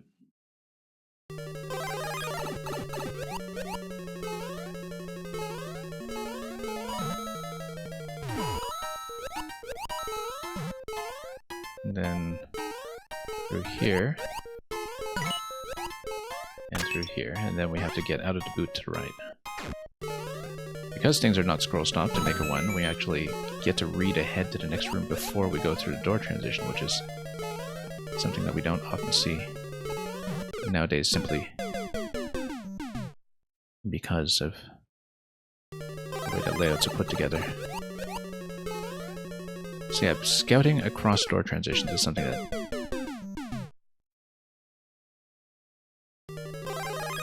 is much more of a product of Maker 1's overall layout and lack of scroll stop, for that matter. I mean, I love scroll stop. Scroll stop's the most important thing Maker 2 added to the game, and yet you can see how many ways people developed to work around its absence, not even knowing of its absence in Maker 1, when it came to making this continuous approach to layout just a readable part of their style. Very nice, very smooth.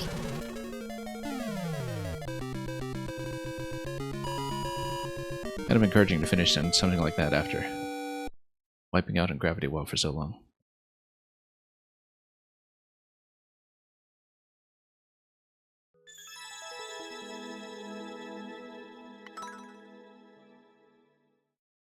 Unfortunately, I had to keep it short today, but we'll try to run a longer stream tomorrow if we can.